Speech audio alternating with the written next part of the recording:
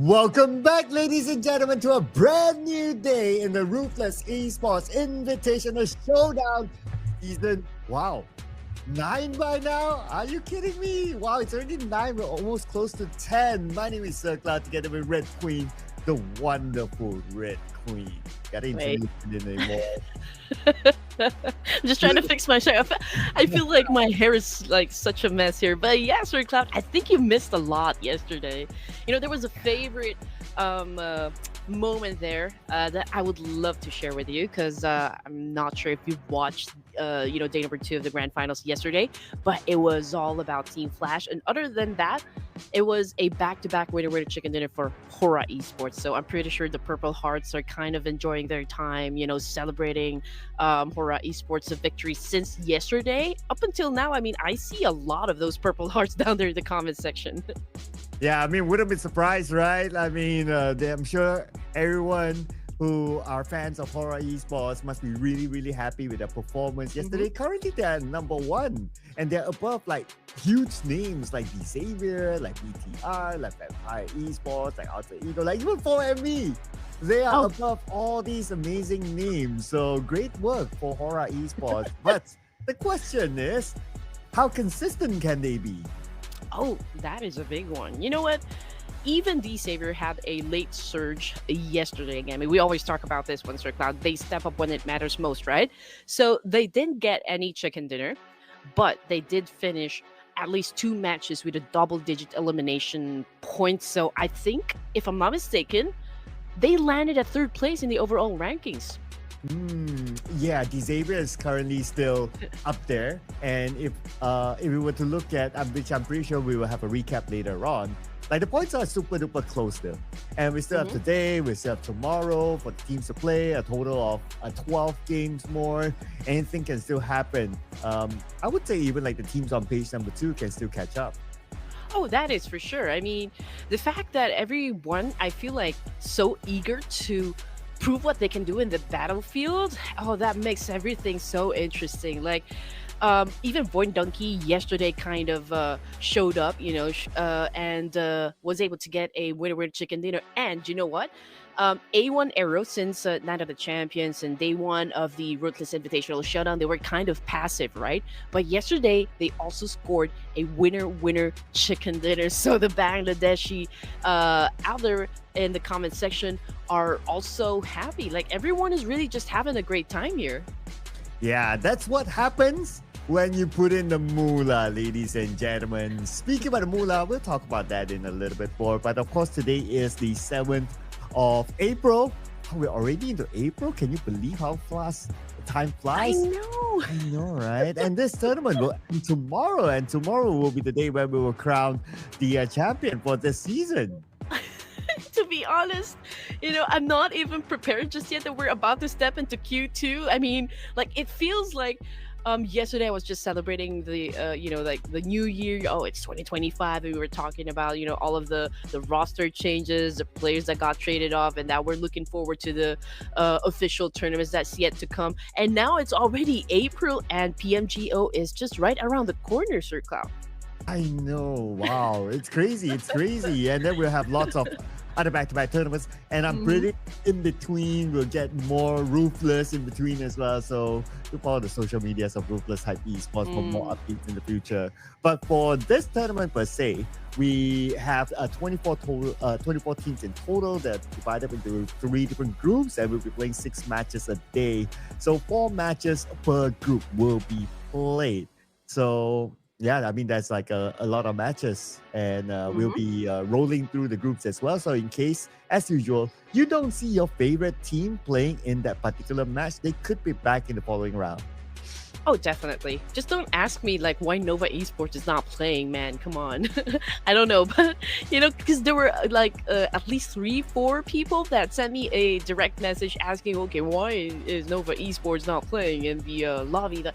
I don't know, but the fact that that Ruthless was able to close down Alpha 7 and playing right now in the lobby, I mean, that's already like quite a lot, But hey, I mean, like we can always ask Ruthless to invite them the next time. Maybe because Nova Esports is busy dealing with another tournament, or perhaps they're training, or I don't know. But yeah, it would be lovely if we can have Nova Esports actually perform also inside the Ruthless Invitational Showdown. After all, we do have some of the big names from PEL. Oh yeah, lots of them, a whole bunch of them. It's just that the unfortunate current situation, all of them are actually on the last page. So Yeah. it's something that we want to keep an eye on to see whether they can make a big bounce back starting from today. Of course, if any one of them wants to aim for that championship, they have to go. They have to start off. They have to kickstart from today. If not, I worry that by the last day, it might be a little bit too late for them. But they could be up to something. Maybe they're sending their academy players. Maybe they're trying out players. Things that you can do during the off season. Yes, and of course, when it's off season, this is the perfect opportunity for all the teams, to be honest, not just the teams coming from PEL, but everyone to be experimental, to try and test out their synergy and chemistry inside the battlefield. During day number 1, we didn't see Baron play for former Gold Vibes, but day number 2 of the Ruthless Invitational Showdown, we saw that Baron was included in the lineup, and former Gold Vibes was actually doing great as well. So probably they're testing out new strategies for us so that they can prepare themselves in the official tournaments. Now, talking about the MVP, and this is what I was talking about just a while ago, Sir Cloud. This guy right here, Win from Team Flash, was able to eliminate most of the players of ASI8, rescuing the rest of his team. And he is a new name for Team Flash. He's not in the regular roster. So he could be a new tryout player. But with the fact that he is the current overall MVP, he is sending a message to the management that, hey, give me a permanent contract right now. Definitely. I just win no matter what. I think that should be his that should be his soundtrack. But anyway, it's so great to see that a young blood like this one, we were talking about how he is new to the new for us, right, in Team Flash, but he is lined up together with Sky of Hora, No Fear. We also got Tony K of Vampire Esports, and even Badru of Alter Ego Eras included in the road to be MVP in the overall tournament. Yeah, this is crazy, right? Especially for Badru. He is a sub player during the professional season, and I don't think he played to the best of my memory. I mean, there were too many games to evaluate, but yeah, but somehow he's up here. So maybe again, this one of those players sitting on the bench telling their coaches like, hey, I deserve a spot in the main lineup for the upcoming professional season. And looking over the overall fragger, so this one, we are only zooming into the elimination. So Win, a whooping 30 eliminations, way ahead of anyone else. It's true. I mean, Team Flash, they haven't won any chicken dinner just yet, but they're pretty consistent in terms of elimination points. I mean, again, this guy, Win is really aggressive, and what I love about this player is the fact that he knows when to step in and knows when to back out of a situation, which is of course a great skill to master, especially in Battle Royale. Now, just to give you guys, of course, an idea on which team is actually doing so great, and of course because of the back-to-back waiter chicken dinner of Hora Esports yesterday, they've catapulted themselves at the top spot, followed by BTR of Indonesia with 89, and we also got Team Flash right here moving up 2 ranks, and the Savior, of course, with 84 points, and Vampires. So, I mean, if you look at page number 1 here, these are like the big dogs in the yard, so to speak. And I do wonder if Hora Esports can maintain, the kind of energy they showed us yesterday back to day number 3 of the grand finals. Oh yeah, so that will be the biggest question, right? Because the competition is still really hard. Like BTR is behind them by 9 points, and then you got Team Flash with 12 points behind them with 12 games to go. So it's still tight. But on page number 2, we do have the reigning global champions, D plus Kia Ew. here at number 11. And also we have Alpha 7 at number 9. So those are arguably the two big names here on page number 2. Of course, not to forget as well the fact that A1, they're up here, number 14. They scored a chicken dinner, so that's Oh great yeah. news, but they need more of that. Oh yeah. The thing is with A1 Aero, they've always been so passive, even in the Night of Champions.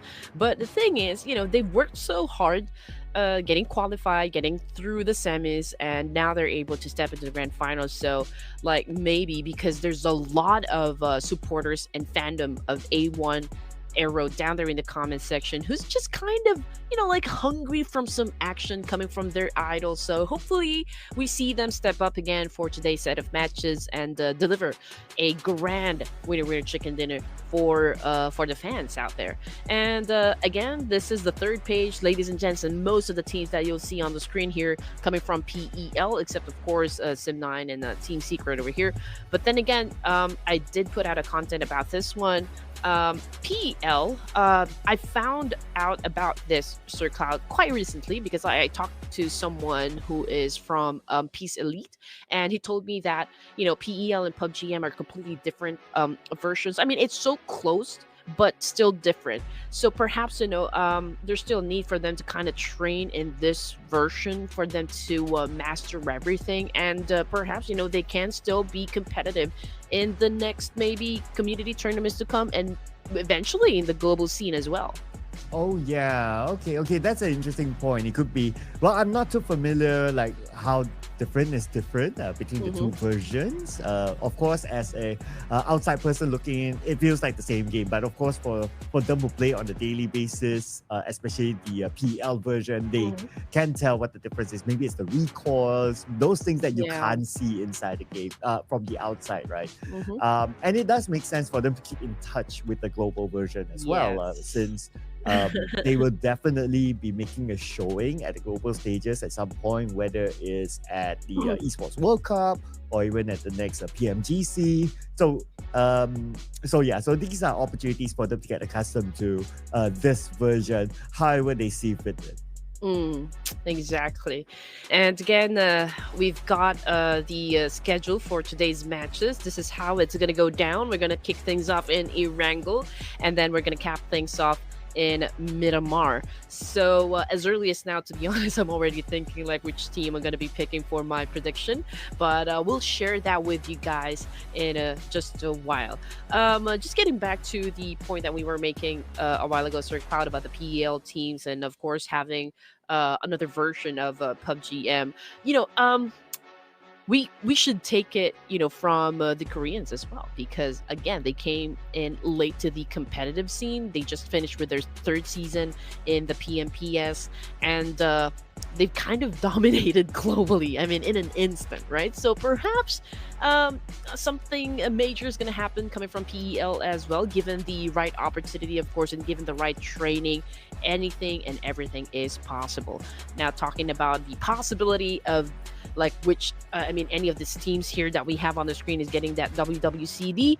We've got Group A, Group B, Group C. So these are the teams coming from all regions that will be playing for the lobby tonight. Oh yeah, so it's a very diverse mix here, as you can see. So Alpha 7 in Group A, and then we have JU Squad and a whole bunch of other teams. I mean, a lot of teams that we can just read through here. But some of the power group, I would probably would want to give it to like Group B.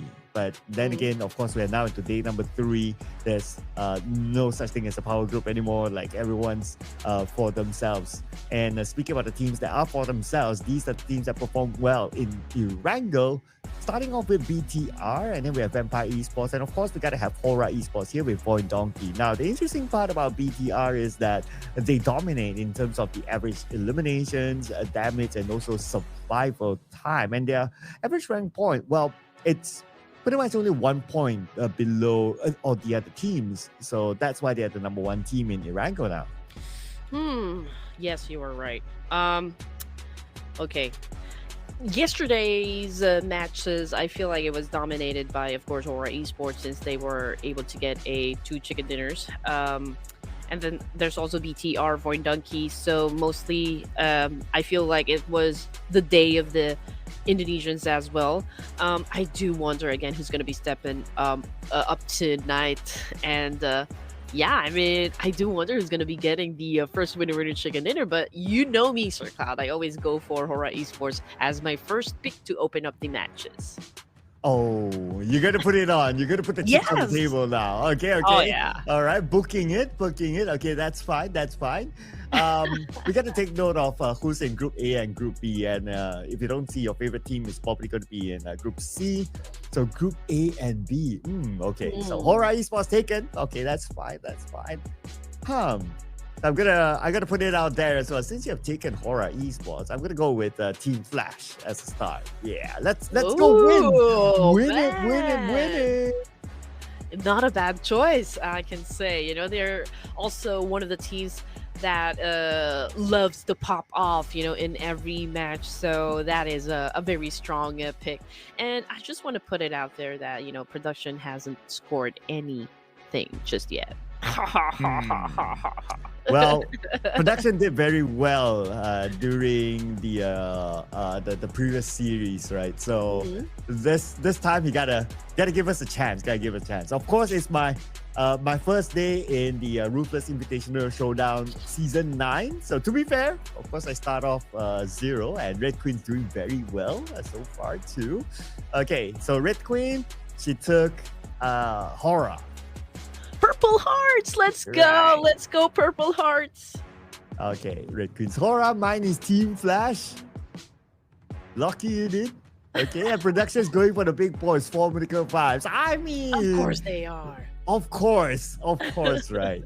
You know, a lot of fans are asking as well, where is DRS? And well, unfortunately, DRS is not with us this season, but hopefully they will be next. And I'm sure our Mr. Producer really loves the DRS. So yeah, but gotta save that for maybe the next season. I think DRS is playing for PMNC, if I'm not mistaken, because PMNC Nepal is ongoing right now, ladies and gents. It's just that I feel like Hora Esports has already like a secured slot in the PMG. I'm not sure because someone in the comment section actually said that. So I'm just like, I don't know how true that is or like how accurate the information is. I just read it somewhere down there.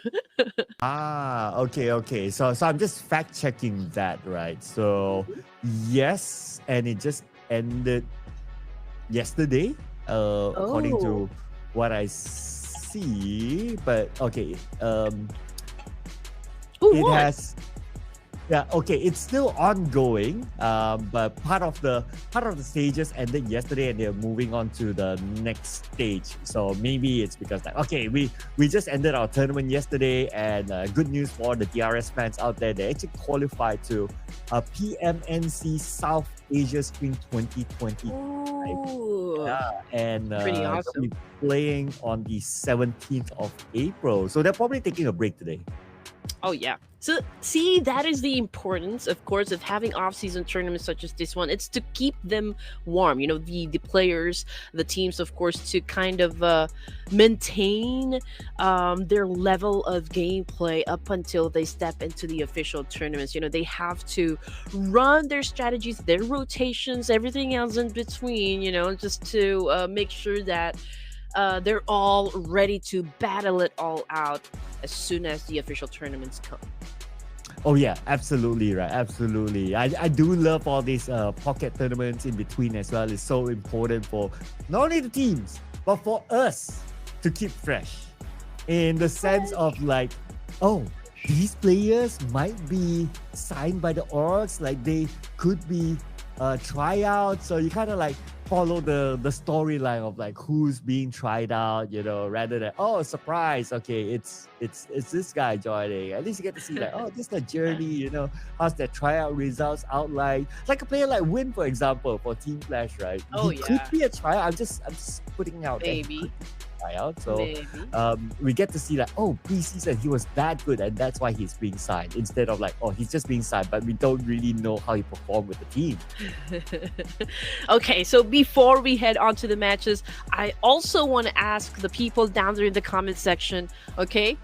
Spam, if you are one of the fans of BTR Fede or Federalis, I want to see some spammers out there in the comment section. I want to see, because all I see are like Bangladeshis, the Purple Hearts, and there's also fans of ASI 8 and 4 Thrive. So where are the people of Federalis? Let me see down there in the comment section. Yeah, where the BTR people? Come on. Where the BTR people? Put it in the comments. Where the BTR people? Where the BTR people? Are they called the Red Villains or the Red Knights or the Red Aliens? Because I mean, there's so many Reds. Like I'm already confused. Are they like what, Red Villains? Now it's just Bigatron Esports, so I guess they're no longer villains or aliens. Yeah, they're just robots Bigatron now. Okay, does it stand for something, Sir Cloud? Like Bigatron, is it like a term, a word in Indonesia that stands for something? I don't think so. I think it's just a name. Yeah, it's just Okay, Bigatron. interesting. Yeah, and the fans. Oh, fun fact: since we are talking about Bigatron, so the fans have a name as well. The fans of Bigatron are called Bigatroopers. Bigatroopers. That is really as okay. That is nice. Bigatroopers. I thought you're gonna call them biggies, but okay, big Bigatroopers. Okay, that's nice. Biggies, okay. Biggies. I'm a biggie. Yay. You're a biggie. You're a Bigatrooper. You're a biggie. Yeah, Bigatrooper. That's nice. I'm down with that. You know what? Maybe like the more I would say maybe they have like the kids club. Yeah. What? Kids club, maybe like you're under 12 and you're called the biggies, so you have like different tiers. Oh yeah. Something like that. For now, we're a Bigatroopers. Okay, that's interesting. So for Miracle Vibes, yesterday, Sir Khan, I mean, I didn't really felt much of their presence, to be honest. Although they're consistent, with the rotations, we always see them, get to the latter stages of the game. But I wonder if they're gonna play like the energy we saw during the Night of Champions, where they kind of just had an explosive, gameplay. So I want to see that again. Yeah, it might as well be renamed to like the Night of Formidable Vibes, because it was just them playing, and it was like them and everyone else. That is true. The Night of 4 Miracle Vibes. Yeah, I feel like, they just treated the whole thing as a classic game and just started eliminating half of the lobby all the time. I mean, I know that Night of Champions only lasted for 2 days, but that was, it was... I feel like the whole thing was dedicated for them. I mean, like, their mission is just really to dominate. So I kind of want to see that again happen in Ruthless Invitational Showdown, since this is already the second to the last day before we wrap things up. I do wonder really who's going to build a solid foundation right now, just to make sure that they have enough lead, to top the overall rankings. Oh, yeah. So many questions to answer, right? I mean... let's not also forget about the potential of like the other teams as well, like maybe those that we don't really expect them to perform. Maybe like an RRQ, like a staple name in our Ruthless Hype Esports series. Like they could potentially come up as well. Points wise, of course, not really a biggie for them. See, we're using the term biggie now. Not really a biggie for them. But yeah, maybe they could be one of those teams that we need to pay attention to. Oh yeah, perhaps. So who else did amazing yesterday? And again, D Savior. Okay, this guys really does know when to when to step up. It's like, there's a big party and they're making a dramatic entrance.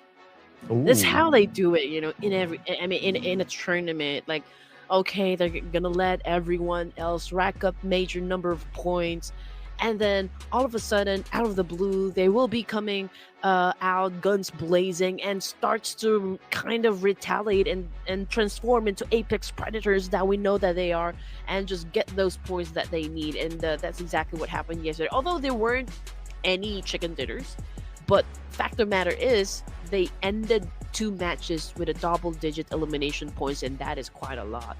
And of course, a transfer update for D Xavier, and this What? just happened like 2 days ago.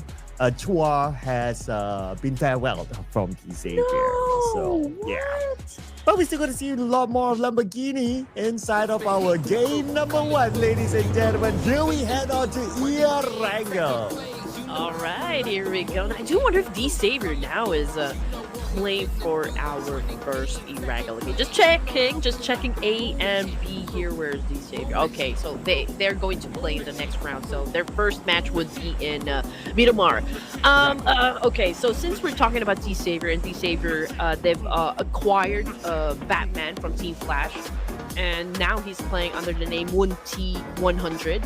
And I feel like, obviously Win is kind of a replacement for Batman, and I just want to say that it's not really like a super big shoes to fill, but he is making a statement right now that, like, he has so much potential out there in the battlefield. I mean, he comes in, they win the trophy, so yeah, at least he's proving it by that win, right? So that's that one thing. And now it's the question of whether they can do a back-to-back. But let's begin here inside of our Erangel match. Looks like we're going to get GK on the ground very, very early on. And they actually drop in Skameshki. Not a spot that you regularly see two teams drop. So happened, RRQ is sharing the spot with them. Oh yeah. I did ask Contra about this, Sir Cloud. There used to be like a picnic spot out there somewhere in Erangel. I'm just not sure if it's in Zarki or Kameshki. But you can answer that later on, because we're looking at RQ right now, having an exchange with another team here. It's a good thing, no casualty yet for the side of RQ, but I'm trying to check which team they're having an altercation with. I believe these are the boys from Team Secret. Yeah, so they took out GK the moment they land. Then they're looking for the next target. But we shift over to South Yogopo. Here we have all the PL teams. Actually, two of the PL teams, LGD and Tianba, happen to be sharing the same spot.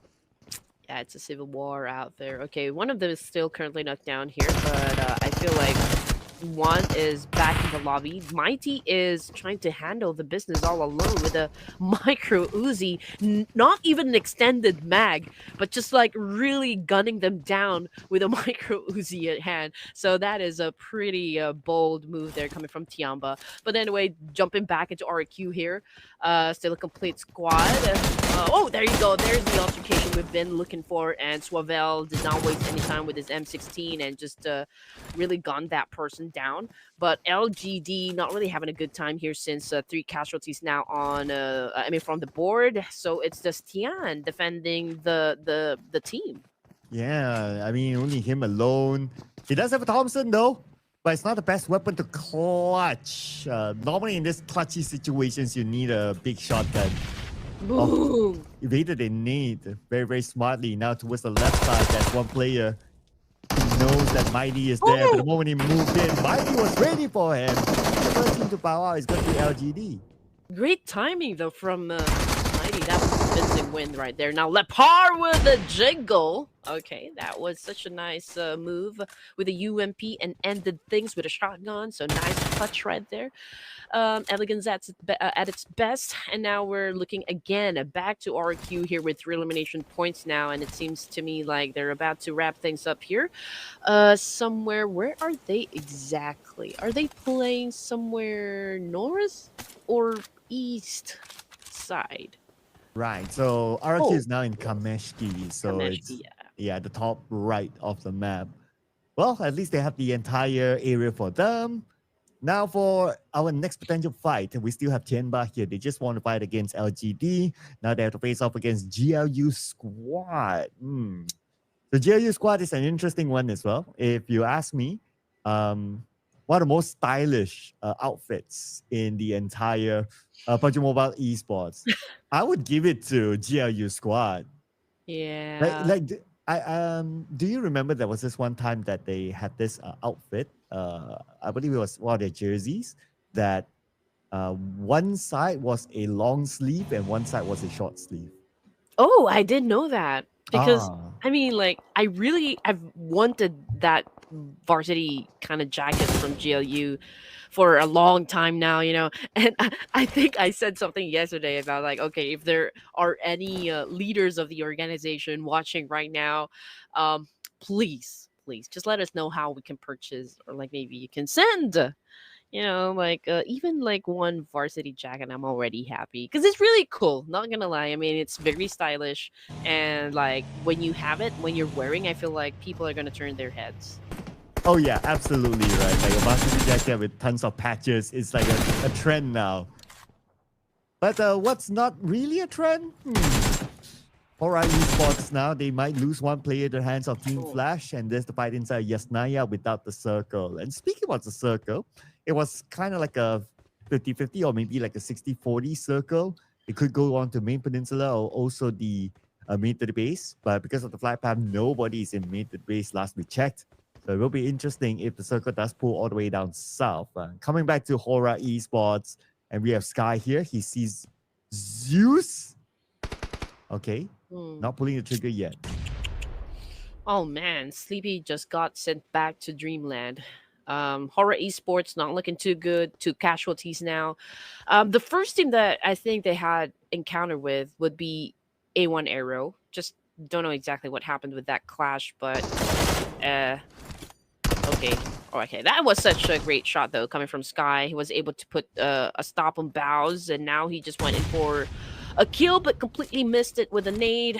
But there's a need for them to kind of pick up the pace here since they are at a disadvantage. It's a 2v3 situation up against Team Flash here. We can see that Juz has been feeding the team the information on how they can approach the building to which where Sky and Jiggle is currently staying at. And look at the current situation. Looks like Team Flash lost one player. As for Hora Esports, they lost two. So the advantage is still given towards Team Flash. And dropping down a fun fact. So I had the pleasure of meeting Bose, right? And I asked him, how do I pronounce your name? And he says it's Bao. Wow. Bao. Yeah, like No Z? Like silent like- Z? like a silent Z. Like the Bao. O is an A. So it's like a bow. Like bow down, bow. Bow down, peasants. About. Okay, that's interesting. But I think I've never encountered a word that has a silent Z. But okay. Bow, Yep. bow. Okay. Well, it's Vietnamese though, so we gotta Noted. think in like Vietnamese. Yeah, probably so. Okay, getting back into the game here, ladies and gents. LGD again. I think they're the first one to have taken the boot out of E-Wrangle. I'm checking if there are any other teams that were sent back to the lobby. So I guess it's only LGD for now. We are at stage 1 with 30 seconds on the clock, so we will be moving on to the next stage in just a few moments. Now, the circle, just like what you said a while ago, Sir Cloud, it has a chance to stay in the main peninsula or perhaps, jump into the military base. But of course, we are all hoping to, for the circle to land in the military base. That would be an interesting fight since we still have 14 teams here in the game. It will definitely be bloody, but then again, we got a few more seconds to go before we know where it will be favored. Okay, it just went back to the main peninsula. Boo! Oh, come on. Would have liked it to stay down mid to the base. 4 Medical Flash would love that as well. But now they have to move back all the way on the other side. But that's fine. At least it's an easy entry in because majority of teams drop up north. So they will have they just need to cross the bridge and nobody's going to stop them. In fact, they just did that and they sent Doc out as a marker. The rest of 4 Medical Vibes continue to loot. Nobody's going to stop them in mid to the base, and they can continue on later on. Not going to be an issue. Nobody's gonna stop us now. Okay, Wow. but yeah, I mean, right in front of them would be the boys of Sem 9, though. But I don't even think that Sem 9 is aware of the fact that Doc is kind of looting within proximity. The rest of the 4MV boys are already on their way back to the main peninsula. Alpha 7 though is also within proximity. Alter Ego Eras is just over to the east side of the zone, so potentially they could gatekeep, boys of RQ and A1 Arrow. We also got Team Flash tanking the blue side, as well as Horror Esports. They are still tanking as of now, that is, but it's only stage number 2, so they still have the time to get in. Sem 9. Now they are right in front of 4 Vertical Vibes. They were down this area earlier on. 4 Vertical Vibes, they're just going to ignore that and just move in across the bridge. They're in the circle right now. Back onto RRQ. Looks like the fight for them is not over yet. There's another team around them. I wonder which team is that. That could be... Oh, that's A1 around. Oh, yeah. Anyway, Kun Ngu of Team Secret is still down there in the hospital area, but he's all alone, so we kind of understand why he's maybe hesitant to get into the safe zone just yet, because obviously Team Secret doesn't have the numbers anymore, so we do understand what kind of setback they were facing right at this moment. But looking at 4 Miracle Vibes, again, they haven't put out any numbers just yet. Understandably so, because they haven't found any teams to clash with just yet. But considering the team's position right now, again, they're pretty close with Alter Ego Eras and Sem 9, so 4MV probably will just take up a spot here. And, well, the option is to wait for the circle to shrink, or, like, if maybe there's another team that would challenge them and crash their compound, then that's the only time probably that we'll see teams collide. But for now, it's kind of a chill time, since this is just stage 2, so most of the teams are just doing the necessary rotations. Yeah, it's either they haven't found a team or teams don't want to meet them. But anyway, the fight will continue on here. These have to mid. Looks like it's going to be A1 versus Alter Ego. And A1, Rowdy on the ground, will be eliminated. Fortunately, the first one for A1 to bow out. Same goes for Tianba. They are out. Alter Ego continues to find the other members of A1.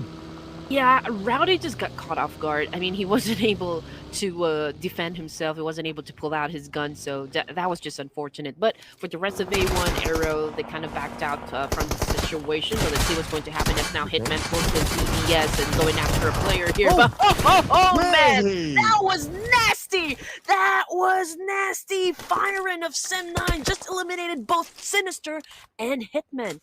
And he got a bit of help from Ruthless on 4 Vertical Vibes, who blew up the vehicle, taking them out. Man, that was so lucky of him. But now 4 Vertical Vibes, they want to claim their tax. They're coming in for Farron. Farron is out. Oh, that's a flip card there. Anyway, 4 Vertical Vibes, they take over this little shack. Yeah, I love the fact that we have so many sports car parked, in that specific spot. I mean, do I wonder... I mean, is anyone staying in this shack? Okay, well, 4 Miracle Vibes has just gotten the points there. But anyway, back to ASI8 here, ladies and gents. Again, there's still a complete squad here.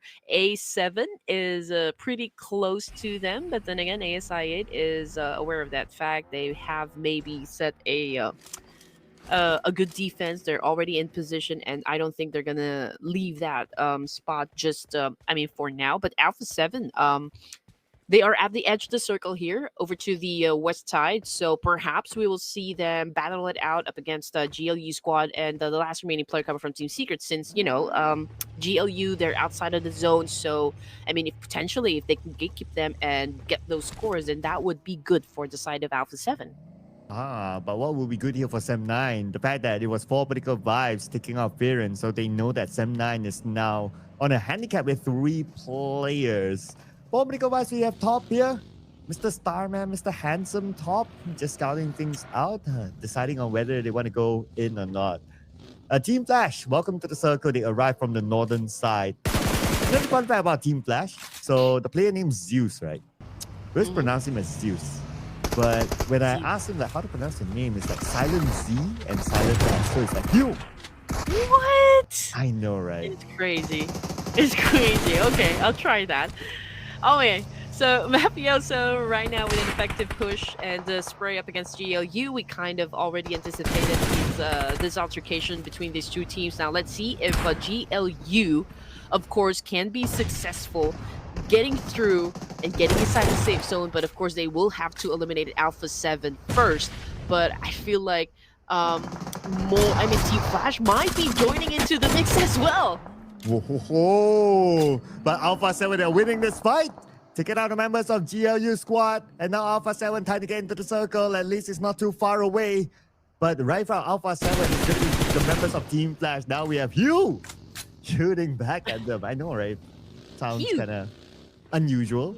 But yeah, that's how they probably pronounce it. Okay. But anyway, Alpha 7 now, they know that they have Team Flash. The circle just moved away. So this fight is probably a fight that they must take. Yeah, and also ASI8 might decide to perhaps push Alpha 7. Team Flash is kind of the scouting and maybe gauging as well if it would be good for them to push Alpha 7 if they have the advantage and, of course, the firepower to eliminate the boys of Alpha 7. Looking at For Miracle vibes right now, Ruthless already out of the game while Jol is bleeding out there in the open. Although it says here that they have been dominated with 5 elimination points, but looking at the screen, it's Carrillo of Alpha 7 doing a massive spray up against someone who is kind of just driving by. And by driving by, no further action for now. Everyone's like, okay, just trying to stay chill because we don't want to fight with this kind of timing while the zone is closing. Anyway, RRQ moving into this compound. They're going to share it with Alter Ego for now. Badru's on the other side. One of the highlight players for Alter Ego. Or Potato, Mr. IGR is on the right side. But while that was happening, Weibo Gaming out. No points at all. Okay. RQ, no good. Gauging the situation. Meanwhile, let's check out Sem9. Oh no, we're down to our last player, Trexy. Trying to save his teammates, but I don't think it's going to be possible at this point. Rivo tried to respond with a spray as well, but considering the distance, I think it's also going to be impossible for him to shut him down for now. But Team Secret totally been erased from our first match, so we'll see them in the next round. Getting back into RQ, Badru already on the floor here. Pablo cooking up the nade, but Lapar with a hatchet, it just ended things. And RQ right now putting up 5 elimination points. Ooh, dominating now. RRQ. A total of 6 after that elimination. Okay, they're pretty hot. But let's see if they can be consistent enough. Now, the next challenge is for Formidable Vibes to potentially move forward after Circle ships away in about a minute more. Alpha 7 still pretty chill with the shack. I mean, look at the amount of vehicles they can use as a barricade. Also, for the high ground, takes out win. Yeah, so far, 2 teams have been dominating the match rankings. That would be RQ and For Miracle Vibes. They're tied up with 6 points each. Now, Tops, oh man, challenging up Fabian of D plus Kia, but wasn't able to put him down. And just getting out picking up a nade here, potentially shutting down at least 3 players from D plus Kia, while Jal is getting shot at by Trexy of Sem9 and was able to get the point. So Jal already out of the game. And that is Joe out. So, Formidable Vibes. Wonder how many points they managed to collect in total. We'll tap into that later. As for Tops now, he's on the lower ground with D plus K on high ground. There's D plus K all around him. There's no way he can escape that. And Tops, Team Flash, as much action as they saw today. 8th place, 2 elimination points collected. But Mafioso, what a drive-by to eliminate Trexy from Sem9. Yeah, so Mafioso wasn't able to get Trexy a while ago with a massive spray, but he was able to get Trexy the second time around while inside a vehicle, a moving vehicle, that is.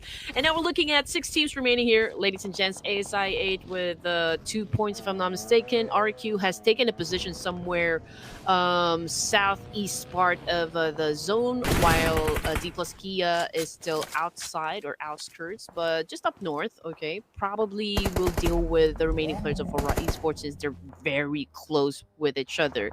Alpha 7 They're kind of spread out, so probably they are looking for a zone at control here. While Horror Esports managed to throw some nades up against D plus Kia, just trying to keep them at bay. But Fabian is trying to get closer to fire here. Towards Horror Esports. Though they don't really need to, since Horror Esports is the one on the outside of the circle.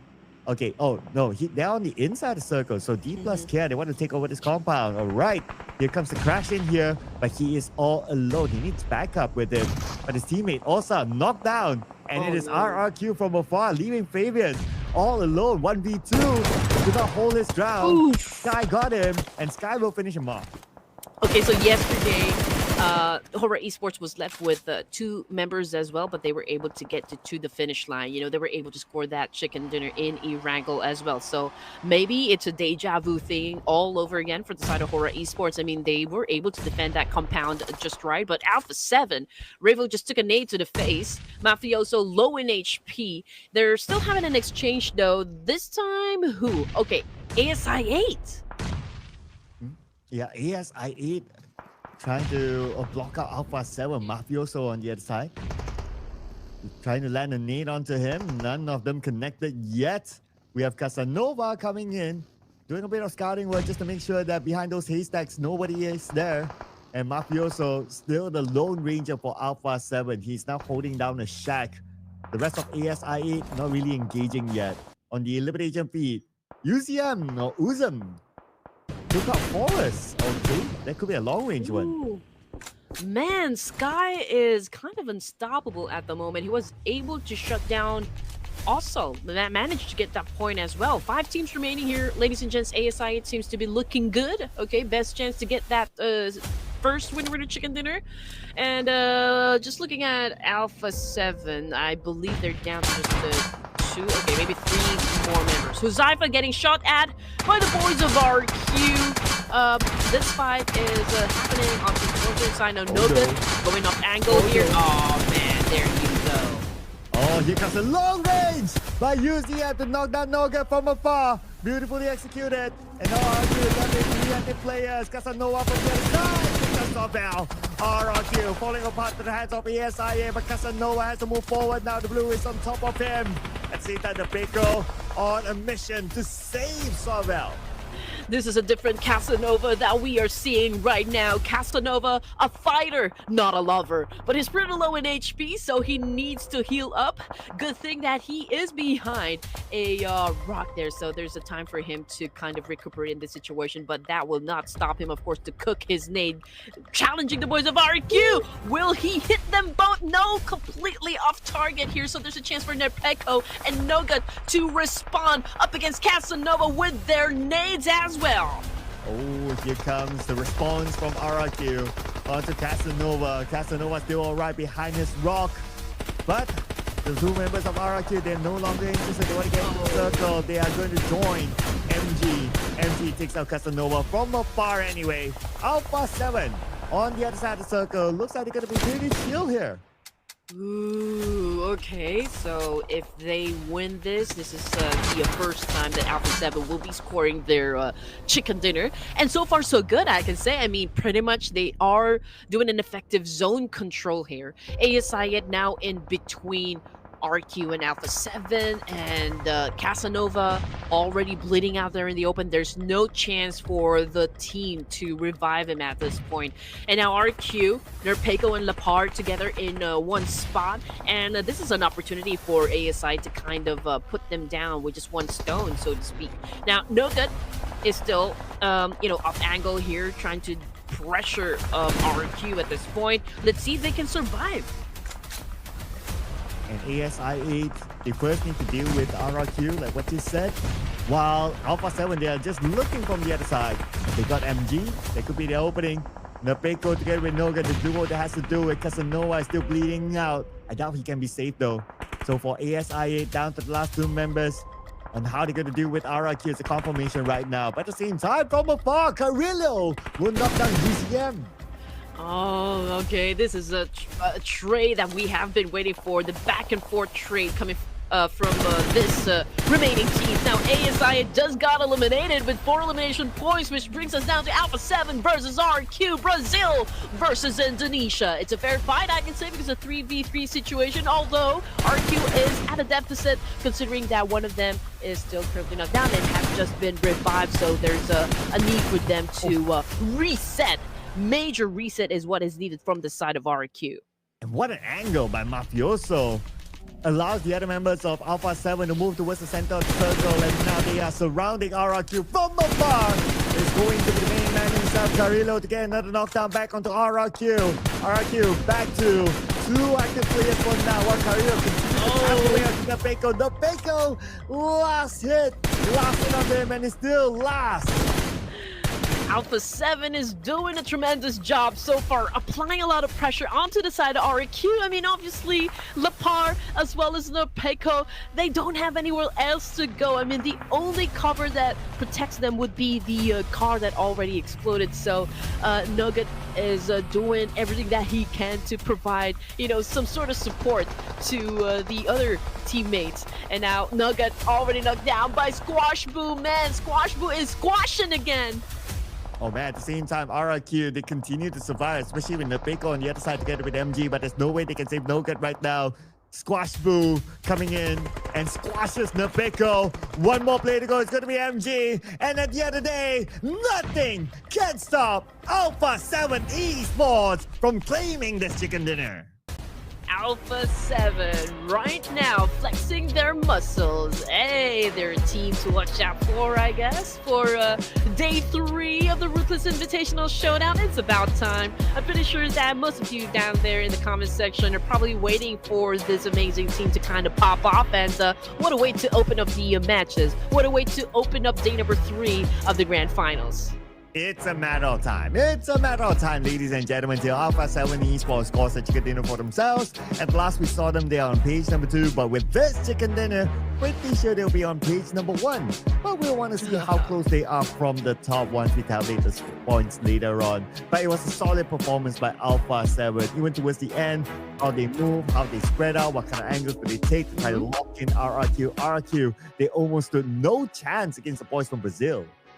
I mean, judging by the numbers that they were able to put under their names, it was a great rotation that happened during the first game. Again, they were perfect when it comes to the zone control. You know, they just applied a lot of pressure onto the teams that were kind of busy dealing with one another. And again, beautifully done. But Alpha 7, it's a convincing win nonetheless.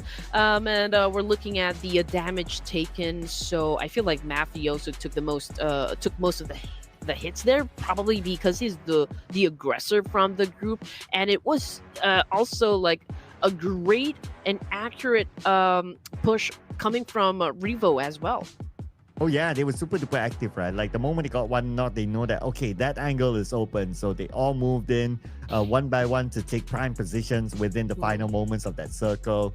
And they move as a team. Even Carrillo as well, coming in from the back all the way when they saw that opportunity. So that's great to see how they coordinate each other.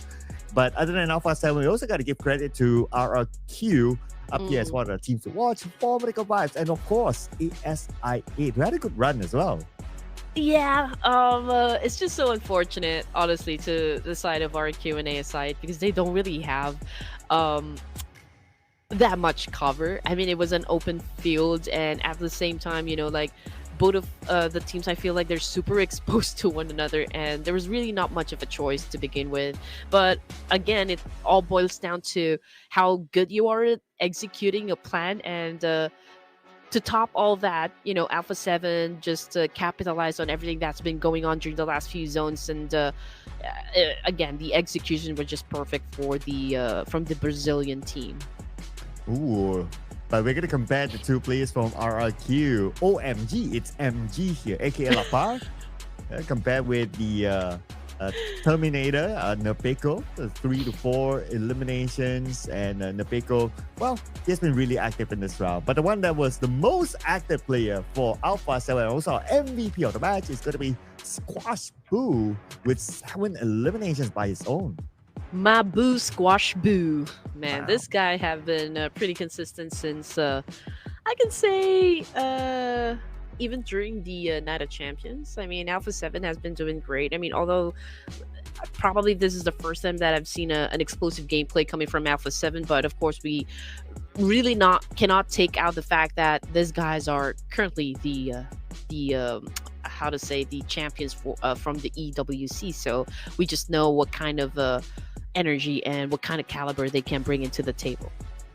Oh yeah, absolutely right. Then that's why they can put out this kind of performance. I mean, who can doubt Alpha 7? Always one of the top teams in the world. And besides him, of course, we had a very good performance by Sky from Hora Esports as well up here. And he did put up a lot of nice long range shots and knocks to get the points in for Hora Esports. And speaking about the points, there's 22 points for Alpha 7, RQ Ryu 15 points, 4 Political Vibes, despite them going out not within the top 3, but they're still able to score 10 points in total. And again, given the circumstances, just a while ago, Horror Esports was down to just 2 players. They were able to pull off a chicken dinner yesterday, even if they were down to just 2 of their players. It wasn't as successful as what happened today, but Sky still was able to get into the top fraggers overall in I mean for this match. And it's nice to see that somehow, when it comes to the throwables used in the game, this is quite a good number. Still basic, but it's there. During the time that we were casting for the first 2 days, Sir Cloud, or was it during the Night of Champions that we saw this number um just reach 80 something? So that is, I said, by far the lowest I've seen the amount of throwables used in a game. 80 something. That's super duper low. That's It like is. you just ignoring all the throwables available on the map, pretty much there. But we can't ignore the fact that Hora Esports is still the #1 team as of now, and they are ahead by 15 points. Now, BTR, they have not played their game. They'll be back in the following round, so they'll be looking forward to try to overtake the #1 spot. But still, it's Hora Esports breaking the 100-point mark. Now, on page number 2, we have a few movers here. D plus Kia moved up 1 spot to number 10. Alter Ego, they played. Same goes for... Oh, Void Donkey did not play, but Alter Ego played. And looks like they are at 9th at 61 points. So, yeah. So, the benefit of the doubt is, of course, for the teams that did not play in this round to see whether they can move themselves up next. Yeah, I mean, Bigatron just got dethroned from their current spot, understandably so, because Group C hasn't played just yet, and Bigatron Esports is part of that group. We also got Four Thrives, The Savior, Vampire Esports, JD Gaming, Thunder Talk, Nongstream, and Voin Donkey. So in the next round in Miramar is going to be groups A and C. So let's just wait, I guess, if those teams that we just mentioned will make a difference for the upcoming match. If we're going to see some reshuffle happen, and also another chance for Horror Esports to maintain their lead, so to speak. But we're gonna find out what's gonna happen as soon as we come back, because we're just taking a break. So don't go anywhere.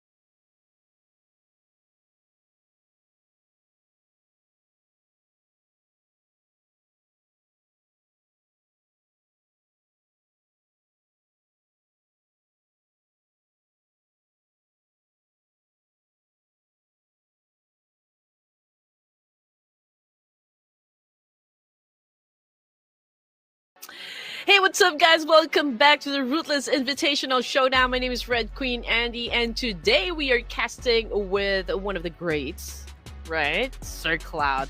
And Sir Cloud, what a way to open up the matches. Alpha 7 bringing in the heat. What can you say about that? Do you think there will be other teams that will be stepping out for round number 2? Ooh, I mean, when we started the show, we did talk about don't forget about teams on page number 2. And then all of a sudden, our top 2 teams are Alpha 7 and RRQ, both of them on page 2, and they did very well. So let's not forget about them, ladies and gentlemen. But of course, after this, we're going to roll the groups, right? And we're going to see the introduction of Group C. And Group C, there's a good amount of powerhouses as well. Let's not forget about them. So we have the Xavier in Group C. We have BTR in Group C as well. And Vampire Esports. I mean... 3 different champions in their own respective, and let's not forget about Nongshim Red Force too, 4 respective champions. Yes, sir. Boy Donkey as well. I mean, this is like a group of champions that kind of think about it. They are. But Nongshim Red Force, though, they're not stepping up just yet. They're kind of holding back. I don't know what's up with Nongshim Red Force for the Ruthless Invitational Showdown. But yeah, I'm looking forward to them having a great time, playing inside the tournament, at least for day number 3 of the grand finals. But if you're going to be talking about which of these teams we think is going to dominate, of course, these are great statistics that we can see about who is a top performer when it comes to Miramar. But again, in playing Battle Royale, what makes it unpredictable is the fact that we need to consider that there's a touch of luck needed, right, in order to win that WWCD. So it's not just all about the numbers. Oh yeah, you need the circle, which is clearly not a number unless you consider the circle as a 0, then yeah. But yeah, that definitely plays a part, not gonna lie there. So that's the challenge that the teams will need to be prepared of. What kind of circle are they going to get, and they need to be super duper flexible with playing any kind of circle. And this is a thing that sometimes to the naked eye, sometimes you don't really get to see this feels like the same game every round, just switch the maps. No, every round is very different because of the circle and such circumstances. But we're also in the circumstances where we need to put in our prediction. And I would like my daily dose of Hora Esports. Let's go. Okay. Well, they did score a back-to-back winner with a chicken dinner yesterday, so I do understand why you're claiming the Purple Heart right now. D Savior is chosen by the production team. I do understand that as well. So I'm gonna go ahead and lock in. Dun, dun, dun, dun.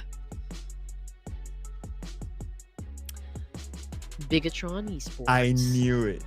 Bigatron. I knew it.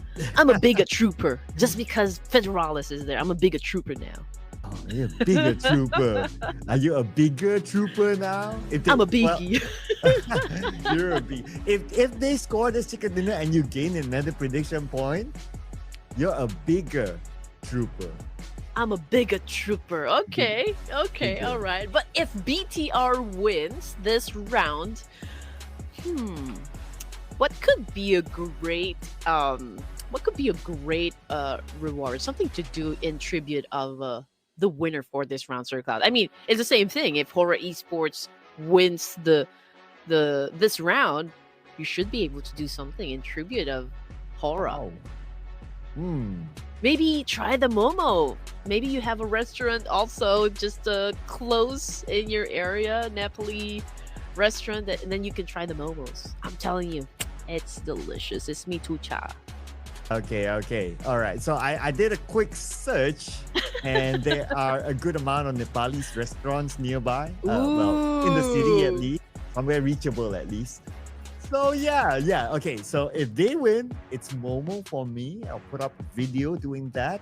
If it's Bigatron winning and you score it, you celebrate it by having an Indonesian dish.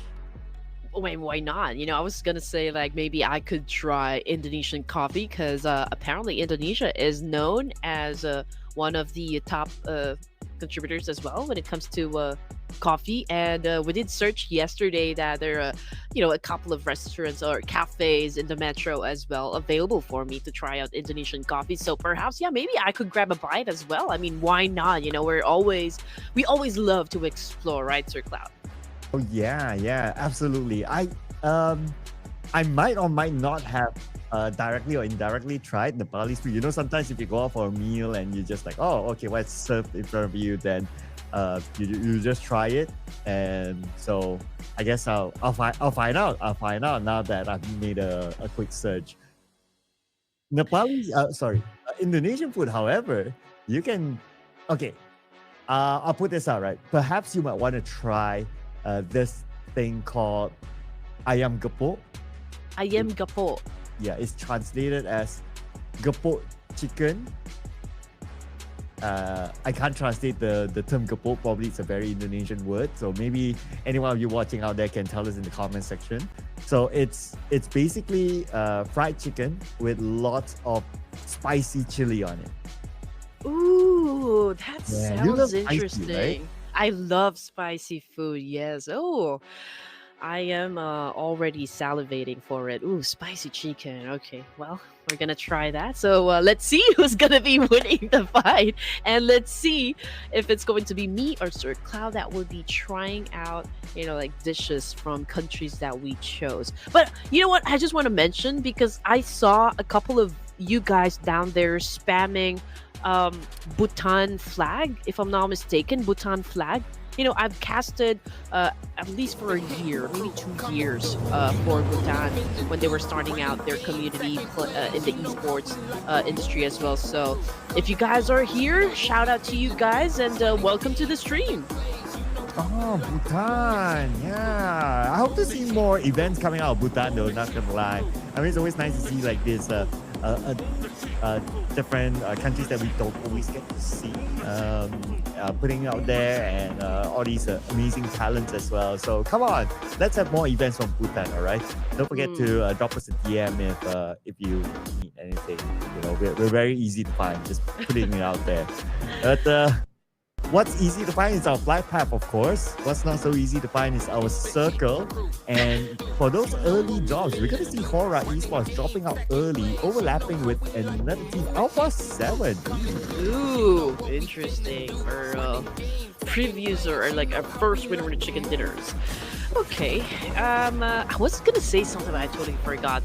But if we're gonna be paying close attention to the people that is posted on the left side of the screen, we haven't changed anything still. It's win of Team Flash has been kind of dominating when it comes to the numbers of like most knockouts, most elimination points, and highest damage. So I do wonder if there are anyone out there ready to challenge win of Team Flash. After all, he is lined up with the greats, of course, the veteran players in PUBG mobile competitive scene in the road to MVP. So that is quite a statement right there. And so we're looking at Horror Esports, just like what Sir Cloud mentioned a while ago. They're pretty close with the boys of Alpha 7. So let's see if they will decide to have a go at it. Yeah, and if they do, we might zoom in onto that later on. But for now, we can check out what's happening here with JD Gaming going up against GLU Squad in the same house. And then it's not only them, there's also another team around the corner, D plus Kia, as QZQ gets into the building just in time as he was shot from the back.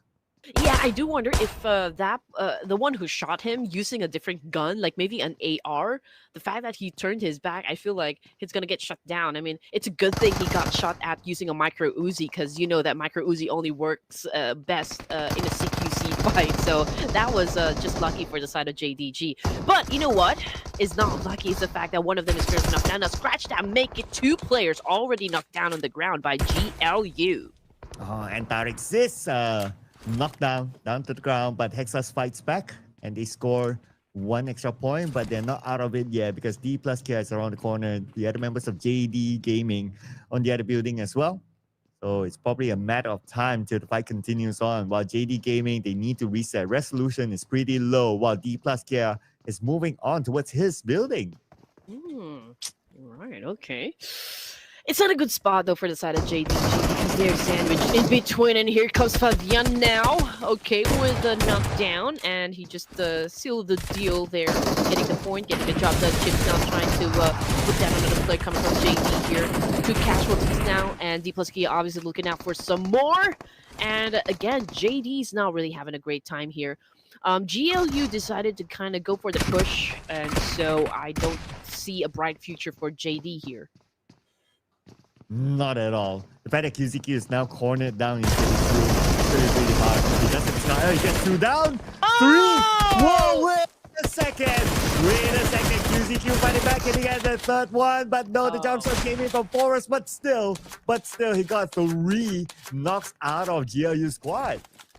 And now Forrest also picking up the GLU squad members who have been knocked down by QZQ of JDG. But I don't understand why the rest of D plus Kia is not really pushing. I mean, obviously GLU is kind of licking their wounds, trying to rest up, trying to recuperate at this point, and this is kind of a missed opportunity for the side of D plus Kia.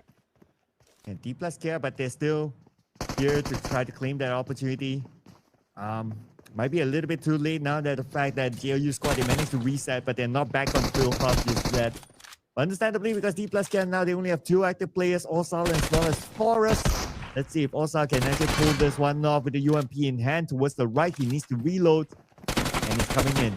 Right now towards the left side. This is his opponent. Jump shot onto Osal. Beautifully executed by XDF, and looks like it's going to be GLU squad dominating Impala.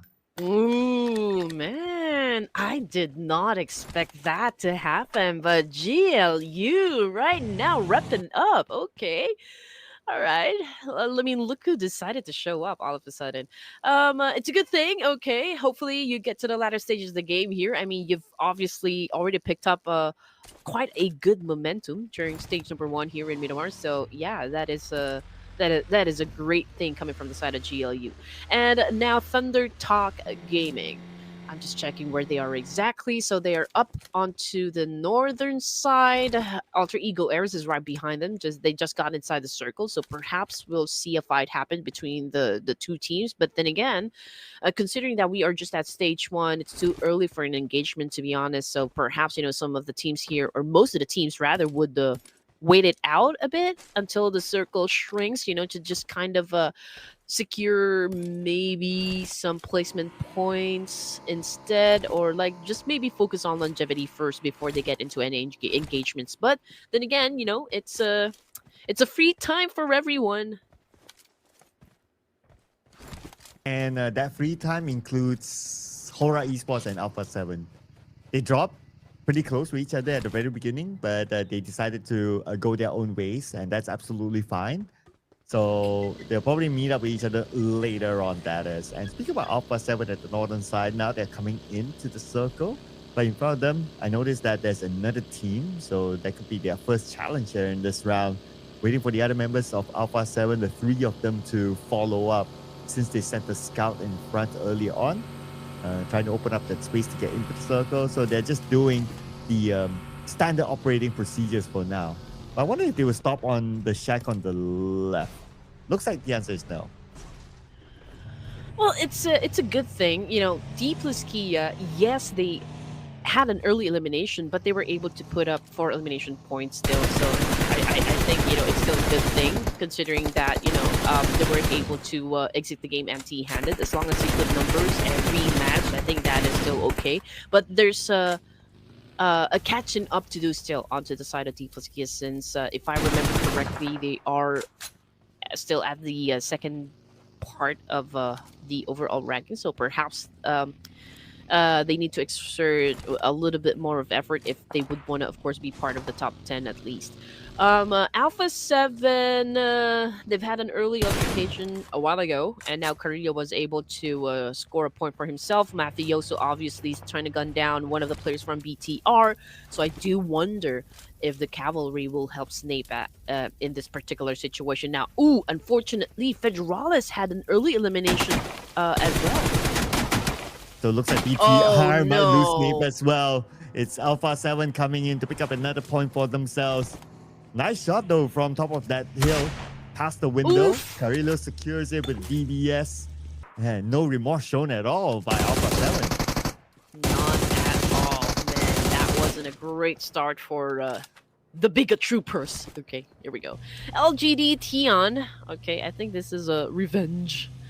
And I think they were able to get one player from the side of GLU, and now we're looking at XF27 here as the lone wolf for GLU squad. So perhaps he can stay someplace safe at the moment before he engages back again. But I think he's yeah, okay. So the spot that he chosen is still outside of the zone, so it could be hard since a lot of teams are flocking in the same area. So it can be a little tricky to get inside the zone. But not tricky for Alpha 7. If you look at their entry pass power grid, they can take the entire high ground just right in front of them. In fact, they can be the first team to arrive there. That's one of the key positions that they can actually be at. And I'm pretty sure they're thinking about that. As for D Xavier, we have Lamborghini, Mr. Good Looking, Mr. Handsome. Kind of stuck all alone. His teammates coming by while Vampire Esports looking at them. Okay, I'm looking for the Saviors. Okay, I feel okay. So they're already at least on the south part area near Picado. Okay, there's also quite a number of teams flocking in the same spot. We're looking at New Z right now, but to go up against the Savior here. Pathogen on your screen, high ground advantage, but Vampire, they have the warehouse. Although Victor is kind of a trip there. And now he's currently on the ground, so this will definitely pave the way for D Savior to push while Ventoris is down. I mean, you always need to grab every opportunity.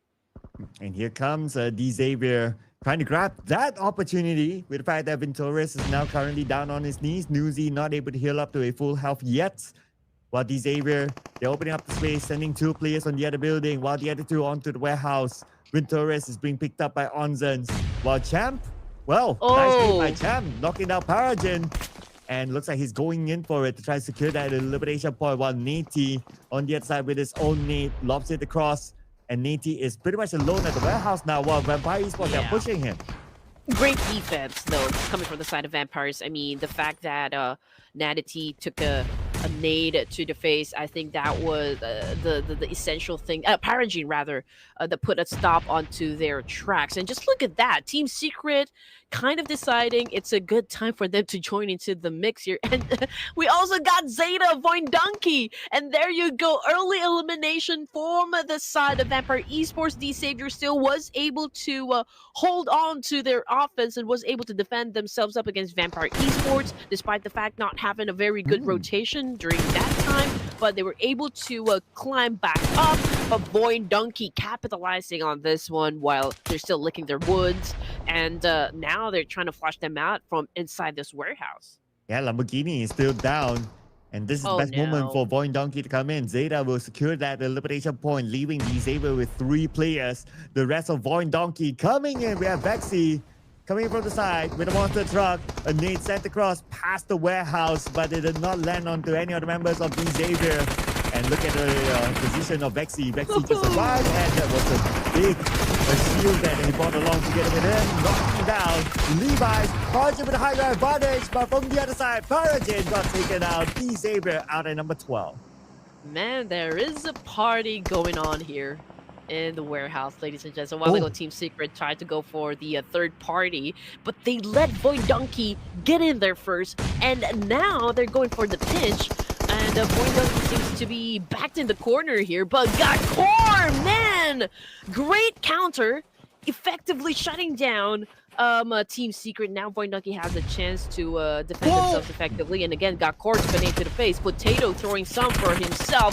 Potato now pulled out his double barrel shotgun, but GK from the corner with an amazing shot, with an amazing angle, eliminating Team Secret. Not Team Secret, eliminating Voindunky. Yeah, and Team Secret won that, and that was fast. But the action's not stopping yet. Now we have Alpha 7 on screen. And Alpha 7, well, as expected, they chose to take this high ground. But Weibo Gaming is interested in this area as well. We also have action here with Nongshin Ripforce against Thunderdog Gaming. Calm down. Calm down. They needed like 2 players to get that point. Man, we are just at stage 3 here, Sir Cloud, and everyone seems to be eager and just really in the mood to play some PUBG here. And look at the kill feed; it's not stopping; continues to light up. Pablo right now from Alter Ego Ares currently knocked down on the ground after looting the crate. Man, okay, you've already leveled up your armors and your vest, and still was able to get gunned down. But let's see what going for Alter Egos. I mean, what are they going to do in this situation? I mean, it's Riggs and Badru tandem that we're looking at. Obviously, X666 is still out there bleeding in the open and could be hard for the team to pick him up. Interesting enough that Riggs, I think he's the coach for Alter Ego. So I'm not sure if he's actually playing or, they're kind of using him as a pseudonym. But anyway, well, LGD, this round needs to be their comeback. They didn't do well in the Rango match, but the fact that right now they're being gate-kept by other teams, finding it hard to get into the circle, it seems. Back onto Alpha 7, however, Carrillo saw XZY taking it out, and now Beanie with his nade on the lower ground. It's probably cooking that up, but probably not. So it's going to keep it for now in case Carrillo chooses to come by. Oh. Yeah, I mean, okay, this is a great spot where Alpha 7 is trying to dominate, trying to take over. NS Red Force paid an expensive price for it. I mean, we're looking at Vinny, the last remaining player here, and now Carrillo is cooking up a nade, but he doesn't know where Beanie is exactly. So I think that's the advantage of Beanie here. Yeah, and because of that, Beanie is still alive. And so happened that the circle goes to where Beanie is. So Beanie right now is like, okay, I'm the last player for Nongshim Red Force. I just stay chill and just don't move a muscle for now. Let all the other teams cancel out each other. And Alpha 7, they're not staying chill. Despite them having the middle of the circle, they're still actively moving around looking for their next target. Fun fact, ladies and gents, Beanie is actually a popular female pop stars from the Philippines. Oh. Yeah. Is that what you call a P-pop? The P-pop, yes. The Pinoy pop. There you go. Beanie is actually the most popular P-pop that we have so far. So if you guys would want to check them out. Oh, am I plugging for Beanie? Okay, but no, not really. 9 teams remaining here, ladies and gents. I thought you're proud of Beanie. I am proud of Beanie, but you can check them out, ladies and gents. I mean, Beanie is they're quite a great performers. Oh, what I meant was I thought you are part of Beanie. Like you're the star. Like no, hey, no. You can dance, you can sing. Have you guys not checked out Red Queen socials? Like if you have not, you go check out Red Queen socials. Don't forget to drop her a follow as well, so that she can do more dance moves for you. I'm gonna take them down. I'm gonna take them down because Sir Cloud exposed me. But can you imagine Sir Cloud? I mean, Miramar usually it's kind of passive during the first few zones, but I think it's a different story for now. I mean, looking at stage 4, and we're looking at 9 teams remaining still, so it's again it's a different pace for Miramar. Yes. I would say that Miramar, even though it's like the big map, and normally we'll see that Miramar is going to be a chiller map, but the chill probably was like maybe half a round, perhaps half a stage. Then it's like everything just goes wild again. And so far, it's not stopping yet. With the fact that now we have LGD on screen against Alter Ego, nice nade onto Riggs, putting himself down to 50%, and immediately they have to back up because there's no way Alter Ego can challenge LGD. Mm-hmm.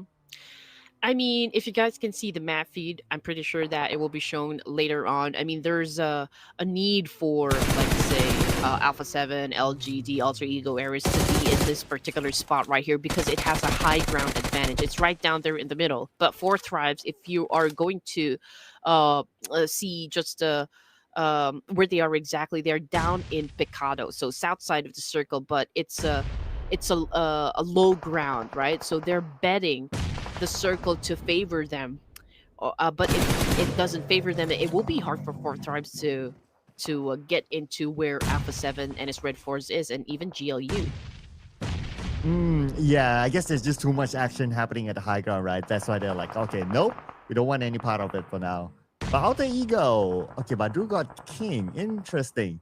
could be from the other side of screen. Long range by Badru. Got a knock, but not able to secure the elimination point yet. I guess they're pretty busy with LGD for now. But we're going to see the shift There you of go. the circle and some of these teams, including Fourth Rise, hoping for the circle to go down to Picado. But the circle Ooh. god says, nope, not going to happen. Well, there's still a portion of Picado included, but this could be detrimental for the side of Fourth Rise, to be honest. But just look at what Horror Esports is doing. Okay, they're sticking to the edge of the circle here over to the west side, so perhaps they're just waiting for the right opportunity. Maybe while Alpha 7 would be busy dealing with those teams that would like to take this spot as well. I mean, there's Thunder Talk Gaming, there's also Alter Ego Eras. But for now, they're quiet, they're not engaging. They will be coming from the low ground as well, but I feel like, yeah, Mafioso, it's confirmed that Alpha 7 has already taken a whiff of like from which direction Horror Esports will be coming from. Yes, and with the high ground advantage, it's going to be a good spot for them. Even at this stage, if they get the next stage, there's a high potential as well that it's still going to be a very good spot for them. As long as they can fend off all these teams from climbing up, which they don't have a problem for now. They're trying to fend off Hora Esports, but Hora Esports, at least two of their players managed to get into the foot of this hill. So as long as they're in the foot of this hill / mountain, then they'll be okay. I mean, it's not going to be an easy angle for Alpha 7. Even Rebel, he spot one, but he won't be able to hold that angle for long. I mean, there's a great chance that the circle will stay on the high ground, but just imagine if it favors Picado. Oh man, lots of worlds will come tumbling down. Yeah.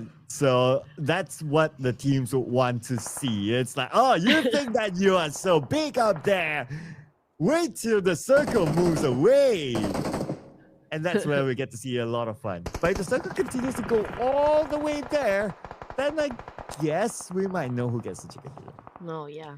Again, it's really gonna be exciting. But for now, everyone's just being cautious. They don't want to be reckless. But Horror Esports, they're kind of pushing it, right? It's gonna be hard. It's gonna be tricky, to be honest, from the side of Horror Esports to take a very good spot here, because obviously they cannot really do an effective counter up against Alpha 7, since Alpha 7 really has a very good vantage point. And so I feel like everyone's just waiting for stage 6 and where this circle will land. Yeah, and we'll get to find that out in about 40 more seconds, right? So, but a lot of players playing by the hill. So, but totally understandable. I mean, the most logical location right now is around this hill area. But I would love for the circle to move away, not gonna lie, just to see how chaotic it will be when everyone has to move down from the high grounds. While that is happening, or while we are waiting for the circle to close, we're going to see a couple of knocks here. Badru will get a J from Sunthought Gaming, and from afar he tries to secure that elimination point. But again, because of how this hill is and how rough the terrain is, you can get the knock, but potentially not the elimination. Yeah. You know what? I feel like the circle is Loki. The god of mischief here. It's making it very hard for the teams, and of course we are at the mercy of the circle. It's definitely going to be the one dictating the pace of the game, and now the circle already shifted, and it's a good thing, I guess, for most of the teams that we have still in the game, since it stayed onto the high ground. But Alpha 7 seems to be like in such a very good spot here. But I do wonder if the circle will continue on moving to the middle part of the Miramar. Then again, Alpha 7 as well as Horror Esports, that particular spot right there might be a double-edged sword. But no double-edged sword here. It's only a single-edged sword for JLU squad. Unfortunately, eliminated at number 8. And the fight continues on. Horror Esports finding it difficult to deal with Alpha 7. I mean, Red, just look at this. How are they going to even land a single shot on the Alpha 7? But Mafioso jumps down from the high ground to eliminate the members of Horror Esports. At his side, Sleepy gets put to sleep as well by Mafioso. And Mafioso, he probably told himself that, hey, it's maybe a worthwhile move, because when he jumped down, yes, he shoots, he scores those points, but now he cannot be saved. Yeah, I mean, he jumped, and I know that was a risky and a bold move at the same time. But okay, let's check out what the kill feed is actually feeding us. Okay, NS Bini was able to take us some point just moments ago. Jiggle is still currently knocked down on the ground. Mafioso still, you know, down there. And I don't think he's going to be picked up, to be honest, because you wouldn't want to risk, getting down from the high ground, right? And now Team Secret. Okay, they're still trying to, of course, eliminate alter ego errors. I mean, there's obviously a need for them to move a little forward. Just in case the circle again favors the middle part of the map here. But Beanie, amazingly, he's still alive and kicking and trying to survive. I know, right? And he's still favored by the circle, and nobody knows that he's there. And he's just watching the elimination feed roll, and he's like counting, like, okay, I'm probably at 6th place now. I'm probably at 5th place right now, right? The longer that he holds on to that, the more placement points that he will get. So he doesn't really need to move right now. And the fact that he's the last remaining member alone for NS Red Force is like, okay, you guys duke out with each other, and who knows that when it comes to like the last two teams, that one other team might need to force themselves to jump down, and that's where he might get 3 points. I don't know. Those possibilities might happen. Mm-hmm. Exactly, that could be the case, but it's to be honest, this is quite tricky because of the fact that there's a big possibility that they will be fighting in this mountain. And mountain, they have layers, right? And I think the best part that you can hold on to is the highest peak, which is of course already dominated by Alpha 7 Horror Esports. I mean, even for Thrives, I mean, it's not even that high yet, but Beanie just maintaining his position here. I mean, he's quiet, right? And I don't know what he's gonna do in this situation. He doesn't have the firepower, but he continues on to survive each round just because of the complexity of this particular circle right here. I mean, there's really no chance for them to kind of really face off against each other. Oh, but wait for it. Okay, Salah problem. Okay, no fear. Oh! If only No Fear landed his shot first, then he probably got Palak, but he kind of whiffed that, and Palak took advantage of it.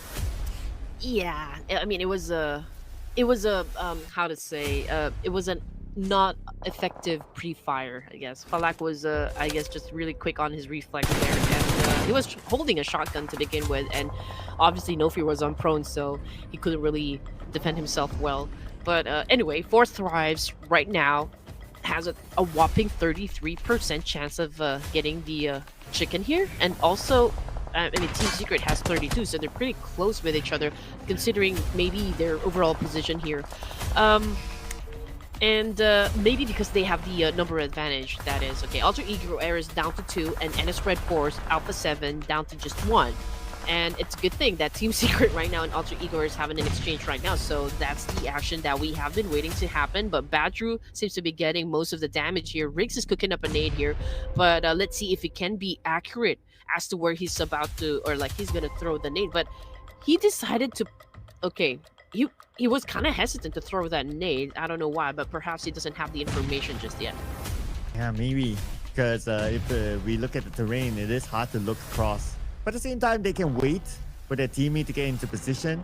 As you can see here, Drang got into the other side of the hill, so they have Alter Ego enclosed right now. Alter Ego, they know that they're being surrounded, immediately blowing those smokes. The good news is that they're still in the circle, so they still have this stage to buy. But for Team Secret, yep, they're not willing to wait. They take out Riggs. Oh, yeah. It's a vulnerable spot for Alter Ego Errors. Could be really hard to defend. But okay, Tran getting knocked down. At least it's a spark of hope from the side of Alter Ego Errors. And Badger seems to be doing an effective job, with all of his counters. And GK had just been shut down by Revo of Alpha 7. And this is where it works out, with a team that has the high ground advantage. And just look at that. They're just making it rain nades. And even, not nades, but bullets. Even for Thrives is just capitalizing on the situation and has been racking up points, just because they do have the high ground themselves as well. And with this circle shift, I also want to point out that Beanie is still somewhere within the circle. He's probably at the stage where it's like, okay, he puts down his phone, you know, he has his ramen on the side, you know, it's like, okay, I just wait till something happens. It's not going to be much of a difference right now. Okay, but we can clearly see him moving, so he is at a attentive mode right now. But because of Beanie surviving, look at this, he's now in the top 3, potentially to go top 2 because he's still not known by anyone. Yeah. But honestly, if Revo just plays his cards right, he has a big chance to win that chicken dinner. Okay, why? Because Four Thrives. I mean, the only reason I see why they have the number advantage is the fact that they still have the numbers right. But IQQ is still down there. He may not survive this round, since you know he can be taken by the Blue Reaper here. I mean, if you're just gonna like maybe predict or anticipate the situation or like what's about to happen. But Revo is in, you know, at the peak of the mountain here, so I don't know if anyone will have the chance to knock him down. It's just that, you know, the problem with Revo is he shouldn't overextend his peak. Yes, because well, he is the last player, so there's no such thing as being knocked. Like, you'll be eliminated immediately. I also want to point out the fact that now Beanie's position is being compromised. That Four tries to put all their attention on the Beanie. But look at this terrain, right? Like, it's so difficult to land anything onto anyone.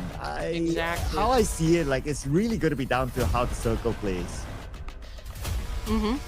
And again, there's no way for IQQ to climb up, right? I mean, eventually he's going to be devoured by the blue zone. Same thing goes for Noki, I guess. I mean, there's little space. Yes, there's still space to move, but it's not going to be enough eventually. And just look at that. Revo is capitalizing still, considering where he is exactly. The vantage point is still working out for him so far. It's been doing great for Alpha 7 Esports. And again, you know, if Revo play his cards right, then Chicken is already in the bag here. But as for Binny, it's great that we see him still alive at this point in the match, considering the situation.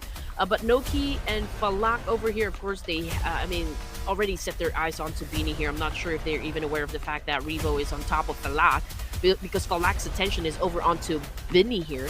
So let's see what's going to happen. What will Revo do in this situation? Oh, he went in for the jump and went for the spray, and Falak got down! Oh, here comes Revo. That's not even a jump shot. That's a fall shot there by Revo. Oh, man. Nice. Okay, that's one down. 1v1v1. Oh my goodness, who will score it while Beanie's waiting on that side? Still putting a little bit more attention to Noki. The best position right now might be Noki. Nicely done by Beanie, Sir Cloud. I wasn't really expecting that one, but man, the IQ, the game sense, and the sheer determination to win this round. Ennis Red Force definitely showing champion material right here. Now it goes down to just Noki versus Beanie of Ennis Red Force. And Noki receiving a lot of nades come from Beanie of Ennis Red Force, now going in for a molly right there. Noki running out of space. Beanie as well. He needs to jump. And Ennis Red Force wins the match. Yo, Beanie from pretty much the beginning of this round. The low player for Noxian Red Force actually did it. Actually did it for the team. Woohoo! Ladies and gents,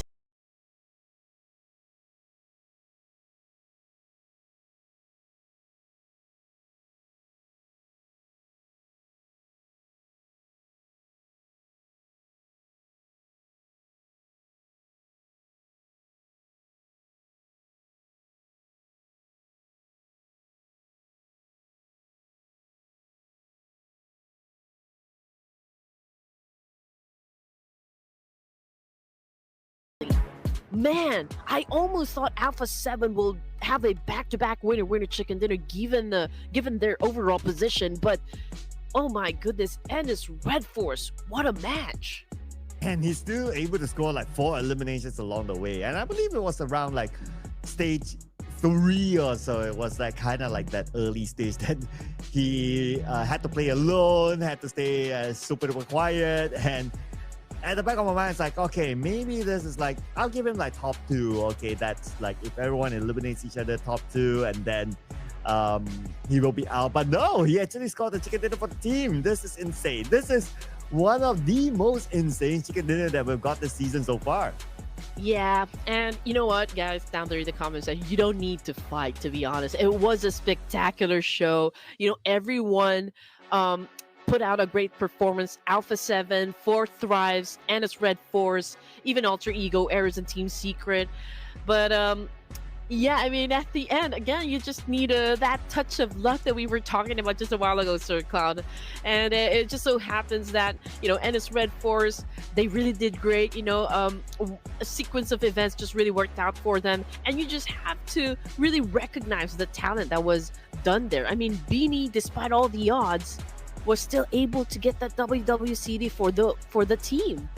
I know, this is insane. This is insane. Though not the highest point scored, but I mean, considering the circumstances, for him to still score the chicken dinner, it's definitely something. And that's where we need to highlight the head-to-head between the number 1 team and also the number 2 team in this round. It's going to be Nongxin Red Force and also 4 Thrice Esports. And look at the damage amount, right? Only 624, but that's because it was only Beanie alone for majority of this round. But because of his individual 4 eliminations, they are still on par when it comes to the eliminations department as compared to 4 Thrives. Exactly. But we also need to recognize the amount of effort, exerted coming from 4 Thrives. I mean, up until the very end as well. Noki as well as Falak tried their best to score that chicken dinner. It was just so unfortunate for the side of 4 Thrives because they really ran out of space. I mean, literally ran out of space. And again, landing at second place is still like a great achievement, for this match. But also we have to give it to the MVP, Revo, Alpha 7, being at the high ground, capitalizing on the vantage point that the team had, right? And again, it was a bold move, the way that he went after Falak, the 4 Tribes. I mean, he jumped from the high ground down onto the floor and just went for the strike and was able to get the job done. So again, it was, every single one of them performed great and gave you guys a good show. So man, this is something to celebrate. I mean, definitely one of the highlights. Oh yeah, that move was indeed sexy. That definitely made the highlights there. Sexy. Yeah, I know, right? Like you would tell people, what's so sexy about esports? Yeah, you show them that clip. And yes, that is sexy, ladies and gentlemen. And because of that kind of move and also all the other moves that they made to take the high ground just by the side of Power Grid, especially Alpha 7 scored 15 eliminations. Who needs chicken dinners if you have 15 eliminations, bringing you up to 20 points? Yeah, I mean, no chicken, no problem for the side of Alpha 7. Again, a strong finish for the first 2 rounds by the Brazilians, right? I mean, it's a great thing that they're stepping up and making their presence felt for the Ruthless Invitational Showdown. And again, it's going to be an interesting day number 3 of the grand finals since, we're close to wrapping things up. I mean, how many more matches do we have? I mean, not so much anymore. So it's understandable that most of the teams who are really eager to perform are kind of showing us the caliber, of course, and their gameplay and the energy they can bring in the battlefield with this performance that we are seeing from them. And 159 throwables used in the game, okay, still not quite there. We saw this number really go as high as near 400, so we want to see that, but I'm not sure if we're going to see that. Well, but what we're going to see is Hora Esports still at number 1, the only team with 3 digits still with 107 points after that show.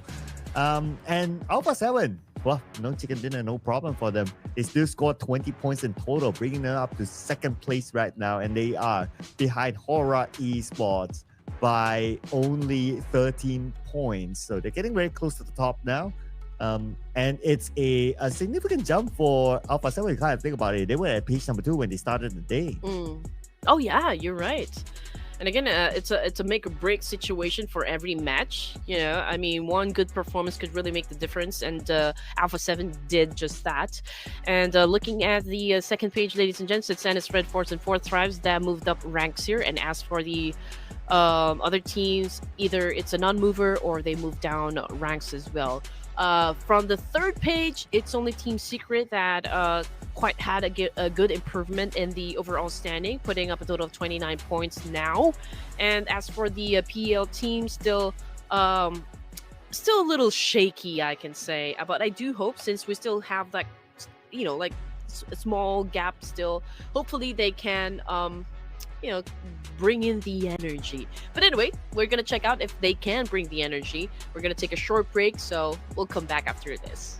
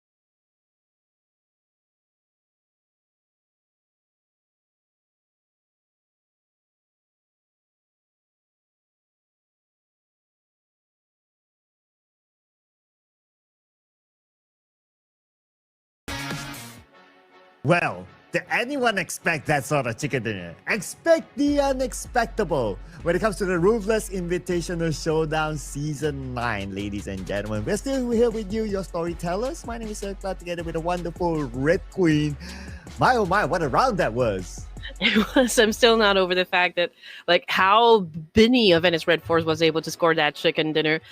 But again, this is what we came for Sir Cloud. All the action that we can get, from all of these amazing teams that we have in the lobby. And speaking of the teams, of course, we have Group B versus Group C this time for match number 15 in Erangel.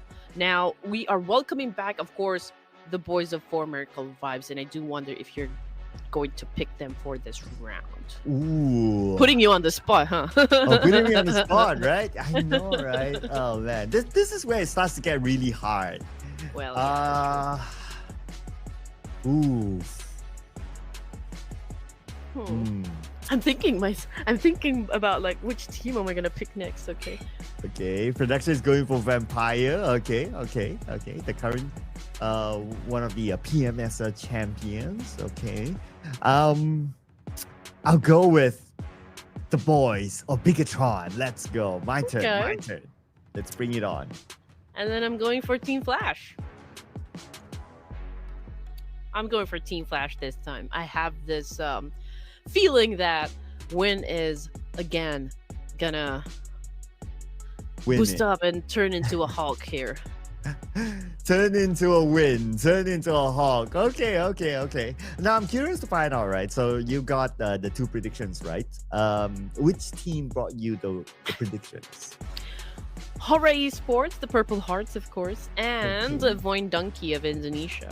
Ooh, okay. Interesting picks. All right. What's stopping production from getting more correct predictions this time? I mean, they did. Production did got a lot of correct predictions during the Night of Champions that time. They're on a roll. I don't know. Maybe they are losing their mojo. Ooh. I'm talking about you, Astro. Well, he must be thinking like, oh, it's so hard. Like, how am I gonna get at least 1 point? Okay. Calm down, people. We still got 10 more games to go, including this one. But we'd like to hear from you as well. Like, what would be your prediction? Put it in the comment section. Did anyone expect the Nongshim Red Force chicken dinner? I bet nobody expected that, especially when you watch like, until like stage 3 when they only had Beanie left. It's like, okay, they're not gonna get the chicken dinner, but they still did, right? So anything can really happen. I mean, at this point, it's like you have a dart board with all the teams' names. Just throw a dart. And then it's like, okay, that team, that's how we're gonna do the prediction coming soon if this continues on. Do we have Koreans in the comment section? Like, if we have Koreans, Zaniong Haseyo, welcome to the stream, guys. Make your presence felt as well. I mean, D plus Kia as well as Anna's Red Force definitely showing up. I'm pretty sure that these guys are your pride and joy, especially Anna's Red Force, currently the champions of PMPS, and of course, D plus Kia is currently the PMGC champs as well. So we are in the presence of the Korean greatness. So hopefully, if you guys are down there in the comment section, let us know. I do love myself kimbap though, not gonna lie. Yeah. I love kimbap. I love kimbap. Yeah. Oh man, and the kimchi jjigae. Oh. I love kimchi jjigae. I'm a sucker for kimchi. Kimchi jjigae, kimbap, Korean barbecue, So you know that if you want to take Red Queen out for a meal, you know where to bring her. Korean Some food is one. Bring me to a Korean barbecue house. And you know what? I will have to say they do have a great liquor as well. I'm not sure if I'm supposed to say liquor, but yeah. I mean, soju is great. Sake is great as well from Japanese. So, do you have like a signature like liquor as well in Malaysia? Like Korean restaurant? Yeah. Oh yeah, we love K-pop, and when I say we means the people here in general, right? We love K-pop. We love Korean food. Korean barbecue is like everywhere. So hopefully one day, like we get to have a nice Korean barbecue somewhere. Oh, even better if it's in Korea. Just saying. Oh yeah, I mean, we do plan to visit Korea soon. But like I'm having what's stopping me is the fact that I believe it's a little bit hot in Korea right now. So when you say hot, like how hot are they in comparison to the Philippines? Maybe. I'm not sure. I haven't been to Korea. If I go to Korea, that would be my first time being in Korea. So they say that at this time, it's also, I believe, summer. So it's not really ideal to go to Korea at this weather, I guess, or at this time. So, right. I mean, I would want to experience snow. I haven't really experienced snow, so yeah. Yeah, and those snows that you can get like in a theme park, that doesn't count. No, that doesn't count. I mean, I did try to ski in Dubai Mall, but it's fake snow, and it's fake ice. That doesn't count. Yeah, me neither. Haven't had a experience with actual snow yet. But the teams are having experience on the battleground. On the elimination feed, we see JDG taking out a member of the Xavier Nate team. And on screen, we have Nongxin Red Force in action, but Doxy ran in with his knife, but unfortunately immediately gunned down by Deathstorm by A1. But Deathstorm looks like he's taken out as well. They're just trading blows to each other. And Mr. MVP, Mr. Chicken Dinner Beanie in action with a pistol, and he's only down to 10% of health. He does not have space to run away. Rowdy will get him.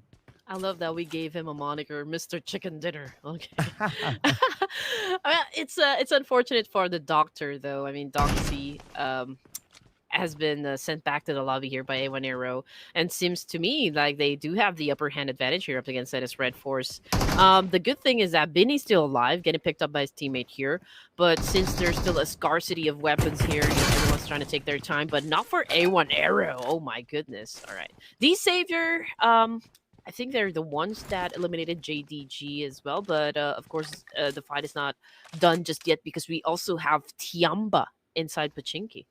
Tiamba with the full squad. Now they have the potential of having the advantage over them with the full squad. At the same time, on the elimination feed, 4 Thrice in action against 7-9. A lot of fights happening across the map, it seems, this time. Oh, Tiamba in front of D Xavier. Knock on the Levi's. One more to go on the other side. And now Mighty. It's a lot of damage though, but he still goes in with the jump shot. Fearless Mighty. Whoa. Once, and they will finish off D Xavier. Now this is what I want to see coming from Tianda. And you know what, Sir Cloud, I've noticed so far, especially in Pachinki, like there are more and more teams that would love to challenge D Saver in terms of like getting Pachinki as their main territory. So D Savior should prepare. But anyway, getting back into the action between Sim9 and 4 Thrives, Yuhai is still knocked down on the ground. Trexie seems to have a plan on getting to UI at this point, but I feel like Noki probably already know that Trexie will be coming for his teammate here, and so he is trying to get into position here, or perhaps, would want to seal the deal. And Noki knows Trexie's on the other side. With the fact that the smoke's popped. Okay, probably saw him. Okay, now he takes a shot. Ooh, iron side. Knock on the Trexie. Quick moves there by Noki. Oh yeah, I mean, understandably so, because Falak and IQQ already out of the game, so maybe he's avenging his fallen comrade, so to speak. And T24 coming up from behind. Trixie, okay, there you go. That's the confirmed kill.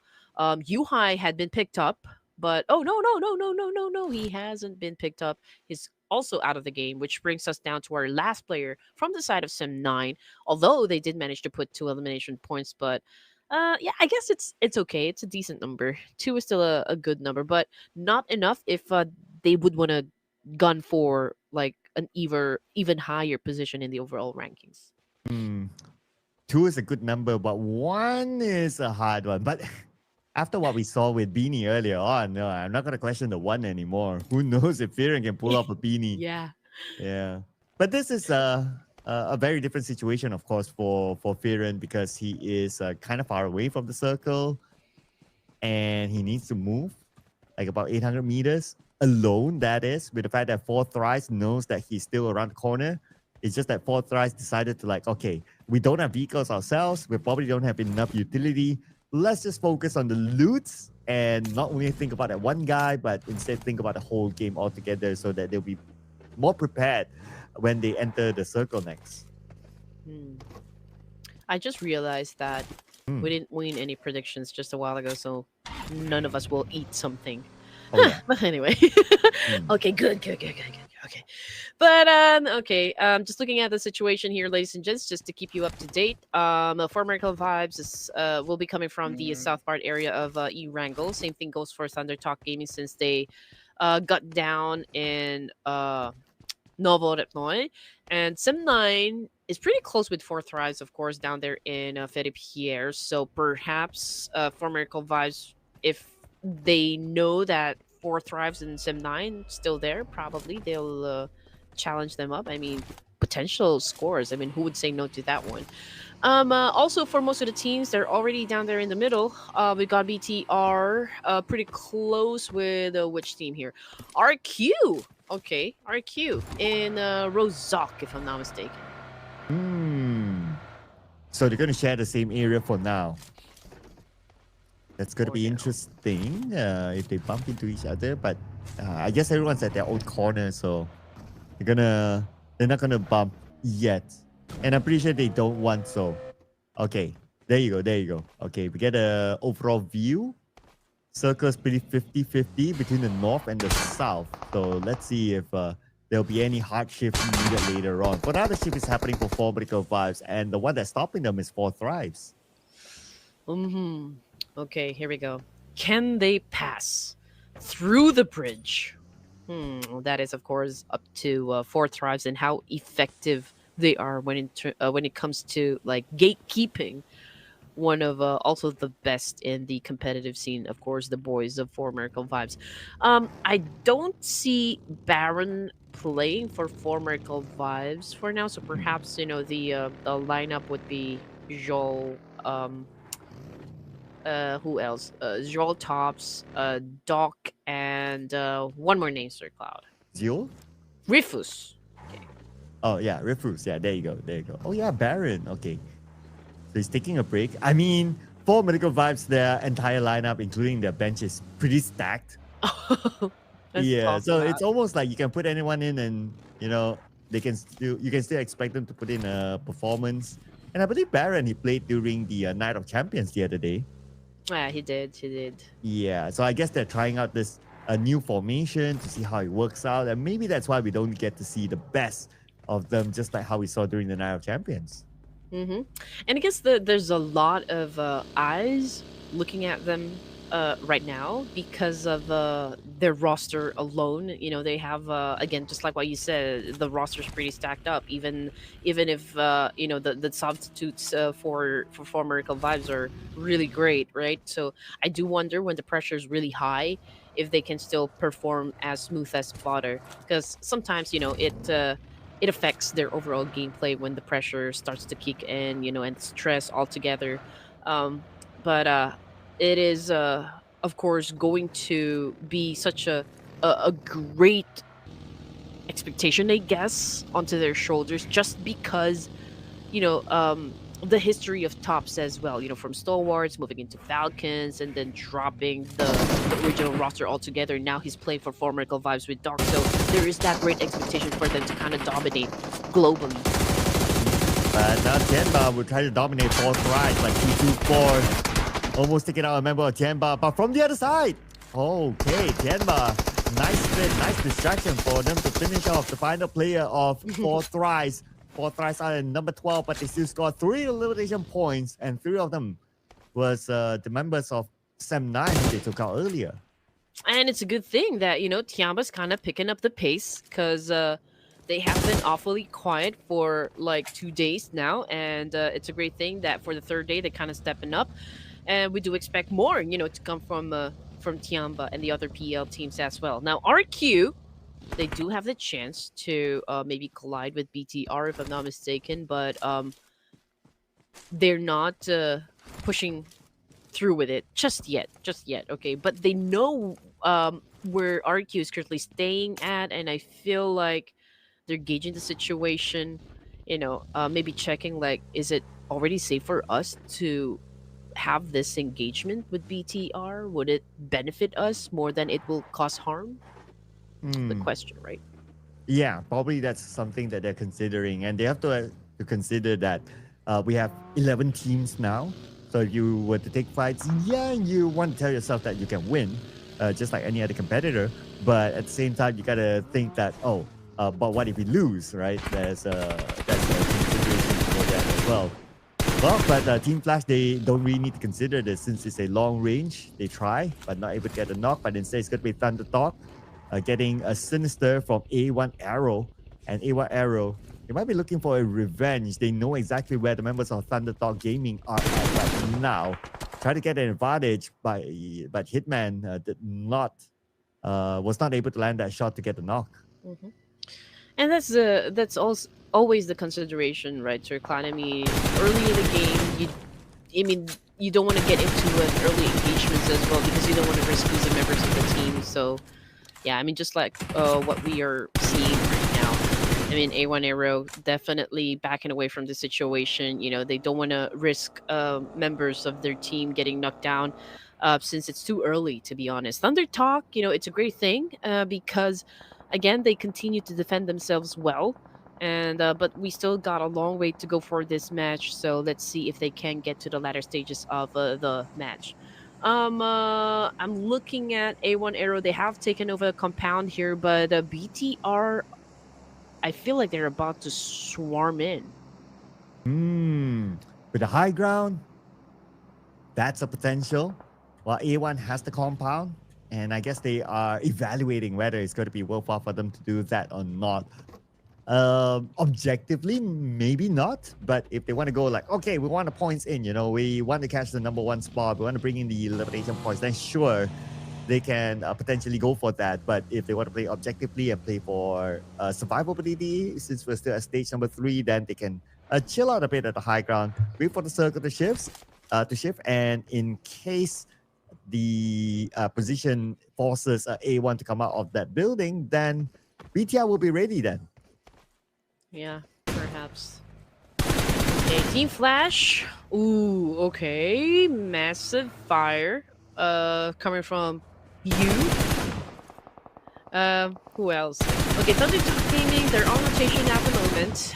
We got Woo here of ASI8, also trying to bring him down in a moving vehicle, but of course it's always hard. You know, it's always tricky to put down someone in a moving vehicle. But Thunder Talk Gaming seems to be eager to respond as well up against ASI8, so I do wonder if they're going to continue with the collision here. But Casanova, he has set his eyes over to one player of Thunder Talk Gaming and was able to put down Tian Yu. Uh-huh. Nice long range there. And Tian Yu will be eliminated by who? Aha. It is him from ASI8. Called who? Yeah. Reminds me of Doctor Who though.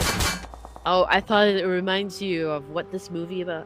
Rush Hour. Oh, yeah. Now that you mention it. What's your name? My name is you.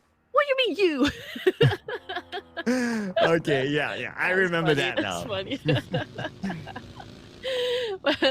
Okay, and again, it's a fast-paced game we're seeing right now because stage 3, and we already lost like the likes of Venice Red Force, JDG as well. We're looking at 10 teams remaining here. And D Savior also out of the game, by the way, setting up a total of 3 elimination points. So far, so good for A1 Arrow, since they also managed to put up 4 elimination points as well for the team. So hopefully they can continue on with this kind of pace. And on the screen, ladies and gents, Team Flash, still a complete squad. Moving around the map as well, over to the east side. Pretty close with A1, Thunder Talk, and BTR on the south side of shooting range. But I feel like it's going to be A1 and Team Flash, you know, if there's ever going to be another fight here. Yeah, and we have them now on screen. A1, Team Flash next to each other. And Team Flash, whatever if they're interested, they do have this high ground still. They don't really need to force it, but there's a chance that the circle will go away at stage number 5. While we shift forward to Vampire Esports, with the high ground up onto the somewhat the shooting range area. And more teams are coming towards this high ground. Of course, this high ground is pretty valuable. Everyone wants a piece of it. But it's not only about the shooting range within, that is. You have to also be aware of incoming teams from the other side of the circle. BTR came from the right side of the circle towards the left side. They are circling around just to find that prime position. Maybe trying to get as middle as possible. And I don't see Tony K playing for this round. Okay, maybe we'll see him afterwards. But okay, Vampire Esports over to the west side. I believe they're trying to gun down Voindunky as well, you know, gatekeep them. BT are on your screen, ladies and gents. Again, Federal is already out of the game here, early elimination, but they are trying to challenge up the boys of ASI 8. Uzim is or Uzium rather, is right behind a big rock. But desperately trying to, of course, stay alive at this point. He had been I mean, they're ganging up on him, obviously, but it's a good thing that Casanova is right there to save his teammate. Oh, the Casanova. A fighter, not a lover. Yeah. Every time his name is mentioned, I go like, ooh, Casanova. But ooh, full medical vibes now. Okay, in action. But on screen, we also have AS 8 from afar, knocking out the members of Thunderdog Gaming. And Thunderdog Gaming eliminated just like that. We're back on the full medical vibes against RRQ now. Zero scouting out where exactly Nepeko is at. But ASI hit. They can't chill. Looks like another knock onto them. And I almost thought that Thundertalk Gaming was able to accumulate like quite a number of points. So maybe that was just damage output. They were able to shut down players, but not really um, translate that into a full-blown elimination point just yet. Voin Donkey! Okay, here we go on your screen, ladies and gents. And again, up against ASI8. Man, ASI8 seems to be in altercation all the time. For Miracle Vibes, though, Doc might be down on the ground, but it's a good thing he's been surrounded by lots of smoke here, so that really gave way for Doc to recuperate. Tiamba, Mighty, doing a massive spray, but Zhao right now about to go out of the game. Ooh, and Zhou is eliminated officially by Tianma.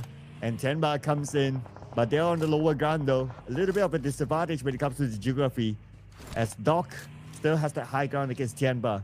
But Tianma, they are not in a rush. But it would be lovely if they can get up to the high ground, so they will still try to hike up before the zone closes, because we are about to see stage number 5, about 5 more seconds here. And on screen, is going to be the overview of who might get the next circle. And it goes again towards the high ground. So it's still very, very valuable. RRQ, we need to play the defensive game against 4 medical vibes. Yeah, and also we've got Vampire Esports already in position as well down there in the broken plane. Newsy is the first one to get there, so let's see if he will get attacked, for now. But yeah, so far it's quiet. But it's a different story though for ASI. And again, they find themselves in an altercation with Boy Donkey. Now it's a dance-off. Unfortunately, though, oh man, Wu is already out of the game, as well as UZM.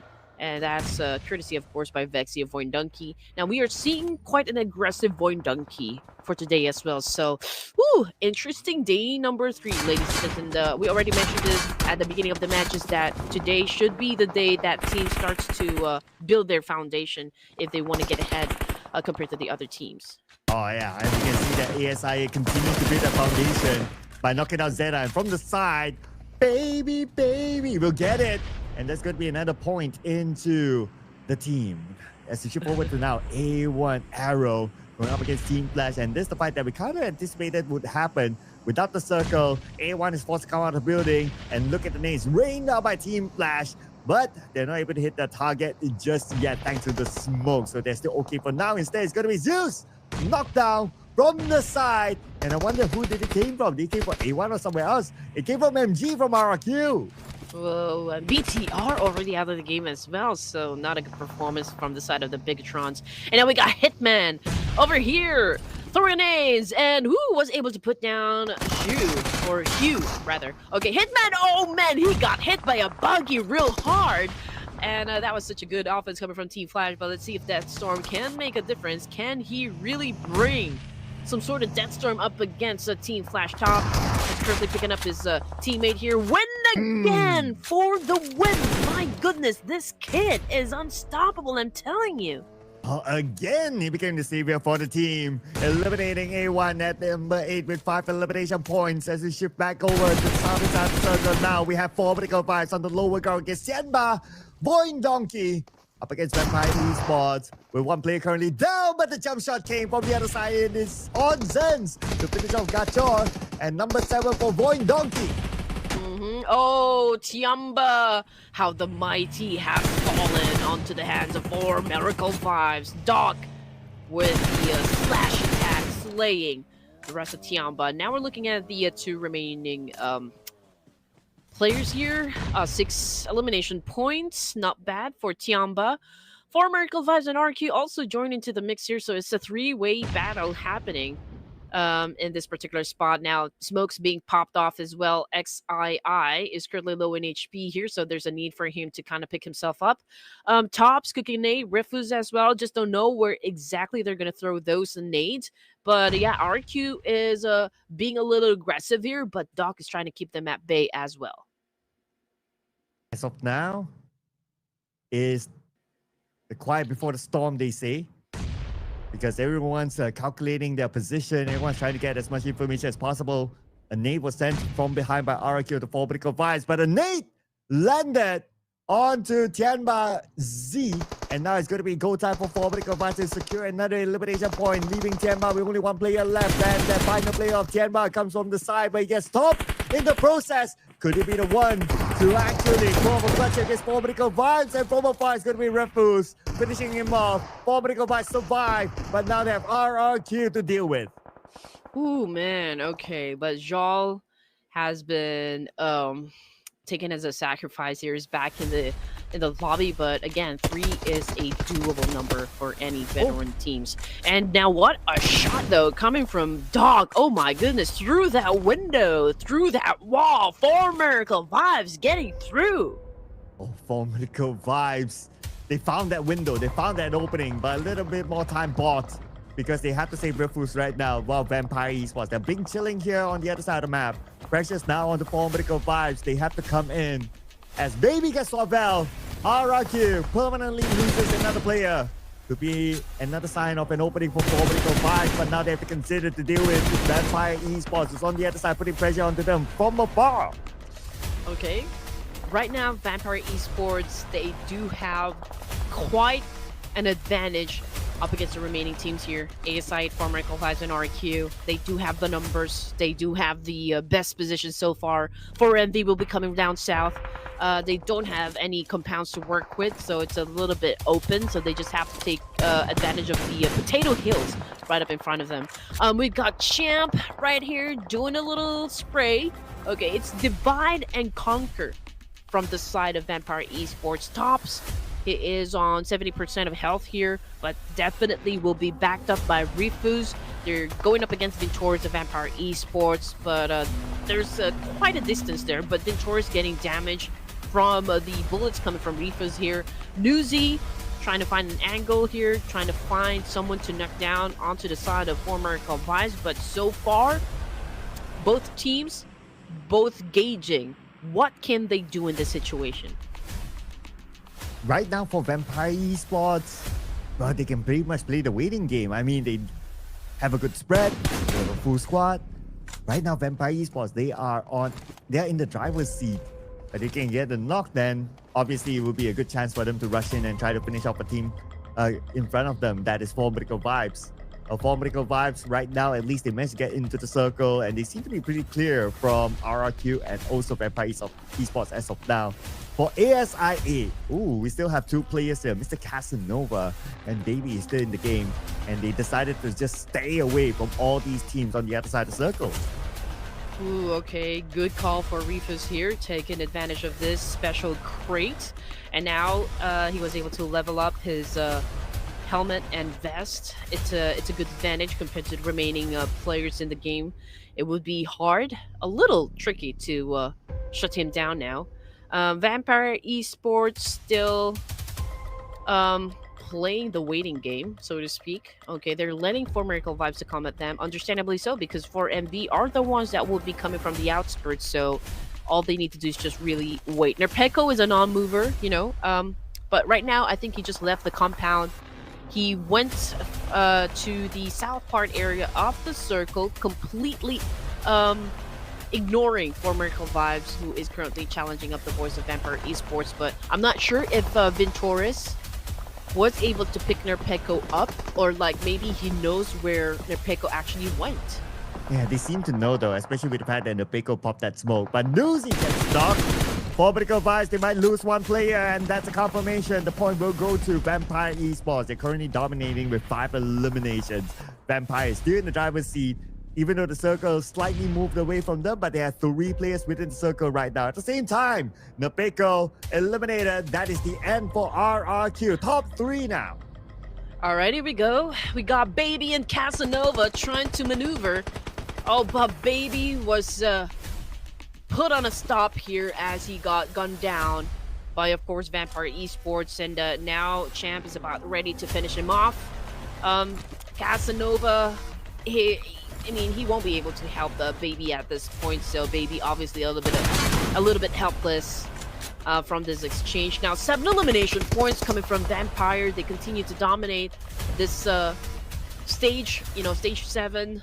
And again, Vampire Esports might be the one to really bag the chicken dinner, but we're not discounting the fact that former Calvais can maybe still flip the script up against Vampire Esports, because we've seen this happen too many times already. And here comes more nades from Vampire Esports.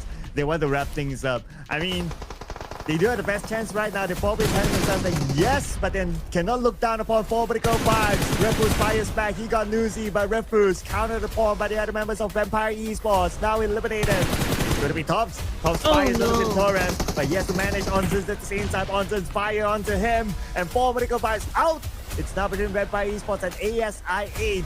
But with Vampire Esports, 3 active players, you can even make that 4. It should be a chicken dinner for Vampire.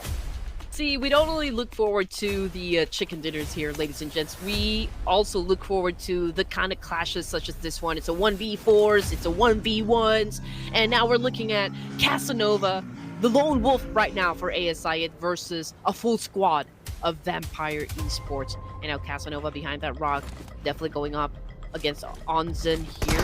But okay, decided to go back. Now here comes the dance-off! Fortunately, Casanova just got served by Vampire Esports, ladies and gents, setting up a total of 20 points for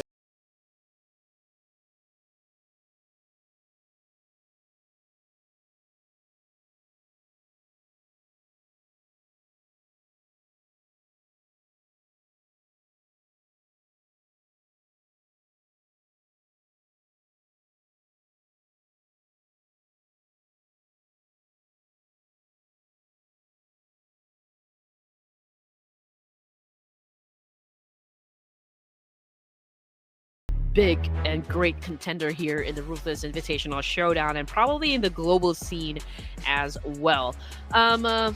What a great gameplay from the Vampires. A total of 10 elimination points in total, and another 10 for the placement points. Now we're looking at the damage here, and obviously Champ is the one that put all the pain onto their enemies. Now, I do wonder who Champ is. Is he another tryout, for Vampire Esports? And you already mentioned, Sir Cloud, that Vampire Esports, most of their players actually came from FaZe Clan. Yeah. So Champ is the coach. Of course, we don't know if it's him playing or, a tryout player just using his name. So that's one. And he was from FaZe Clan as well. So he was coach for FaZe Clan. And now they brought him in together as a package, together with Onsen, Spin Torres, and also, the other members of FaZe Clan all together. And this is like FaZe Clan 2.0 in Vampire Esports. And it also adds to the fact that Tony K was with FaZe Clan before, so it's almost like a reunion for them. Oh yeah, I mean, whatever happened to the original roster of Vampire Esports? Have they gone to another team, or like maybe sitting this one out for now? Well, they have gone separate ways. Some of them got into coaching. Some of them nowhere to be found. Like Stone, kind of surprised to see him nowhere to be found. So I don't know. Maybe he'll come back in the next season, but as of now, no news yet. Hopefully we get to see them, because they are still good, if you ask me. Oh yeah, I mean, no doubt. But I do wonder though if it's going to be the same caliber though that Vampire Esports was able to play at, considering that they won PMWI back to back. And again, with this new lineup, of course, you still have to test out like how good they are really when put into pressure, in critical moments as well. But we're going to talk more of that later on, as we just give the spotlight to Crypto as the most valuable player. ASI, baby, putting up 5 elimination points, 625 damage output, just really putting up the muscle here for ASI. Putting out the muscle, yeah. Flexing those guns there, my man. Yeah, and he did show up a lot on screen as well, with a lot of amazing gameplays. And alongside him is two players from Vampire Esports. So we got Champ here. So I don't know if this is like Champ or who. But anyway, it's still Champ with 4 eliminations, followed by Onzens from Vampire Esports as well with 3. And then we have Doc, the Doctor for 4 Medical Vibes, 2 eliminations in the bag. And it was not an easy one for 4 Medical Vibes. They were surrounded by so many teams in this round, but still able to have a representative up here and also collect 11 points. Mm-hmm. And of course, Nongshim Red Force, despite having the chicken dinner in the previous round, now exited the game empty-handed for this round. It's the same thing goes for Bigatron Esports. Now, Thunder Talk Gaming, of course, with only 1 elimination point, but they can still come back stronger in the next rounds to come. But they need to pick up the pace if in case they still would want a chance, to be part of the top 10 in the leaderboard standing. Now, throwables used in the game, it's 179, so that is a slight improvement there. Airdrops looted, a total of 3, and for the longest elimination distance, of course, that was taken by Bao of Team Flash with a total of 368 meters. We're probably not gonna get a 200 at this rate. 200 throwables, yeah. It's almost like, okay, if it's 200, it's an outlier. If anything below that, like 180, that's now considered high as a benchmark for this tournament. But what's high up there is still Hora Esports, still ahead of the second place team, now Team Flash by 10 points. Team Flash, they overtook Alpha 7, but to be fair, Alpha 7 did not play this round, so that opened up the opportunity for Team Flash to go up anyway. As for Vampire Esports, with the chicken dinner from a 0 to a hero, they now climb up onto page number 1. Yeah, and just because crypto kind of exploded for this round and the rest of the team of ASIA, they moved up 4 ranks in total, landing at 10th place with 62 points. So again, if they continue on playing at this kind of energy, then there is no doubt that, they can even be at, top 5. D plus Key, however, Boy Donkey, Jelly Squad, and NS Red Force, all of them moved down 1 rank. But coming off of the third page, it's Tiamba right now with I consider them to be the most improved team coming off of the third page. They showed great energy for the match, putting up a total of 18 elimination points. Now, what I want to happen, coming off of the PL teams, perhaps they start to see the right patterns for the team and maybe pick up the pace as well so that they can improve their status in the overall standings. Yeah, and whether it will happen or not, we still have James more to go today. But before we head on to our next game, as usual, we're going to take a short break, so do not go anywhere, ladies and gentlemen. We'll see you guys after this one.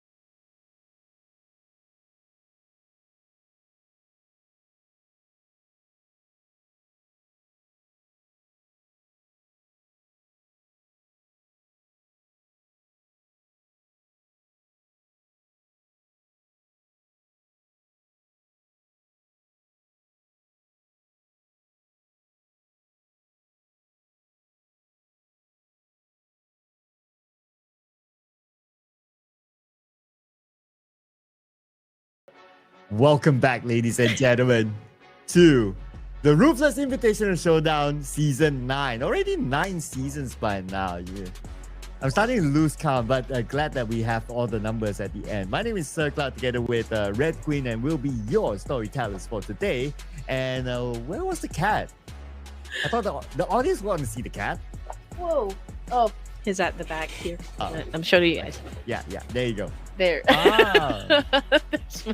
We see the tail. He remains to be elusive from the camera. Oh, there he is. Where are you? Ah, what's his name? It's Asheru, but he's not a very friendly cat. My orange cat is the one that's kind of social. Is a social butterfly cat. But anyway, guys, it's okay. We're done with 3 games, right? Alpha 7 getting the first winner with a chicken dinner, followed by NS Red Force, and we've got the Vampire Esports coming in hot during a wrangle, and then 3 more to go. So we're gonna dive straight into the desert of Miramar in just a while. And I feel like, was it my turn to do the intro? Oh, it was me. So that was my bad. Okay. Yeah. Okay, got it. Yeah. But anyway, so these are our top Miramar performances of now. Team Flash, Hora Esports, RRQ, and Alter Ego. Okay, gotta take note of that because we might put them in our prediction. Because right now we're gonna focus back on the Group A and B. So welcome back, teams from Group A. And of course, your favorite, I know a lot of Purple Heart fans out there, Hora Esports will be playing in the next round. So you don't want to miss out on this one. Definitely. I'm actually kind of thinking if I should go for Hora Esports for the next round or D plus Kia. Big question right there.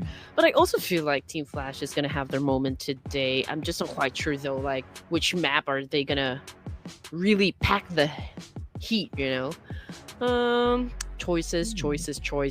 But who are you feeling, Sir Cloud, you think is gonna win? Oof. Who am I feeling? Oh man. I feel it in my fingers. I feel it in my soul. Who am I feeling? Oh man, this is so hard. Oh no. And yeah, production scored 1 with the Vampire Esports. So yeah, now it's me looking for mine. Looking at the list right now, I'm feeling for the Pakistani teams. Let's bring on ASI8. Bam, let's go. Baby. Casanova, let's do it. Baby. Okay, production team, who are you going for? Ooh, saving the best for last, it seems. A versus B in Miramar, right? Miramar. I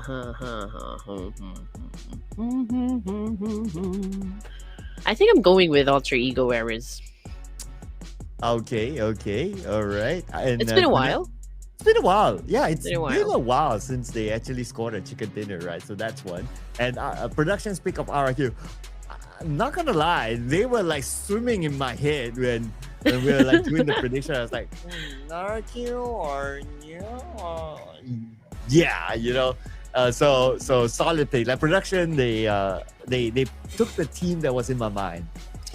To be honest, I was kind of browsing, you know, through RQ's page, and I feel like everyone's also excited as well at how good they're going to be dominating, you know, globally. Because for a long time, you know, RQ has been dominant locally, but I think with Lepar getting added into the team here, it's a bright future again for RQ. So I do understand why there's so many people just maybe expecting that, you know, it would be quite a performance, you know, for them to really dominate. But what do you think about that, Sir Cloud?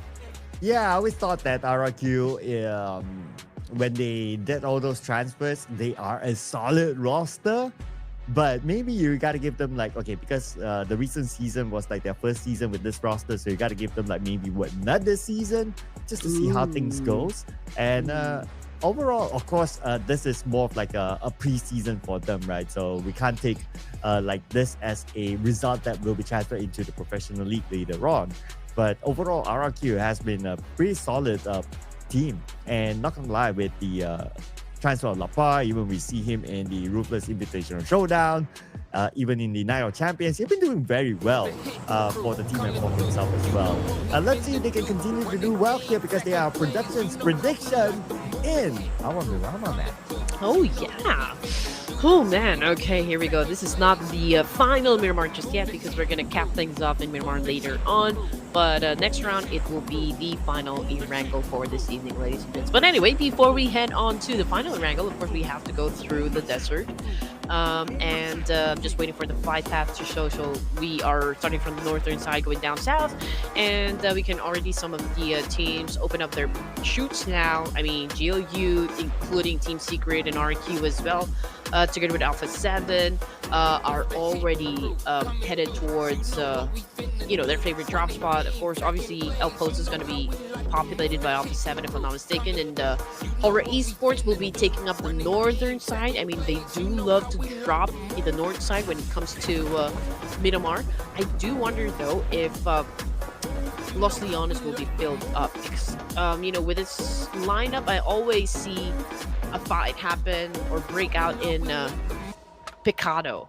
I mean, that's the place we should be looking at, to be exact.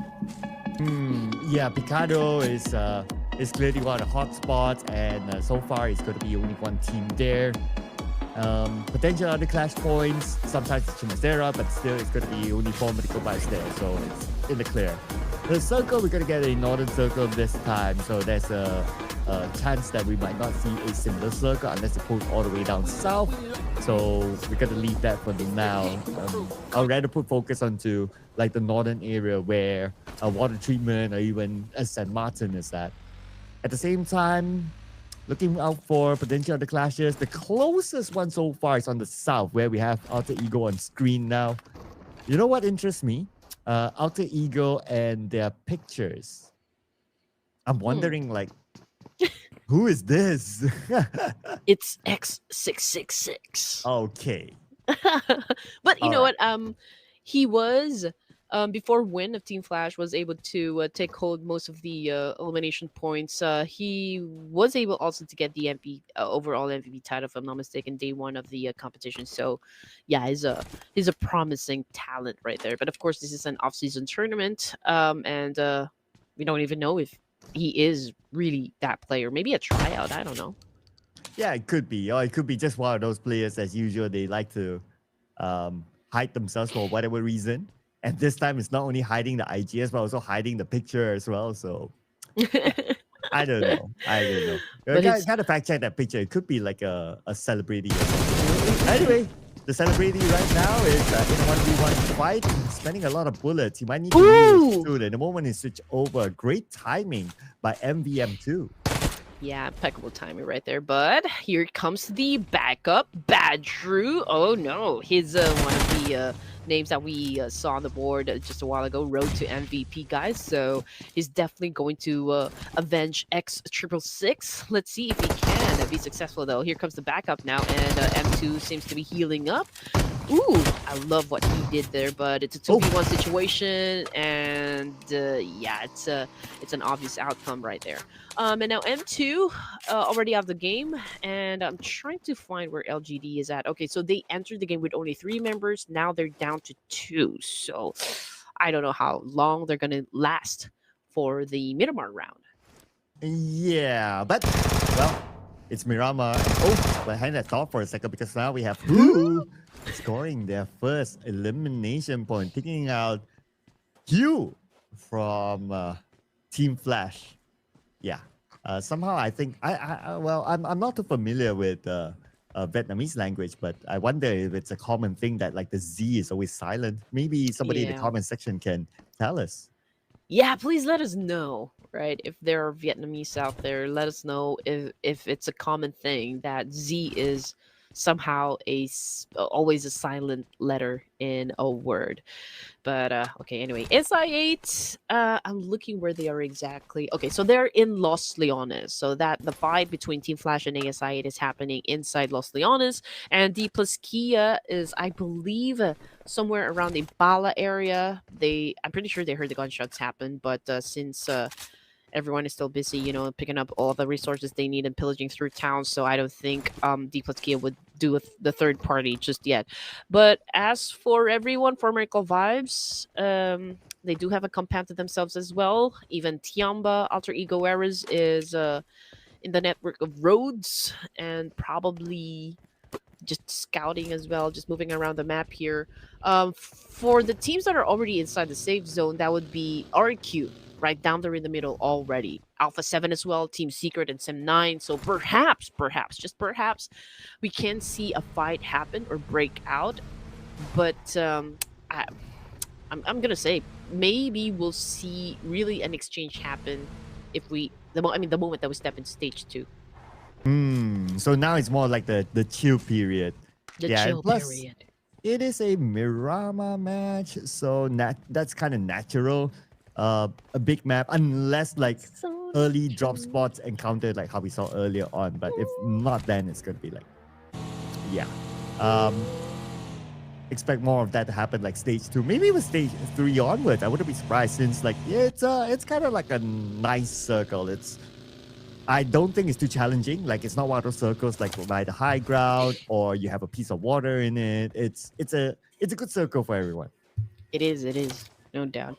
GU squad still outside of the zone near Trailer Park. And again, these players are busy with their rotations. And again, it's too early for any engagements to happen. So they're waiting it out. Everyone is playing the waiting game for now. And again, if we're talking about the closest proximity that we think is, a fight is definitely going to break out, would be those teams that are in Los Leones.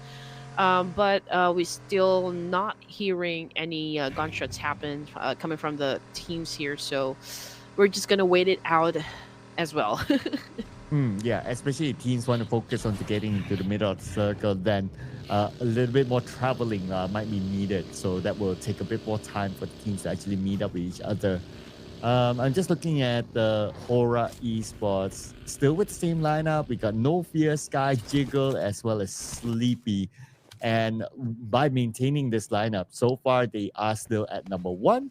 And even after like the first round, like they're still the only team to have more than 100 points. But they want to stop Alpha 7 from scoring that 100-point mark right now by looking at them or looking for them at this high ground area.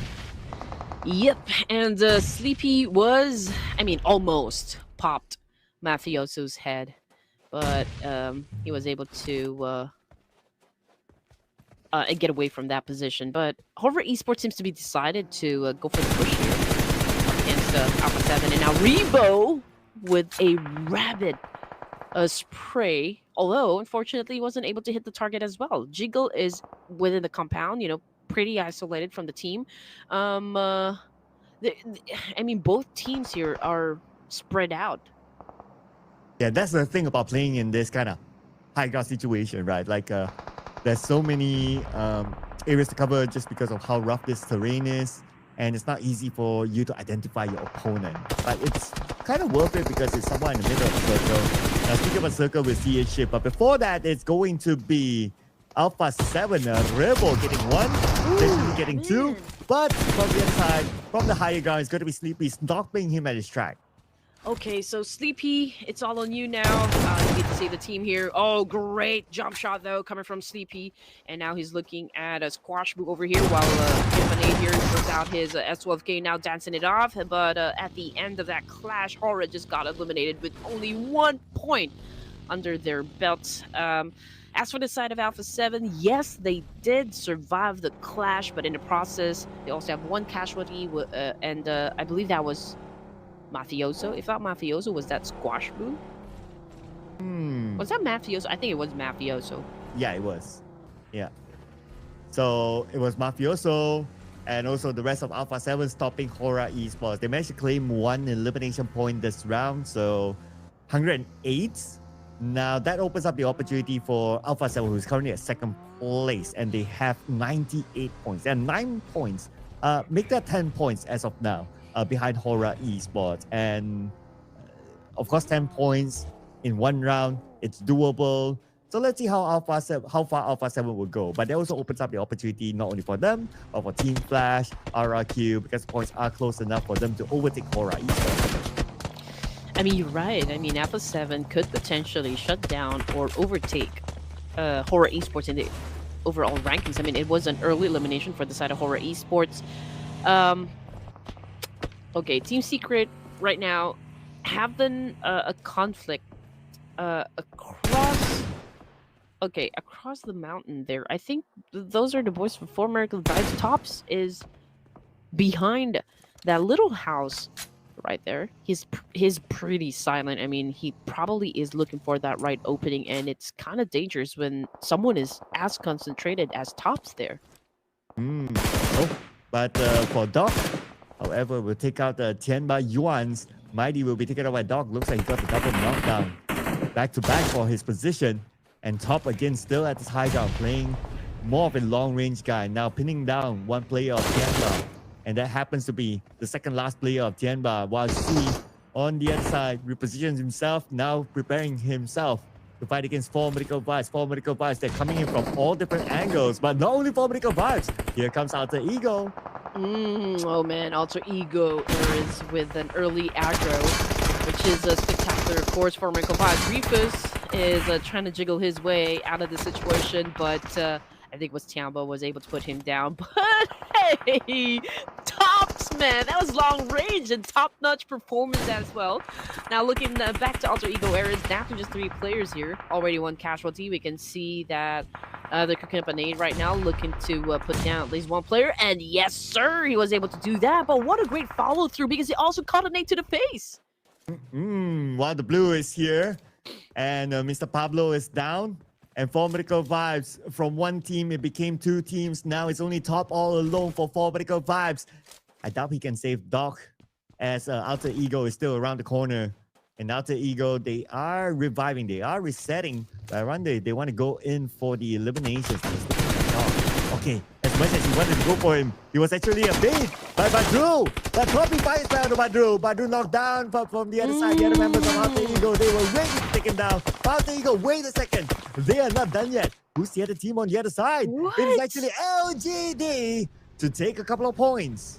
Okay, this is interesting. Back and forth trades happening simultaneously, coming from different teams. Kirili of Alpha 7 got shut down by D plus Key, if I'm not mistaken. Alter Ego Era's just like that, eliminated with only 5 elimination points after dominating a clash.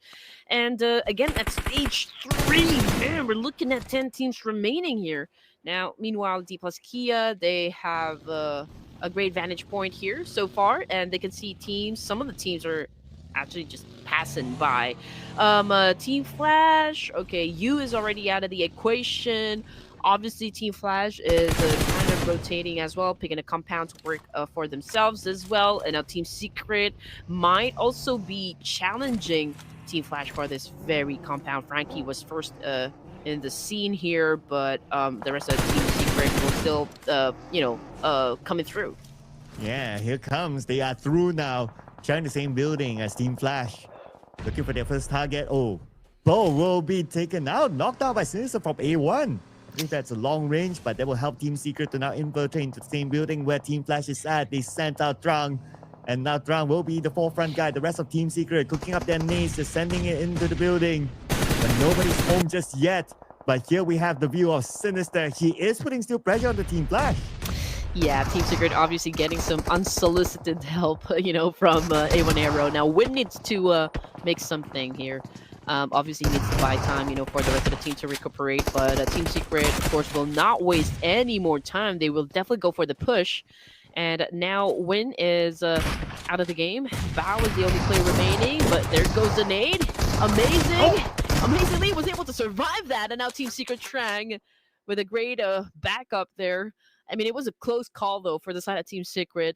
But yeah, I mean, Team Flash did try to hold on to that situation, but unfortunately, it was overwhelming. I mean, there were two teams ganging up on them, and the Team Secret was able to get the job done. And so, um, we are moving on to the next phase of the circle here. And GLU squad, okay, they're up north. They do have a compound, so that is a good sign for them.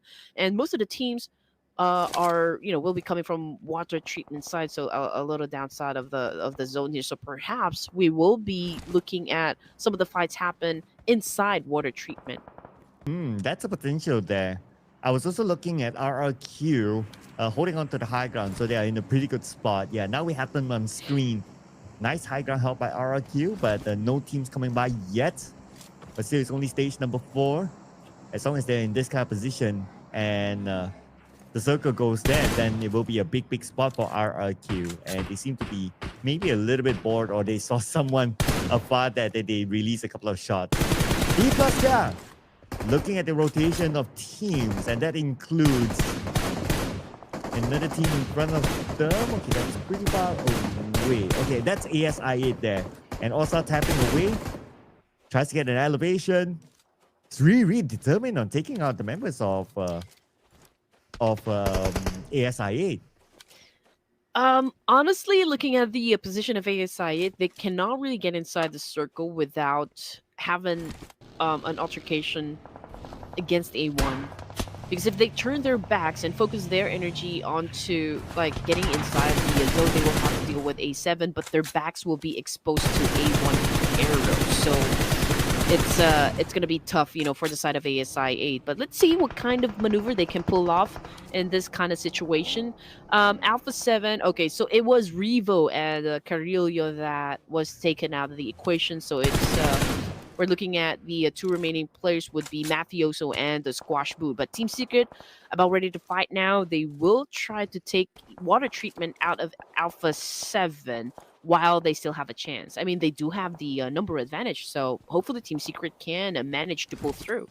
And you called it, right? The fight inside of water treatment might happen, and it's about to happen as well. And with the fact that water treatment is like at the edge of the circle, there's a chance that the circle might move up north, and this will force those teams inside water treatment to fight. And D plus K might be included in it since they do have an overview of water treatment. Yeah, now we do see them having a view of whatever happens in water treatment. On the left side of the circle instead, it's going to be 7-9. They are definitely not interested in water treatment, but now that they have landed, it's going to be A1 that they need to deal with. Oh, yeah, water treatment is definitely one of the prime spots here, and even where A1 Aero is currently staying at, and Sem9 understands that. That's why there's a need for them to kind of take over this particular spot, but that is, of course, they're successful in flushing them out. Now, Hitman trying to put Micah down, but he also received some damage from that counter, so there was a need for him to kind of go on prone just to protect himself. But Sinister, Deathstorm, Hitman, Rowdy right now in this broken down building could be hard to defend, not gonna lie, just because they're vulnerable to mollies and nades. And for Hitman, he's back up again, and 7-9 allowed him to reset back at 80%. Now it's defensive time for A1. While we look at the circle, it goes to somewhere in the middle. Okay, focusing back on the fight where A1 is involved with 7-9, needs Santa Claus. And on top of that roof, nobody's home. But none of the nades actually connected. But Mika, very, very low this time. A1, they seem to have a little bit of upper hand, but they have to be careful of U-High from behind. Yeah, and again, it's amazing how A1 Aero still continues to defend this very compound. And there you go. I mean, that's the opening Sem9 has been looking for, but it's a great way to counter. I mean, Trex falling hard. Deathstorm with a kill. U-High got knocked down as well. So Mika right here is the only surviving member for Sem9. Great defense though coming from A1. Again. Oh! Yo! Mika! Double jump shot to be the hero of Sem9 eliminating A1! And I almost thought that A1 Aero had the chance to really emerge victorious from that clash, but what a shotgun kill coming from Mika right there. And that was a jaw-dropping clutch. Not gonna lie. Now we got Casanova ASI8 receiving some damage of coming from Team Secret. They do have a great vantage point right there. Casanova just aiming at them. Here comes Baby right now being Oh, aggressive, and whoo, what a shot!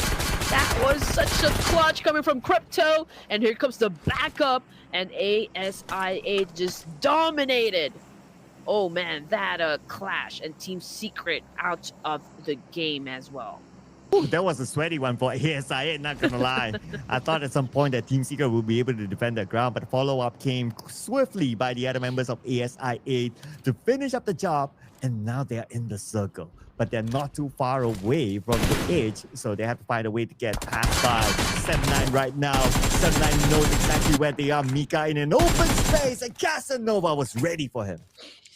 Ooh, ASI8 picking up the pace. We love this, of course. The Pakistani fans out there definitely cheering for Crypto's team.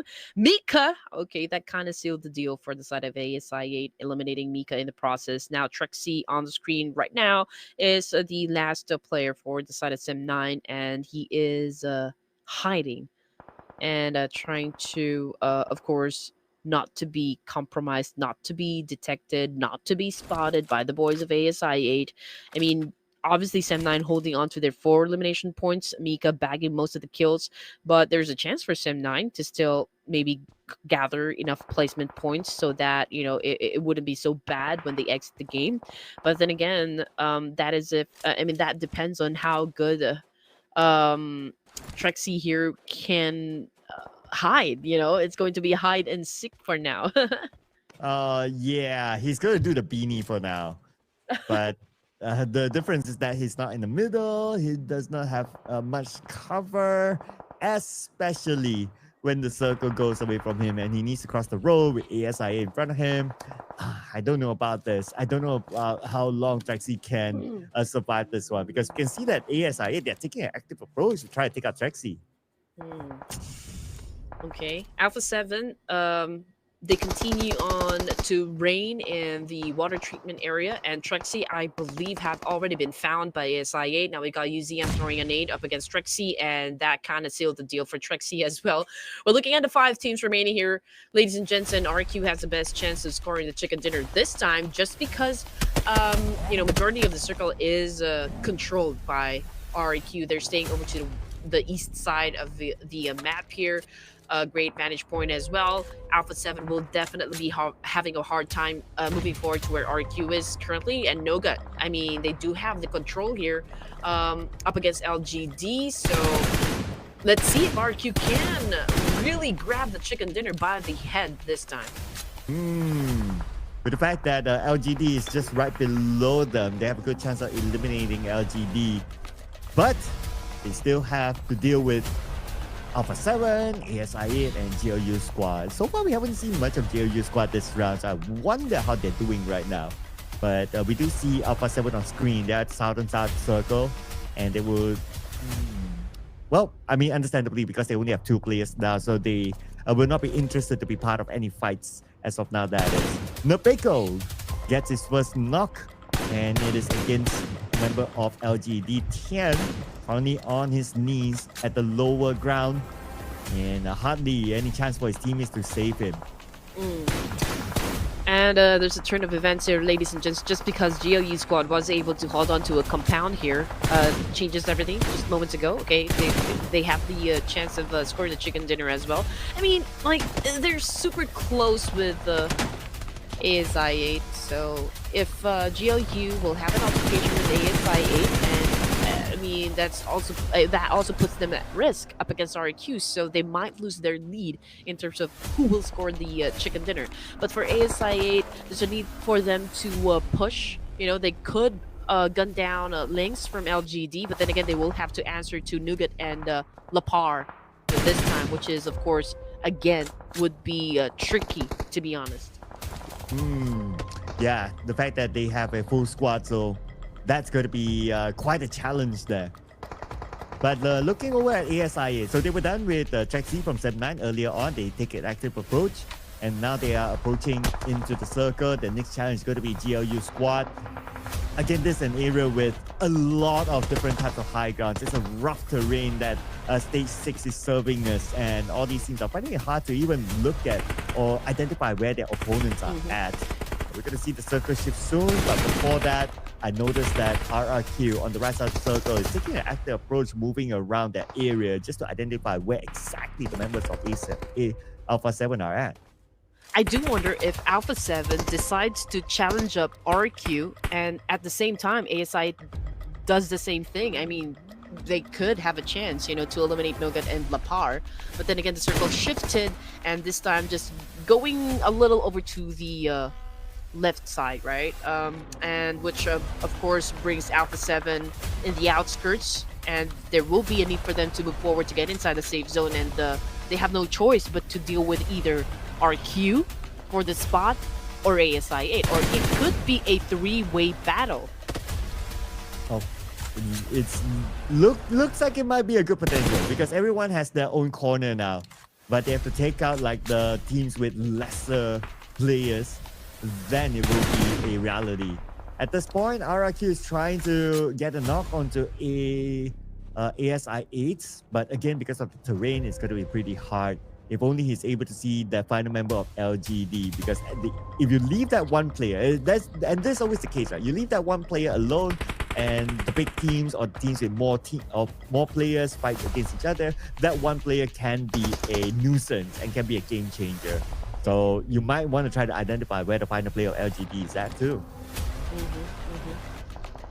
Man, it's again back to critical moments. Understandably so. It's already stage 7, and yeah, teams are so close at getting that winner chicken dinner that is why they're inserting a lot of effort just to make sure that they get it to the finish line as well. Hasmi from GLU already knocked down on the ground, and yeah, ASI is doing a great job as well. But Squash Boo, man, answers the nougat of RQ. Mafioso down below, could a nade here, but Lapar will be sending him one as well. I do wonder if Alpha 7 will survive this clash with RQ given the circumstances. Sorvel gets third assist from GLU squad. And the nade, big one onto ASIA, dealing a lot of damage onto them, but nobody got knocked. Instead, the nade that came from who will knock down KF. Beautifully done, beautifully executed, but that opens up the opportunity for RRQ to crash in on the GLU squad. They will be the one with the hand of the ASIA, while Hexas fires back, but Hexas on the lower ground will be got down by Nogat instead. Sobel will finish off direct access. GLU squad in trouble, eliminated, and liquefied. Man, they managed to get into stage 8, but failed to score any points. That's gotta hurt. Anyway, grenade elimination coming from Baby. All right, here we go. We are seeing an aggressive ASI 8, and now Baby cooking up another one. Could potentially shut down Lapar from this angle, and they continue on to apply a lot of pressure onto the side of the Indonesians. But RRQ is responding as well, and Baby currently knocked down on the ground. Can Casanova pick him up? What a name by Nogat. But Casanova, he has to do this quick. Ooh, that's scary. RRQ is getting closer and closer, but from the other side, there's UTM buying time, playing as a support player, while Who is waiting on the other side as well. RRQ cannot advance forward, but finally Nabeko gets Baby, and ASI surely will lose these two players unless a big counter comes in. But maybe it could have happened in the name of Mafioso, knocking down one of the members of RRQ. Yeah, I mean, Wu needs to do something here. Okay, it's a great thing. Okay, Baby got picked up, but since the Blue Ripper is also there out to get him, he was knocked down once again, ladies and gents. But there's time for ASI to recuperate. There's time for them to reset. RQ kind of backed away a little. And the amazing thing is the fact that LGD is still alive. Oh yeah, the final player of LGD earlier. Hopefully it doesn't bite them back. But what's biting them right now is going to be ASI biting back onto RRQ. Only Swabel left. 30% of health behind that vehicle. MGAK Lapar currently down together with No Good. Swabel has to pull off a big one here. 3 members of ASI approaching him. And it's ASI coming back onto RRQ. What a strong performance coming from ASI 8 Apex Predators for this round. Amazing how they were able to flip the script up against RRQ. You know, they defied all odds. coming in from that clash, and now they do have that vantage point up against Alpha 7 Esports. Mafioso taking in some damage, and now he is out of the game, which brings us now to ASIA versus the last remaining player of LGD. Woo! And ASIA getting the job done. Chicken dinner for the Pakistanis. And finally, I got my prediction right. So ASIA, clean. 4 players still alive towards the end, not giving away any points at all to any other team.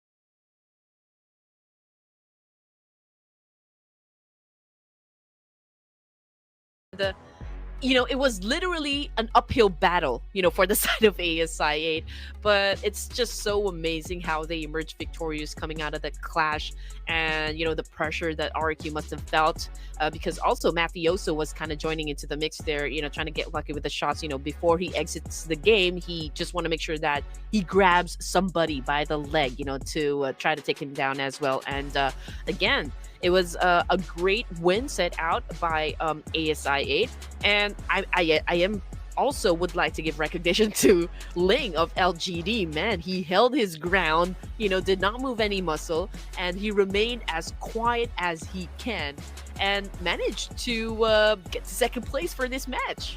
Oh yeah, he almost did the beanie.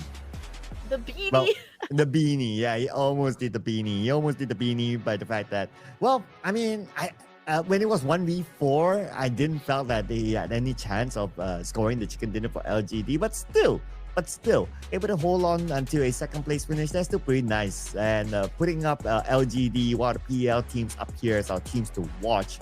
Aside LGD and of course ASIA, we gotta give it to RRQ and Alpha 7, also part of the top 4 earlier on, with RRQ having a lot of action towards the end. Oh yeah, definitely, man. I'm trying to catch my break, my breath, rather, with all the action that happened back and forth simultaneously. Man, it was great to watch. It's like a full-on fireworks display. It was electric, and again, I'm pretty sure that everyone is at the edge of their seats right now. Head to head, it's Nugget of RQ versus UZM of ASI8. Both already had 3 elimination points. A damage output slightly. Of course, leaning towards Nugget here. Assist coming from UZM is perfect, and the gap between these 2 players is not as wide. But for the MVP title, it's 7 elimination points, 754 damage output coming from who of ASI8. Who? Who? Who's the MVP? Who? Me? Who? You? You? Who? 7 eliminations for Mr. Who. Maybe he's a doctor. We can call him Doctor Who. I don't know. But besides Who with the 7 eliminations, Noga came in with 3 eliminations. Same goes for UCM with 3. Casanova with 3. Wow, we have 3 representatives from ASI8 as our top performers this round. So I guess that's also the showing of that they managed to score a lot of elimination points, and they were very active this round. If you gotta think about it, from the whole 7-9-ish fight towards the end, like they were so coordinated. And again, they defied all odds. I mean, RQ definitely had all the advantages working out for them, and it was just so unfortunate that they kind of dropped the ball during the last few zones there. But hey, it's a lot of effort. It's a lot of hard work coming from the side of ASI8, and it was a convincing win and a much deserving win, from the side of ASI8. Hence, putting up a total of 24 elimination points. We also got RQ Ryu here with 12 points in total. So 2 teams that managed to score a double digit. As for Team Flash and Tiamba, well, it's zeros for now. Yeah, Team Flash having a 0 today and over for this round, and overall today hasn't been the best day of the Team Flash when we saw a very good performance by them yesterday. So yeah, this is again the conversation of consistency that is needed for the teams. Throwables, we're never gonna get 200 at this rate. Yeah, it's still at 174, which is like as considered on the high side here for this tournament so far.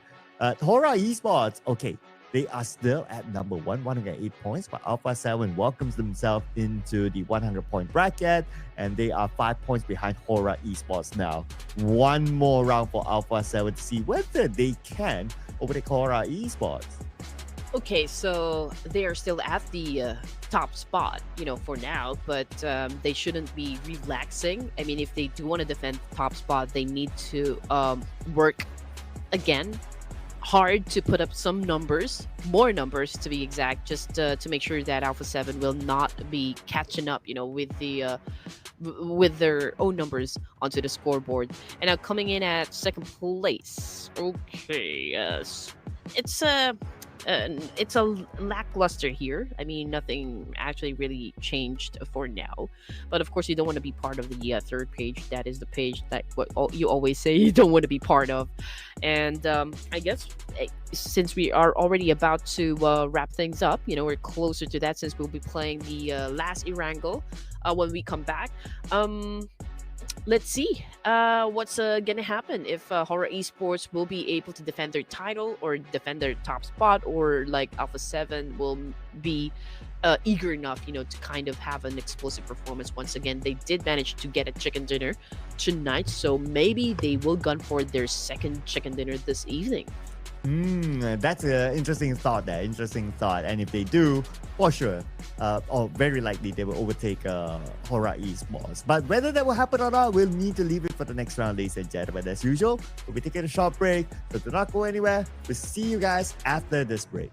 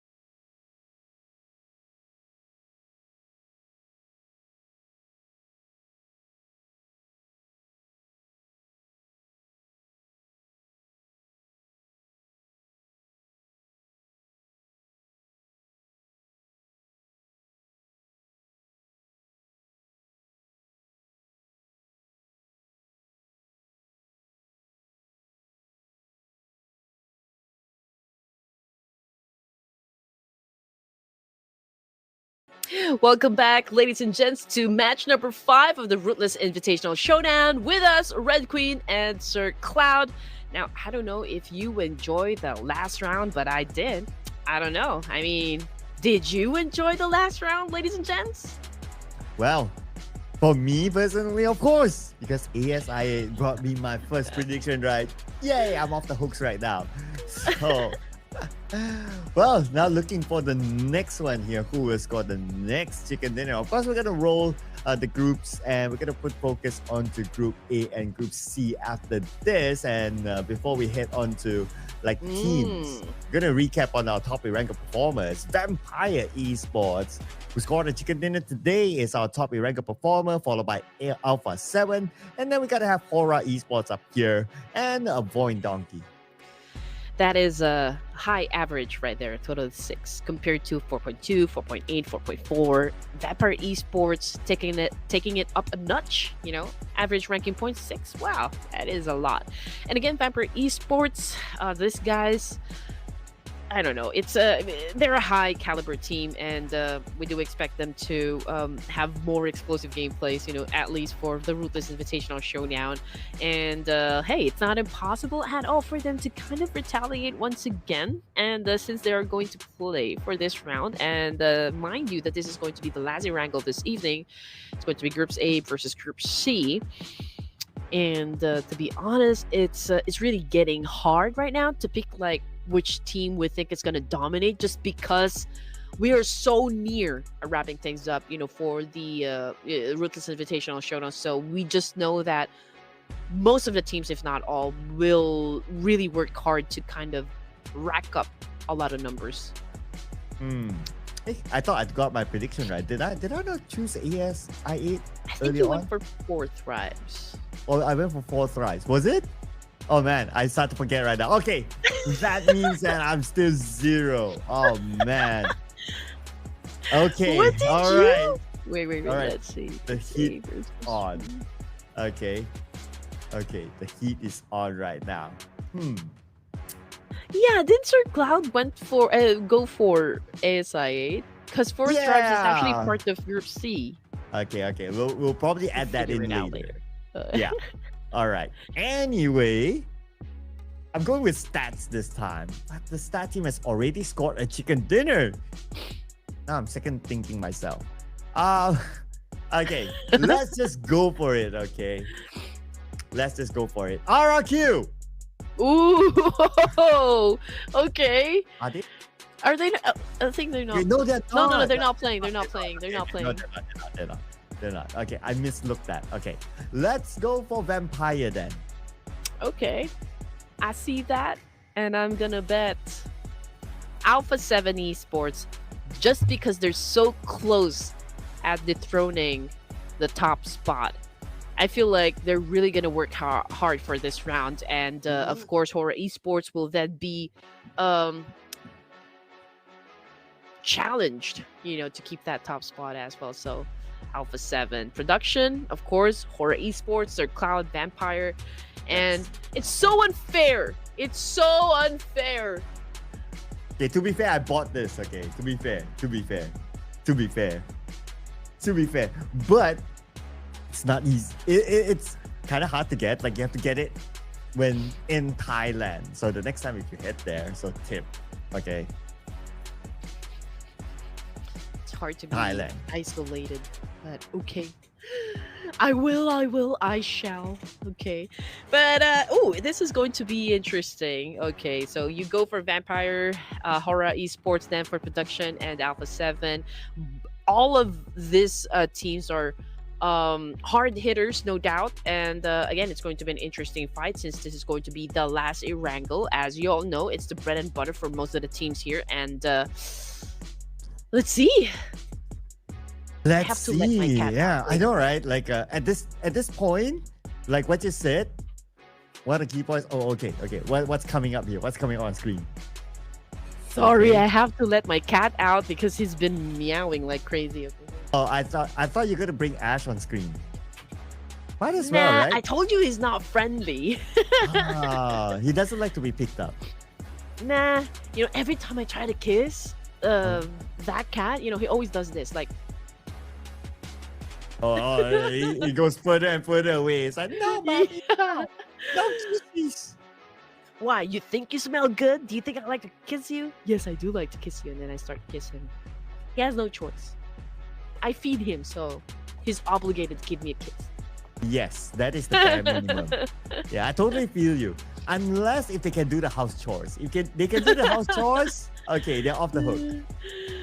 Oh well, I'm a sucker for cats, but Sir Cloud is a big hero for the for a lot of animal shelters as well, right? I mean, you recently traveled somewhere out there for the fur babies, right? Because there was a great fire that happened.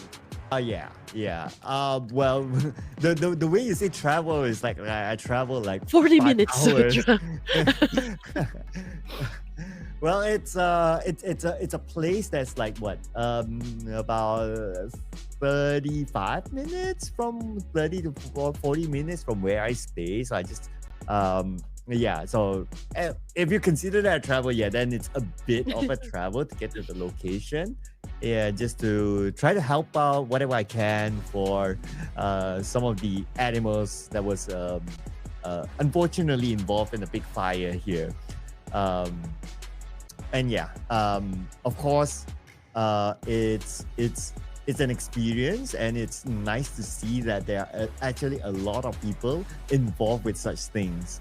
Like you get to see like lots of individuals coming together, like not only to help the humans, but also to help the ones with 4 legs or with fur. And yeah, it's nice to see that. It's not nice to see that something like that happens, Yeah. but it's nice to see that people come together when something like that happens. Yeah, especially for animals, because who would do that? Who else would do that, right? Um, yeah, if only I'm that rich, I will adopt every Mm. cat I know. I used to be a dog person, to be honest. Mhm. And then I started taking care of a cat during the pandemic. So, and it was like they turned my world upside down, kind of thing. Oh, right. Yeah. Um, Especially with the fact that you have 2 of them at home, right? Yeah. Yes, I Yeah. do. What's And the other then, one's name again? the orange cat is Hero, and the black one is Ash. Oh, Ashton Kutcher. Ashton Kutcher. Ashiru. Oh, Ashiru. Like Ashiru. Ashiru? Like I love you in Japan? Like in Japanese? Ashiteru. Ashiru. Ashiteru. Ooh.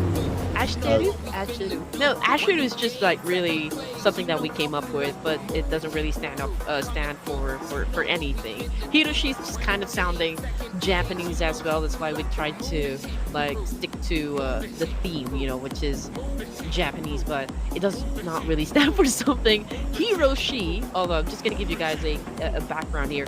We named him Hiro because he survived 3 illness or diseases when he was 3 months old, like herpes feline virus, COVID, and parvo. Wait, COVID affects them as well? Yes. I mean, cats have very weak immune systems. Against I mean, COVID? like if you have colds, if you have a flu, you can easily infect them. Oh. Okay. Fun fact. So if you're unwell yourself, stay away from your pets then. Yes, that's absolutely right. As much as Team Secret wanted to stay away from fights, but looks like they're going to face off against Thundertalk Gaming as a start. Okay, this is not a usual early fight for them in Novo, but we're going to see anyway. Both sides still 50-50. Yeah, nothing much is happening at the moment. I mean, Thunder Talk Gaming, it's a good thing that they're taking their time. They're not being reckless, which is, of course, the most logical way to do it here. I mean, if you do not have that resources, then you shouldn't be the one pushing. But I think I spoke too soon because one of them is currently not down on the ground now. Team Secret seems to have the leverage up against Thunder Talk. We can see that Frankie over here managed to get the score. Now Trang right behind this corner. Okay, flashbang. Okay, he did kind of step back a bit, but Thunder Talk. Oh, Ooh, from that corner, from that space? Are you kidding me? I know, right? Like, okay, you don't always get to see someone do that. All right. That is real interesting. And maybe even Team Secret didn't expect that to happen. And now, Thundertalk Gaming with a one knock on the trunk. Now he's been held hostage. We can see Tian Yu here just holding his ground, just waiting for the other members of Team Secret to come by, putting pressure onto them to save Drang. Mm-hmm. Oh no, Tian Yu. Okay, okay, he does have a Scorpio, but if this is going to be your weapon of choice, I don't think you're gonna last long. I mean, he needs backup, that is for sure. But let's see, maybe he can jiggle his way out of this one. Okay, so far so good. I mean, he's trying to dance it off. He's trying to find that right opening shot. There goes the jump shot. Oh, but Kungo with a double barrel shotgun was able to eliminate not just one, but two members of Thunder Talk. And they're still able to save Drang. Wow. Okay, whoever Kungu is, maybe a tryout player, not too sure, but he did really well earlier on. But now Ajay at the rooftop didn't expect to be backstabbed by none other than GK, and Team Secret will win Novo for themselves. That was a delicious kill coming from Team Secret, not gonna lie. Okay.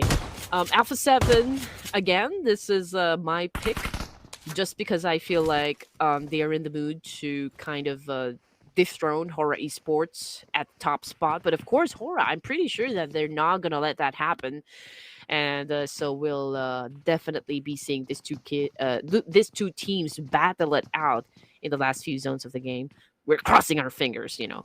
But anyway, Alpha 7 Esports, before they get into the last few zones of the game, they will have to deal with the players of JDG. We can see that Revo going for the reposition here. JD, fortunately, okay, they're not making any reckless decisions as well. They're not pushing forward. It's as if they're waiting Alpha 7 to kind of make the first move. Yeah, and the circle is somewhere up there, so they're not really in a rush. And being in North Jogopul, it's not that difficult to loot, even though you have another team in front of you, because there's a lot of space behind them to loot. But anyway, though they are patient, Alpha 7 is definitely not. With a one knock on the QZQ. Now this is go time for Alpha 7. Did you even see the angle? My goodness. This guy's really put in a great show for us. But anyway, here comes the attack now coming from Alpha 7. A lot of shotguns being used in this clash. Now we can see Revo on the screen here. Just went for the jump shot. Yo. And there you go. JD already out of the game. Early elimination once again, ladies and gents, and with 0 points. And all 4 points falls to the hand of Alpha 7, winning the entire North Jogopul for themselves. So they will be on a clear now. All right. Looking over at D plus Kia. How are they doing right now overall? 63 points, number 11. I mean, for D plus Kia, they are 45 points away from Hora Esports at this point. And there's still like 8 games, including this round. So, yep, it could still happen. But of course, they have to pick up the pace. We haven't seen the best of D plus Kia for a while now. Right. I mean, we're talking about just 1 point here, Sir Cloud, and they will tie up with Hora Esports. Whew, interesting. Okay. And it's a great thing because we are in Erangel. So pretty much all the teams here know this map from inside out. And now looking at Bigatron, they are where they are exactly. Okay, they are already in the middle of the map here. We do have like at least 30% of water here. So probably most of the fights will happen around South Part area, but Jorgapul seems to be a little crowded for Alpha 7, LGD, and probably Alter Ego areas as well. There's also the consideration, of course, whether or not Vampire Esports will join into the mix here, just in case, you know, all of those teams that I just mentioned a while ago will go head to head. But as for Voindunki, D plus Kia, GLU, BTR, they are onto the north side of Rozok. So we'll just have to wait if these guys will then decide to go for the kill. But as for Team Secret, they're attacking the blue. They're over to the south side, Novo Rep Noise. So it's still like quite a long travel for them. if I mean getting into the safe zone. Hmm. And the two members of LGD in the water. So I wonder how did they get here in the first place? Yes, they lost two players, as we can see on the scoreboard, but I wonder how that happened that forced them to jump into the water. Anyway, now they're trying to cut across this road, and Revo seems to have no idea that they're there. So it's a free pass for LGD. But the moment they pass Revo, he probably heard the audio cue. Now he knows that somebody's on the other building. Yeah. I'm amazed as well that he wasn't able to pick that up, but considering that probably heard the footsteps right there, and oh man, what a shot coming from LGD. Unfortunately, he turned his back up against Rivo, which is a big no-no, right? And obviously Rivo capitalized on that one, and now he gets the point. He gets the job done. LNGS looking for some revenge, but Revo is quite prepared, and that is such an overkill. Come on. Come on, Revo. Relax. Yeah. But Revo tried to make it interesting though. Normally we see like, you just stand there and then you just shoot the box, right? But this, for this one, like Revo just stands around. Or just moves around while shooting. Okay, so that's new. That's new. Okay, we're discovering something new, people. Just putting it out there. Yes, and map feed. Okay, here we go. Team Secret is still on a journey here, and it looks like Horror Esports is still in Yasnaya, and it's a good thing. They got favored by the zone. Okay. No team to contest them just yet, but it's a different story though for the side of Fort Thrives and Bigatron. It's an early engagement from these two teams, and Federales now making a move. He had an early elimination a while ago, so perhaps he is itching to really score some points for Bigatron here. Coming off the kill feed, it's Alter Ego Eras versus D Saver. Paragon knocked down on the ground here. BT are obviously trying to do a reset. Fort Thrives gauging and probably thinking twice whether or not they're going to push with this clash or not. But then again, I don't think they still have time to back out in this situation. And just, I mean, Badger right now is going berserk up against the Savior. He is currently, down below, which is hard to pull off. But these eyes, man, 2 bullets to the face. Okay, anyway, Altigo tries to fire back, but these Apex, they still have the high ground advantage. Now Nate 1v1, but he got a bit of help. Okay, from the outside, Pablo is coming in, and Pablo with the DBS trying to close the gap between himself and Nate. Now Nate right in front of him, 1v1, dashing on with the last of K. Both of them, similar amount of health. Only one shot is needed from his shotgun. What? And at the end of the day, it is going to be Nate winning it against Alter Ego. Wow. That is top notch right there. I mean, he waited for that opportunity to shoot that shotgun, right? He was very patient and was very effective with that CQC. So, oh man, that is beautifully done. 11 teams remaining, and Boy Donkey on your screen, ladies and gents. Gakor is driving a vehicle here while he is being shot at by Vampire Esports. Obviously, Gakor is the one in charge in getting some information, getting some intel, and right now, okay, he was able to get back to his teammate, so he's safe. But for Vampire Esports, Ventoris has been taken out of the equation. They're playing with 3 now, and NS Red Force might be the next team to, the next team to have an altercation with. But that is if, of course, if NS Red Force decides to go for the fight. Yeah, and NS Red Force, they don't seem to be interested. They're falling back to the building where the other 2 members are at. But they're gonna play this a little bit more chill this time around. And plus in the circle, no need to force it just yet. As for Hora Esports, okay, they're coming by the area of a Stauber. All right, they see Yasnaya below them, but I don't think there's anyone there. And I guess it's a natural pit stop as well for Hora Esports to pass by that area since they do normally drop in Yasnaya anyway.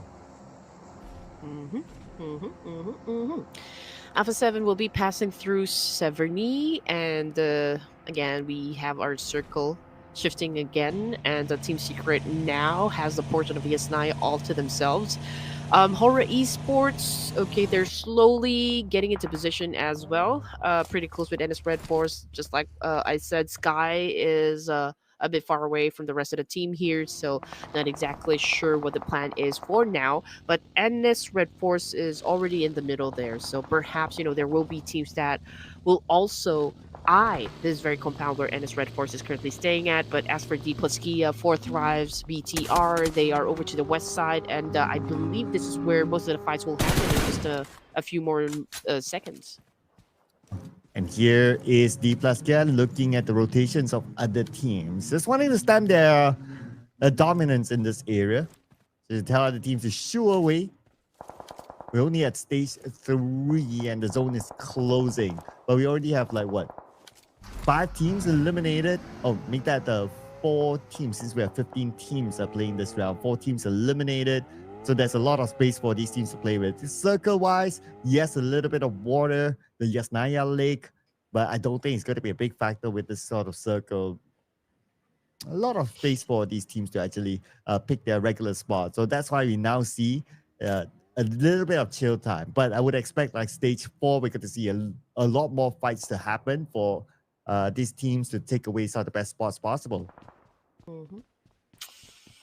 All right, here we go.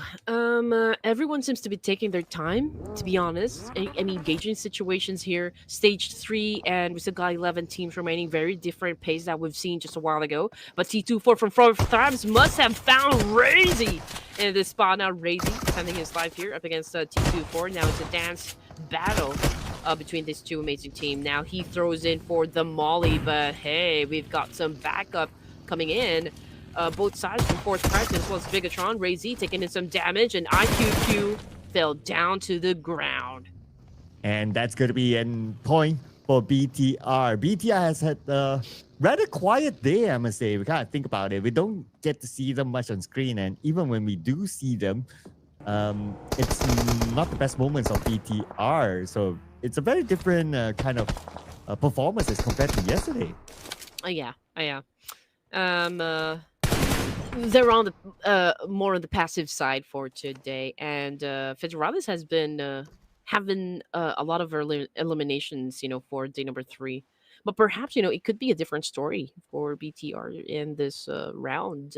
They're starting off really strong, so perhaps they are carrying a very good energy to, of course, to try and eliminate everyone that is still included in the game. And now the circle has shifted once again, ladies and gents. And as you can see, D plus Kia now, there's a shift of power positions here. D plus Kia has the opportunity, of course, to gatekeep a lot of teams, just like GLU and probably BTR as well. Fourth Thrives having an exchange up against Alpha 7. It's Revo on the screen. Falak just got knocked down by Revo right there, collecting the points. So Fourth Thrives, what are you guys going to do in this situation?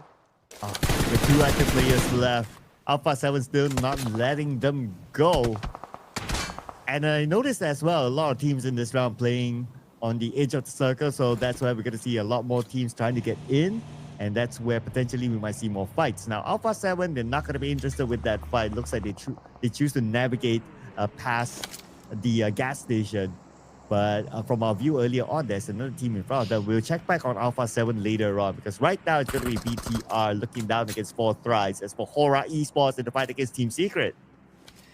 Okay. Alpha 7 was able to already put up 7 elimination points here in Sir Cloud. So technically speaking, they have all dethroned Hora Esports. But of course, the fight is not over just yet.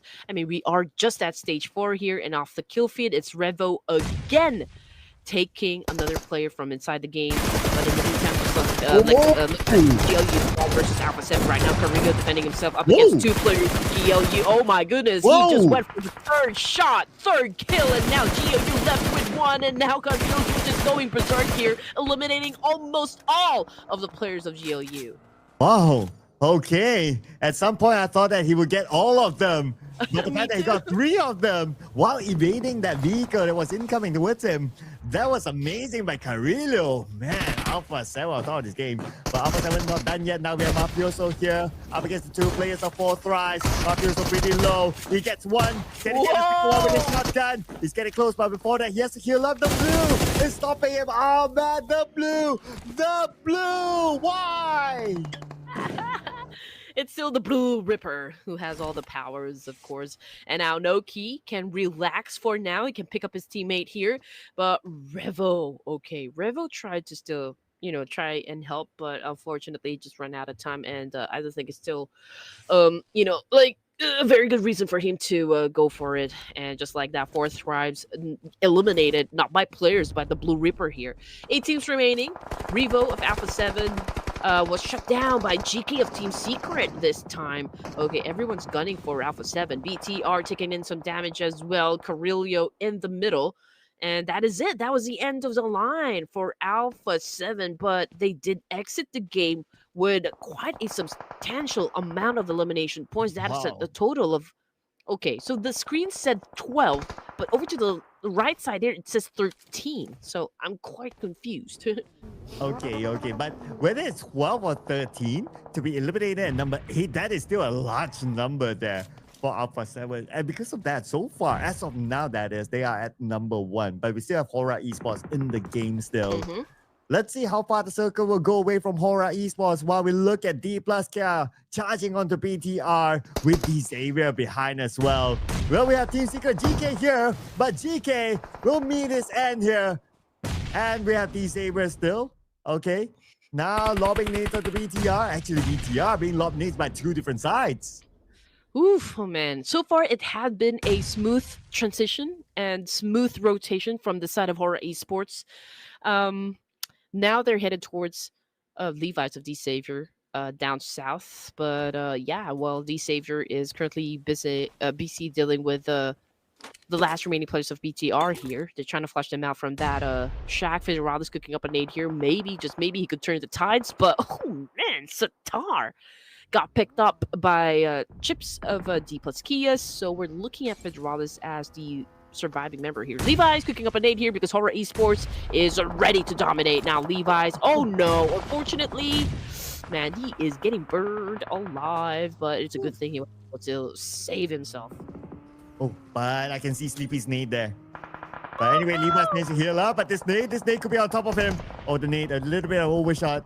Levi lobs the nade back onto Hora Esports. We're not connected to Sky. Sky needs to heal up and he'll be back up with 80% of health. Backup is on his way. Levi's needs to hold his ground. But look at Jiggle. Look at Sleepy. They're going for the flank here. They're going for the flank. They'll be behind Levi's anytime soon. Things that Sky will manage. But before the hang on. Okay, Levi's tried to defend his job, but finally knocked down. Now, here comes Nate to save the day. Needs to go in for a 1v1 against Sky. And Sky will be at the forefront. But let's not forget about Novia behind him. Horror Esports right now getting riled up. Sky cooking up a nade up against Natty T. Oh man, on point nade, eliminating the last member of D Savior. And now D Savior, okay, we'll see you guys in the next round, probably tomorrow. Just not quite sure just yet. But hey, we're looking at the 5 teams remaining here, and it's Red 4 still with a complete squad. Same thing goes for Voin Donkey and even D plus Kia here, ladies and gents. The only team here that at a disadvantage would be BTR because we're looking at Federalis as the last surviving member.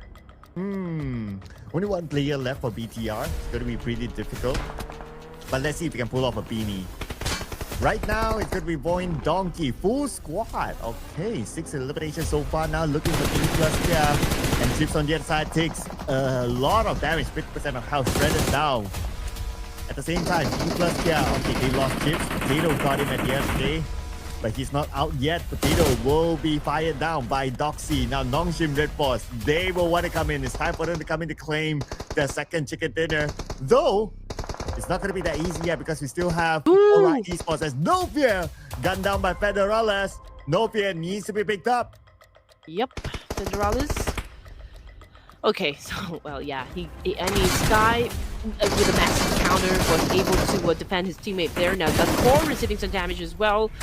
No Stream Red Force Doxy also trying to clutch. Of course, he was able to put down Potato. That was a great follow-through coming from Doxy. D plus Kia still survives, but with only 2 members remaining. So, number advantage. Okay, that would be Hora Esports and NS Red Force.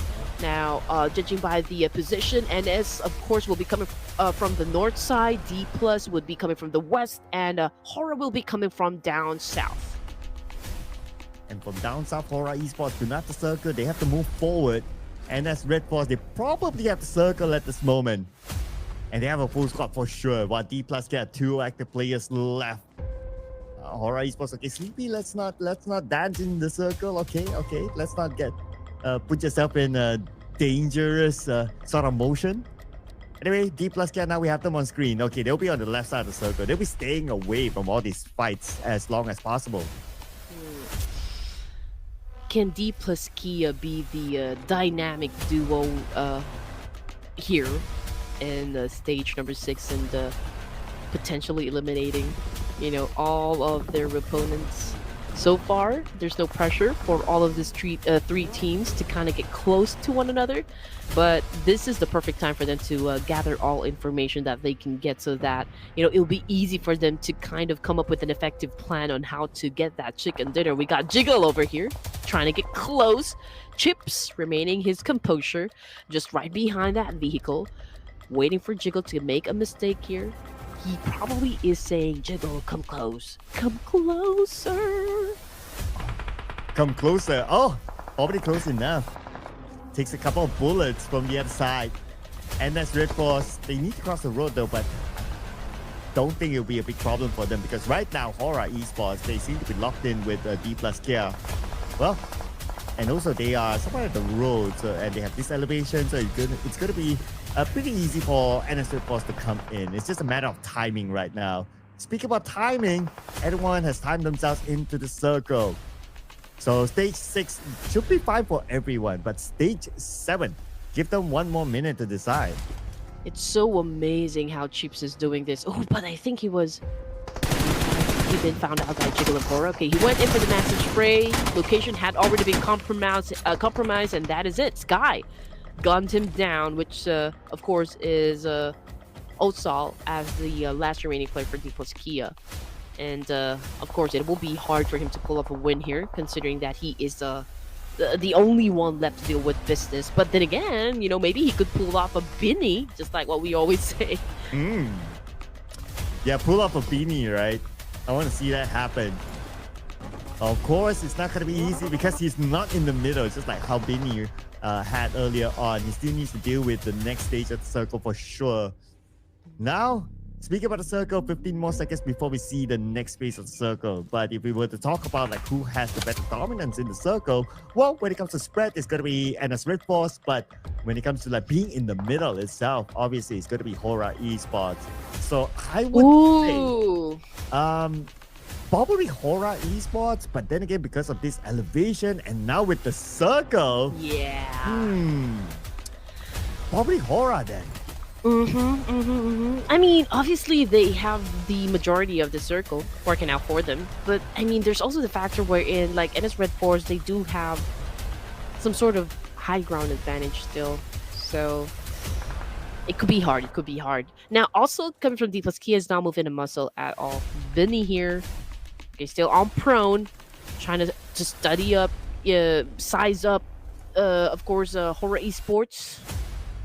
Doxy is trying to find, of course, an angle that could best work for him. He knows where Osal is. He knows that he is within that compound and probably just waiting for the Blue Ripper to do its job. And when the Blue Ripper comes in, because we are at stage 7, well, this is where we need to start to see how many utilities does he have. Probably only a handful at this point. But still, at stage 7, most of the players are in the circle, but there are some of them on the outside, and that includes Osal. Now, Osal still able to get XY. Okay. Are we not seeing a Beanie coming? Yeah. I mean, the mentality, I guess, coming from the side of Osal is like, okay, before I exit the game, I'll try as hard as I could to, like, maybe take someone with me before I go down. I mean, that's the only thing that you could do, right? I mean, that's the only thing that you can think of. As much as possible, it's just to maximize everything that you can do inside a battlefield while you still have a chance. And NS Red Force, they do have to think about not just Oso, but of course, Horror Esports. I mean, Horror Esports, they still have a full squad, so this is going to be a fair fight. If, just in case also, was able to put down any players from NS Red Force, then that could be detrimental for the side of NS Red Force because that would put them at a deficit up against Hora. Look at the scope here. 2 different scopes onto Osa right now. Nowhere for him to go. Okay, he knows. The moment he steps out, that's it. So that's why he chose to play the healing game with whatever resources that he has. But now he's down to bandages, so he should be out right now. We're down to the top 2 teams, NS Red Force and Hora Esports, both with a full squad. It could be anyone's game right now as NS Red Force repositioning themselves into the circle. Let's see. What will they do with Jiggle right now? Jiggle is the one to stop them from moving forward. There we go. Jiggle all the way. Just right up behind that shack. Got inside his vehicle and slowly back it away. Oh no! Jiggle took a hit and now is currently down on the ground. Nova cooking up a nade here. XZY down as well. Doxy cooking up a nade. Throws in up against No Fear. It's a back and forth trade between these 2 amazing teams. XZY desperately calling back to his teammates here. Benny took a hit as well from Hora. Oh, here comes No Fear, but No Fear knocked down as well. And the Red Force are fighting back. No Fear will be finished off the other members of Hora Esports on the other side. Nongshim Red Force coming in, sending in Beanie as a scout. Past the smoke. Nobody's at the smoke. Both of them behind the tree. Sky now will heal up back to 8% health. DC will lob his nade across, but DC will be cut down by Sky. Sky fights back together with Sleepy. Now Beanie will be the main target as they head on to it to take him out. 1 more to go, Doxy. Hora Esports, well, still swinging, even if they are already backed in the corner here. Binny still knocked down on the ground here. I don't think it's going to be picked up at this point. TZ as well, so it's down to just 2 players here.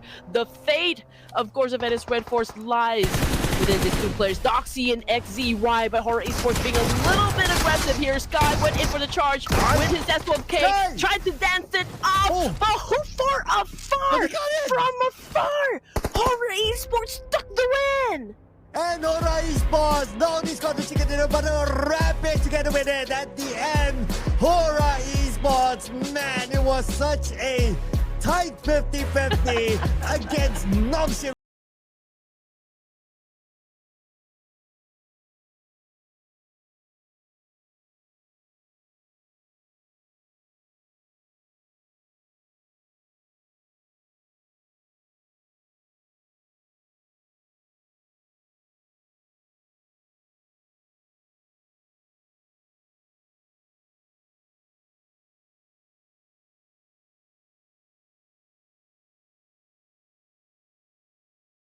Moments ago, I thought they were going to win the fight because there were already 2 players, or at least 3 players, that was hurt from the side of Hora Esports.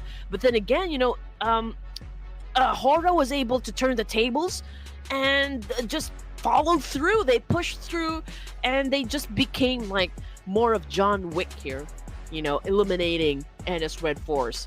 Oh man, that was such a beautiful thing to watch. Oh yeah, it was so close for either side, not gonna lie there. Oh man, but the hero this time is going to be Sky. He scored 7 eliminations for himself and for the team in this round. Pretty much sure that he'll be the MVP, but we'll get a confirmation really soon. But what a round it was for Hora Esports. And like what you said, they don't like not being at number 1. They want to reclaim their number 1 title for sure with the chicken dinner. They're still at number 1. They lost that spot for a while in the game, but hey, chicken dinner and it's done. I mean, for a while, right? I mean, they immediately reclaimed the top spot up against Alpha 7. And again, it was so tight that I almost jumped, from my seat here. But yeah, I mean, again, this is what we came for, and Hora Esports delivered us an electrifying performance once again here, ladies and gents. And of course, let's not discount the effort put in by NS Red Force. They tried to dictate the pace of the game, but Hora, honestly, they were evenly spread out, great zone control once again from the Nepali team, hence winning the chicken dinner. But if we're going to put them head to head here, 1,720 damage output versus 1,257. With the number of elimination points set out by NS Red Force, I think it's still okay. It is within range. But what's within range is our MVP. No, it's not 7 eliminations, it is 8 eliminations for Sky this time. I mean, he's always been the MVP for Horror Esports, such an important player for the team. And the fact that he only dished out 986 damage, not 1,000, but still, versus getting eliminations, it's pretty much there. So we can say that whoever he shoots, whoever he will eliminate, that sort of number, that sort of number. But the absolute number, of course, is bringing in these 8 eliminations to the team itself and a decent amount of points overall for Horror Esports. For sure, they will solidify themselves at the number 1 spot again. Besides Sky, we got to give it to Rebel from Alpha 7 and Doxy from NS Third Force and Nate from D Xavier. The only thing I can pick up from what happened, between NS Red Force and Horror Esports is just how cohesive their overall performance, not just Horror, but also NS Red Force. Overall team composition, the synergy, the chemistry is there, communication, everything. And that is why, it's exciting, like really to see them perform out there in the official tournaments. It's really gonna make us I don't know, jump for joy just in case, our favorite teams really, really get the victory that they all deserve. And yeah, I mean, looking at the numbers that we can see on the screen here, it's all above average for an off-season tournament. Oh yeah, but the ones that's currently above average is also Alpha 7. Look at this, right? Only one placement point, but they scored 12 eliminations, and they were eliminated at number 8, but still able to score 12 eliminations, bringing them a total of 13 points in this round. So Alpha 7 also did very, very well. We gotta think about it. Imagine if Alpha 7 were to go all the way to the top 3 or towards the end, definitely they will set a new record of eliminations, but 12 is still pretty nice. Yeah, I think this is by far the most number of teams that I've seen go out with 0 points, empty-handed to be exact. And I like what I'm seeing down there in the comment section. Every one of you is just really going crazy just because Aura Esports won the fight, and a lot of you still spamming the comment section with a lot of purple hearts. So it's a good thing. Rather than seeing some toxic comments, I would rather see a lot of purple hearts. Again, I think you're right, Sir Cloud. I mean, it's not going to be anytime soon that we see the amount of throwables used in the game to go as high as 200. Yeah, that will probably take a while, or whether we're gonna ever see it in this season. But because of that chicken dinner, now officially they haven't really dropped that number 1 spot, but they have pulled away from Alpha 7 now with a difference of 12 points between themselves and Alpha 7. Come on to page number 2. NS Red Force with second place finish. They move up to number 13 right now. A little bit of a yo-yo performance for NS Red Force. You gotta think about it, like a chicken dinner and a 0, and then a second place finish with 12 points. That's okay, but the consistency needs to be a little bit more there. But they still have one more round to go for them to show their level of consistency. Yeah, you're right. I was kind of expecting, though, with the kind of performance from NS Red Force to, like moving up 1 rank. I feel like they should have gone up more, right? But anyway, it is what it is, ladies and gents. And coming off of the third page, it is only Team Secret that managed to move up 1 rank here, 41 points in total. Now, I do wonder, Sem9, when are they going to be picking up the pace here? Yeah, we have seen a little bit of Sem9, but not the best of performance for Sem9 yet. Maybe they're still recovering from the holidays. I don't know, right? Because it's a long Eid Mubarak holiday here the past week, so maybe it's still holiday mood for Sem9. And this is, I believe that this is like their first play past the holidays. But yeah, anyway, we still got one more game to go, ladies and gentlemen. When we're back, it's going to be Miramar. So do not go anywhere. Maybe Horror Esports again. See you guys after the break.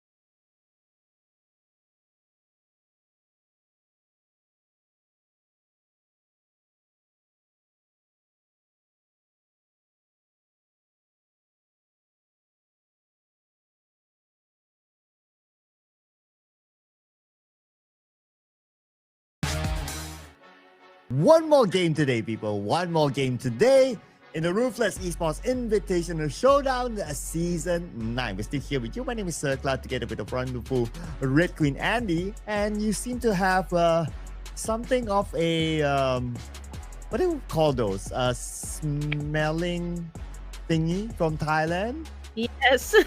Yeah. Ah. Hong Thai.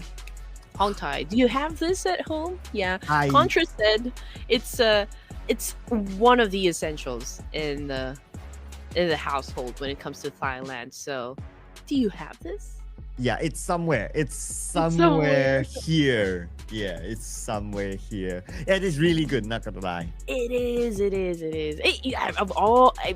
After all of the action that we just witnessed, or caught, I mean, oh man, I just have to conserve my energy. You know what I mean?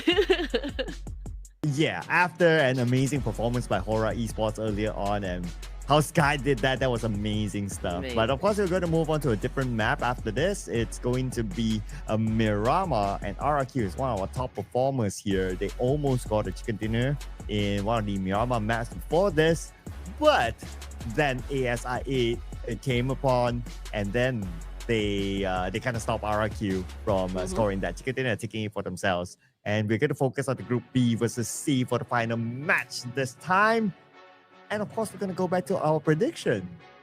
You know, I was thinking, I never saw Rogue Warriors play for today. Oh yeah, that's why. Like there were some rounds that we have to have only 15 teams. Yeah. That's anyway. I'm looking at the list right now, so I was thinking, how come maybe I could choose something that's out of the ordinary. But yeah, Rogue Warriors is not playing today. Group B versus Group C, and production already got 2 points today. What? Because of Hora. Okay, I got it. Man. Okay, you know, for the last time, I'm going to choose D Savior since they love to pop off during the late stages of the game. So, D Savior. Okay, and production is going for the big boys, 4 medical vibes. All right. Of course they are. Of course, it's 4 medical vibes. Of course, right? Okay, I am going to go with the team that I wanted to go for before this, but I couldn't because they weren't playing. So let's bring on RRQ. Bam. RRQ, Lepar. Lepar. Yeah, I do have a question. I don't mean to put you on the spot here, but this is so interesting. Oh. Do you think that the reason why Bigatron kind of disbanded the team that they put up, you know, it was Luxy, Zuxi, Lepar, and Satar, right? It's because it didn't work out. Well, they had to make space for Federalis, right?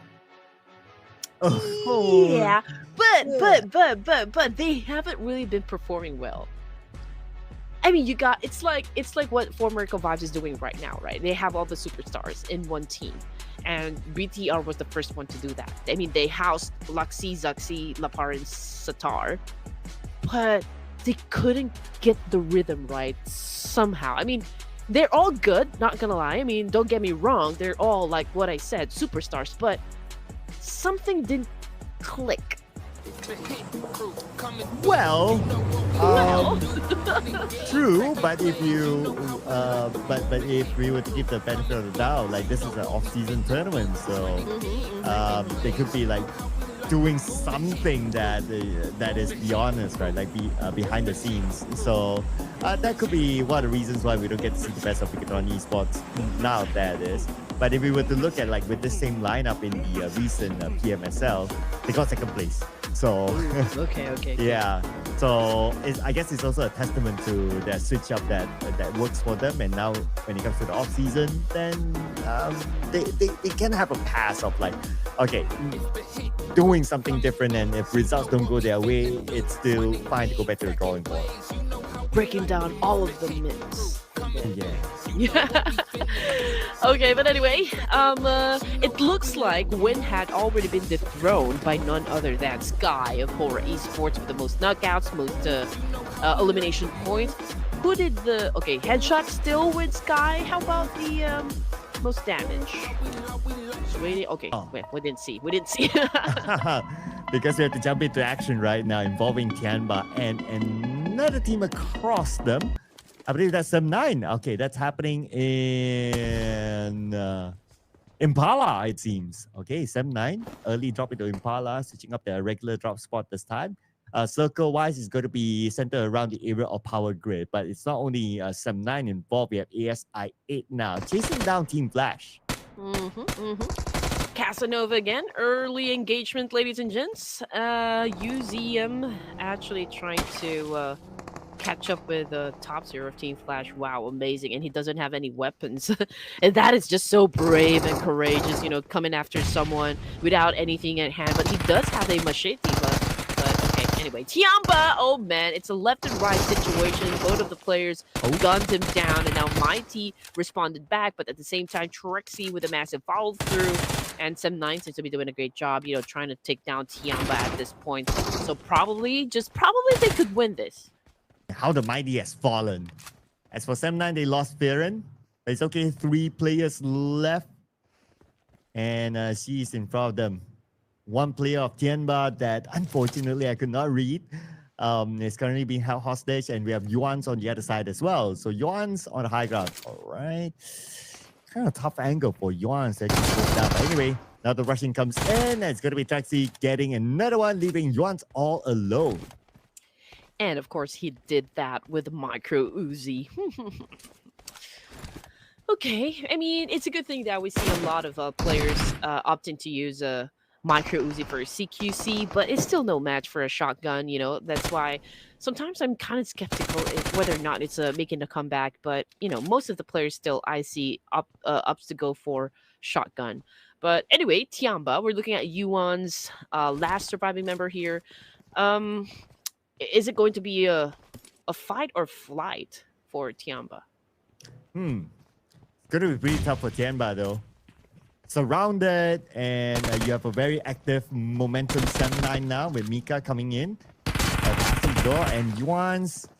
let's see if he can pull off a clutch here. Okay, starting off with Mika. Mika comes in with the jump shot, but looks like the answer is still Sem9 winning against Tianba. But Tianba didn't go out empty-handed. At least they got that 1 point. Yeah, they were able to pick up 1 point, so that's okay.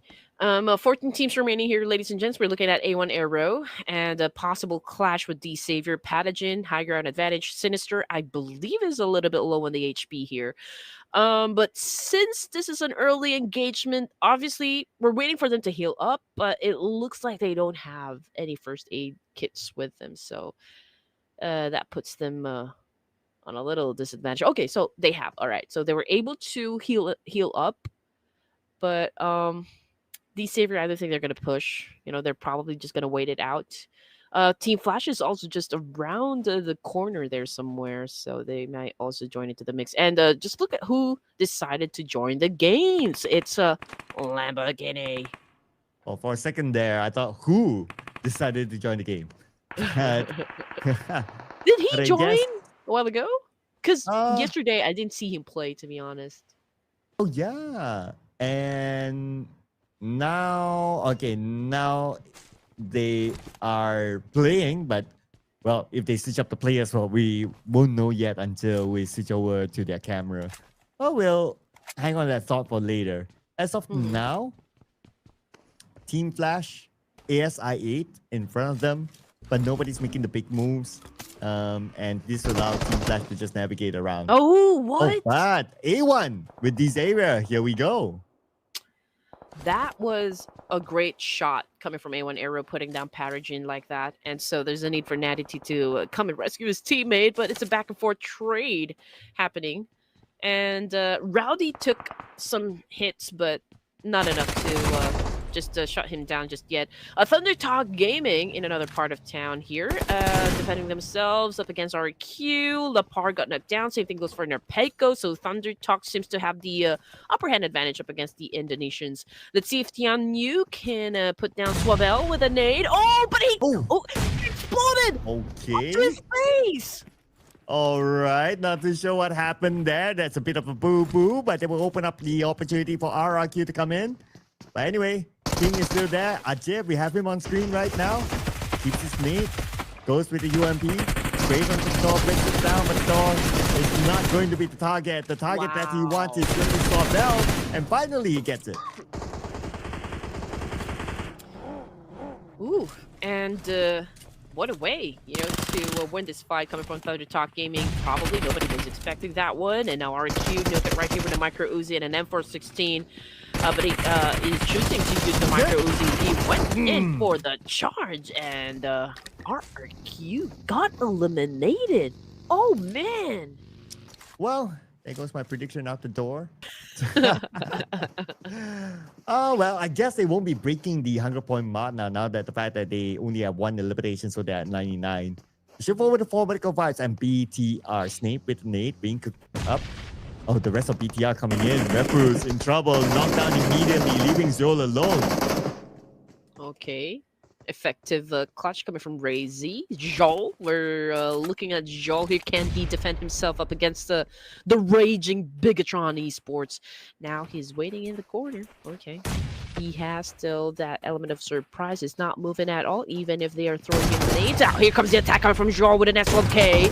And now here comes another point. Satar goes down hard. Now Joel very low in HP, but yeah. Joel will be taken out of the equation, but Satar unfortunately did not survive that exchange. But Razy's busy with Team Flash. Tops tries to get away, takes a little bit of damage from Razy. Second time around by Razy this time. Trying to gun down a moving vehicle from afar, and like what you always said, is not easy. And he would need to let this one go. Whew, okay. There are a lot of clashes that we didn't expect to happen. But, okay, the fight continues on, of course. I mean, this is Battle Royale. And just like what you said a while ago, Sir Cloud, expect the unexpected. Okay, here we go. A1 versus D-Savior. Okay, they're not done just yet settling their confrontation, their conflict whatsoever. And D-Savior already lost one teammate. Nadity slowly climbing the stairs here. Okay, there's a little hesitation, understandably so, because maybe he's waiting for the backup, or probably, they're talking to each other that, okay, hold your horses, just wait for us. But Rowdy, it doesn't have any first aid kits, so there's a need for him to kind of lay low for now. But how long can he lay low here? Because the circle is kind of far away from Lost Learners.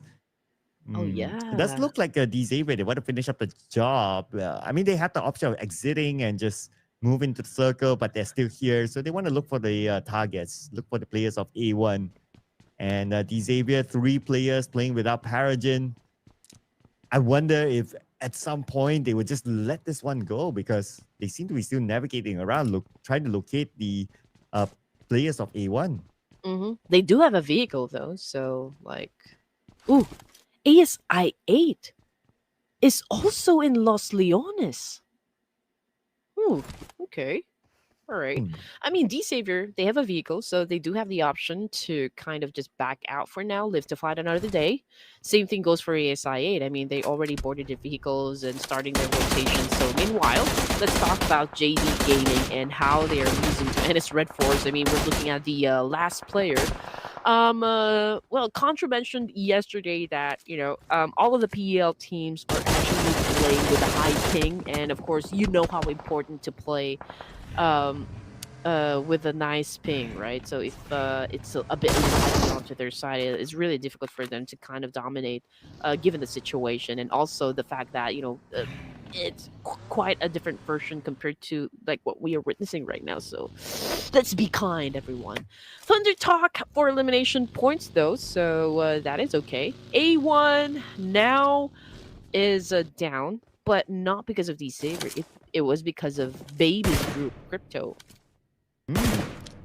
I thought it would come from D-Savior. So interesting enough. So basically there was like 3 teams in the area of Lost Learners, but there's still 3 teams around the high ground area, but more teams come as Void Donkey fires upon 4 thrives, arriving just below him.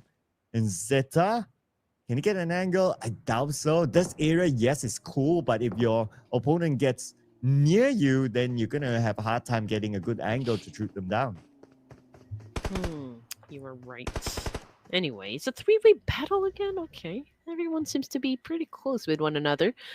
Um, uh, well, as long as I just spread forces at the mountaintop, I don't think anybody would want to leave the compound, right? I mean, they're gonna make it easy for NS Red Force to kind of shut them down. But here comes Hitman Ah, now with the element of surprise. Unfortunately, it was a 2v1 exchange, and Hitman took most of the hits there and most damage. That's why he is buried 6 feet under. And now we're looking at that Storm to be the last player remaining. But then again, everyone is tanking the blue here. So yeah, I don't know. Even if they survive this, I'm not even sure if they can get to the circle. I mean, whoever survives this one. I mean, ASI 8 already left the scene. Okay, so the Savior right now already got inside a vehicle. All right, already on the way to the safe zone. yeah.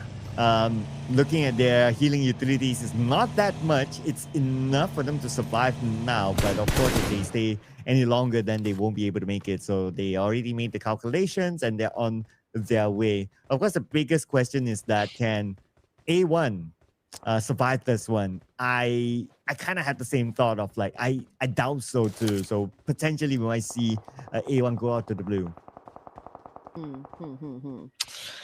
Yeah, I don't think it's gonna last long, to be honest. But anyway, 13 teams remaining here, ladies and gents. Mika, Sem9, got knocked down by Vexia Point Donkey somewhere. Fourth Thrives. Okay, Fourth Thrives, I think he's trying to gun down someone, but I couldn't see his name. But Vexi, okay, he's the one that got shot down, so can he still be picked up? I mean, probably there's still time. I mean, there's still great distance, you know. Oh no, okay, forget about it. I mean, it will be hard for the pickup since he is at the top, but he was able to be avenged by a teammate there, so it's okay. Well, but so far so good for Sem9 though, scoring 5 elimination points so far. And with the circle shifting away, Sem9, they do not circle, they need to come in from the north side. Good amount of teams playing in the middle. But I had that thought for a second. Now I'm looking at Lost Learners. So Deathstorm is on his way. It's a matter of whether he is able to survive at this stage or not with the amount of healing utilities that he has. If we can zoom pass by without anyone stopping him, maybe he can just make it. Maybe that could be the case now. And it's Red Force. I don't think they'd be taking this fight anymore because obviously Team Flash is the most logical thing to do, right? I mean, there's a team on top of you, you know, and you don't want to make it easy for NS Red Force to take you out because there's no way they're gonna survive this. I mean, they could make a run for it, but they're gonna be risking losing members. So I don't think either team neither of the teams here would want to do that. Yeah. So if we look at the current situation, of course, NS Red Force, they do have this high ground. But they might be forced to move because, well, circle, of course. And where would the circle go? Perhaps towards the south? Okay, slightly towards the left. But it's clear that NS Red Force do not have the circle. But we can see the movement here by NS Red Force. They're coming down to the lower ground. They want to take this fight against JD Gaming and Doxy. His teammate is currently down. And he has to win this one. It's going to be a straightforward elimination by Doxy coming on to JD Gaming, eliminating them at number 13. No points at all. XZY is not letting this one go. I mean, yeah, I mean, if you do have an opportunity to score some points, and of course, you wouldn't want to let go of that one. But Team Flash, just because, you know, and its Red Force got a little busy dealing with another team there, they were able to escape the imminent death that was waiting for them. And now they are headed towards Voin Donkey. And Thunder Talk is still having an altercation up against Voin Donkey, so that could be an advantage for Team Flash. Oh, but who will have the advantage here? Either D-Xavier or Thundertalk Gaming. Lamborghini with the need. Can you just run in front of him? The rest of D-Xavier coming by. Lobs a nade across. But it's going to be Tenyu getting Lamborghini. Now the rest of D-Xavier has arrived. Tenyu reloads. Tenyu gets another one. Now back to back again. Third one. Then he will get a third one together with the help of his other teammates. Thundertalk Gaming eliminates D-Xavier. Ooh, 7 points. That is not bad at all. I mean, it's a great thing that we're seeing Thunder Talk Gaming play Now, again, we have been waiting for a long time, for PEL teams to kind of uh, just get out there, really show up, right? And considering, of course, all of the issues that they're dealing with, just coming here and play for Ruthless Invitational Showdown. Of course, it's all fun and games, right? And we are always happy to see Thunder Talk Gaming really do great in circumstances just like this. Coming off the kill feed, it's a Vampire Esports versus BTR, and Onzen currently knocked down on the ground by the Defense Against the Dark Arts Professor Snake. Okay, we got baby again on your screen, ladies and gents. Trying to score some points for the team here. Casanova going up against Doxy of NS Red Force, putting a lot of pressure on Doxy because he is on the edge of the circle, but it's a 2v1 here, ladies and gents. Wow, jumping in and out of the vehicle, trying to confuse his opponent, but at the end of the day, he's still being gunned down. Here comes UCM on the other side.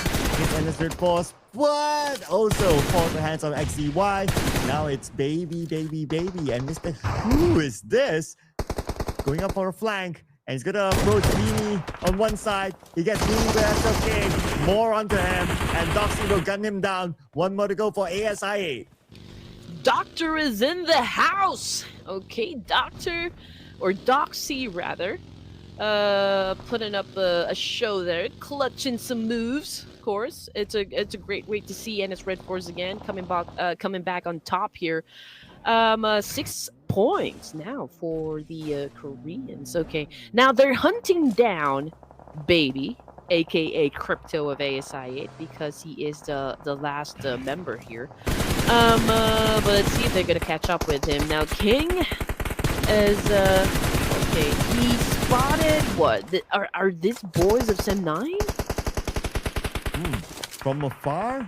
It doesn't show yet. So maybe we get an indicator later. So for BTR, the boys of NS Red Force in front of them. With Snake trying to gun them down, but again, because this terrain is so difficult for him to get a good clear shot, the BTR not able to get that knock yet. But they have bigger things to think of, which is to get into the circle. Still stage number 5 with 9 teams, 8 teams in this round, so it should be okay. It should be pretty easy for BTR to come in. Okay, Vampire Esports still outside of the zone together with BTR, so probably a clash will happen in just a while. Federal is getting into position. He's the one pretty close with Vampire. Okay, ooh, that is such a close one. Snape going around in circle like a couple of vultures here. Now Snape, okay, paid a great price. Champ just made sure, okay, you're not coming back up from that one, but Federal is cooking up the nade here. Throwing up against Champ, and now he's currently knocked down on the ground, but Federalis is trying to answer back to Federalis. Federalis just didn't take his time, was able to hide behind that potato hill right there. Ventoris, of course, is eager to put him down, but can he be successful, though? He needs to be careful of Razy right there. Ventoris now pretty low in HP. Federalis threw in the nade. Oh, BTR wins the fight. Yeah, short range nade by Federalis to eliminate him. And BTR winning that fight, now scoring 5 elimination points for themselves, eliminating Vampire Esports at number 9 with 1 elimination point. Now here comes Thunderdog Gaming. Ajay trying to find an angle, trying to find a spot for him to stop. But the moment he moved forward, NS Red Force was there and he found another spot. But still, gunned down by Beanie. Most of the fights happening over to the east side of Myanmar here, ladies and gents. NS Red Force, oh man, they're in between a Razy of BTR, Tiamba, and even Baby of ASI8. So, let's see what's going to happen. Razy is throwing a lot of nades, trying to keep NS Red Force at bay, perhaps, NS Red Force, of course, they still have to gauge, like size up BTR at this point because they don't know. They don't even know if BTR is still a complete squad or maybe down to 3. So we do understand the hesitation that we see coming from NS Red Force, but they are throwing a lot of nades, to try and flush him out. Noki is trying to do a spray as well up against M9. Falak is pretty close. He threw in that molly. Yuhai is on prone. Let's see the dance to happen, and Yuhai is definitely going to go down. And that is another point for 4th rise. M9 out at number 8, 5 elimination points, 6 points collected in this round. Next is going to be VTR and NS Red Force. Now, NS Red Force They have to hike up to the high ground. But the problem for NS Red Force is that they do not have enough information. But of course, they can take some level of risk. They can probably throw smokes to infiltrate this building. But if only they know exactly where Razy is at, that would be really helpful. Yeah. Okay. We don't know how long Raze is gonna last in this situation, considering that he's left to deal with business here. But NS Red Force, okay, not part of the zone as well, and that I mean, is it? For Baby of ASIA, that was the end of the line. Okay, so the coast is clear for the side of NS Red Force, but they have to be careful, like because Razy can actually do a major backstab up against NS Red Force. He might not be able to eliminate all of them, but he could pretty much like maybe get at least 1 to 2 points here out of NS Red Force. For Miracle Vibes, okay, they're throwing a nade, or throwing nades rather. Okay, so they are putting pressure onto Fourth Rise because they're still outside of the zone.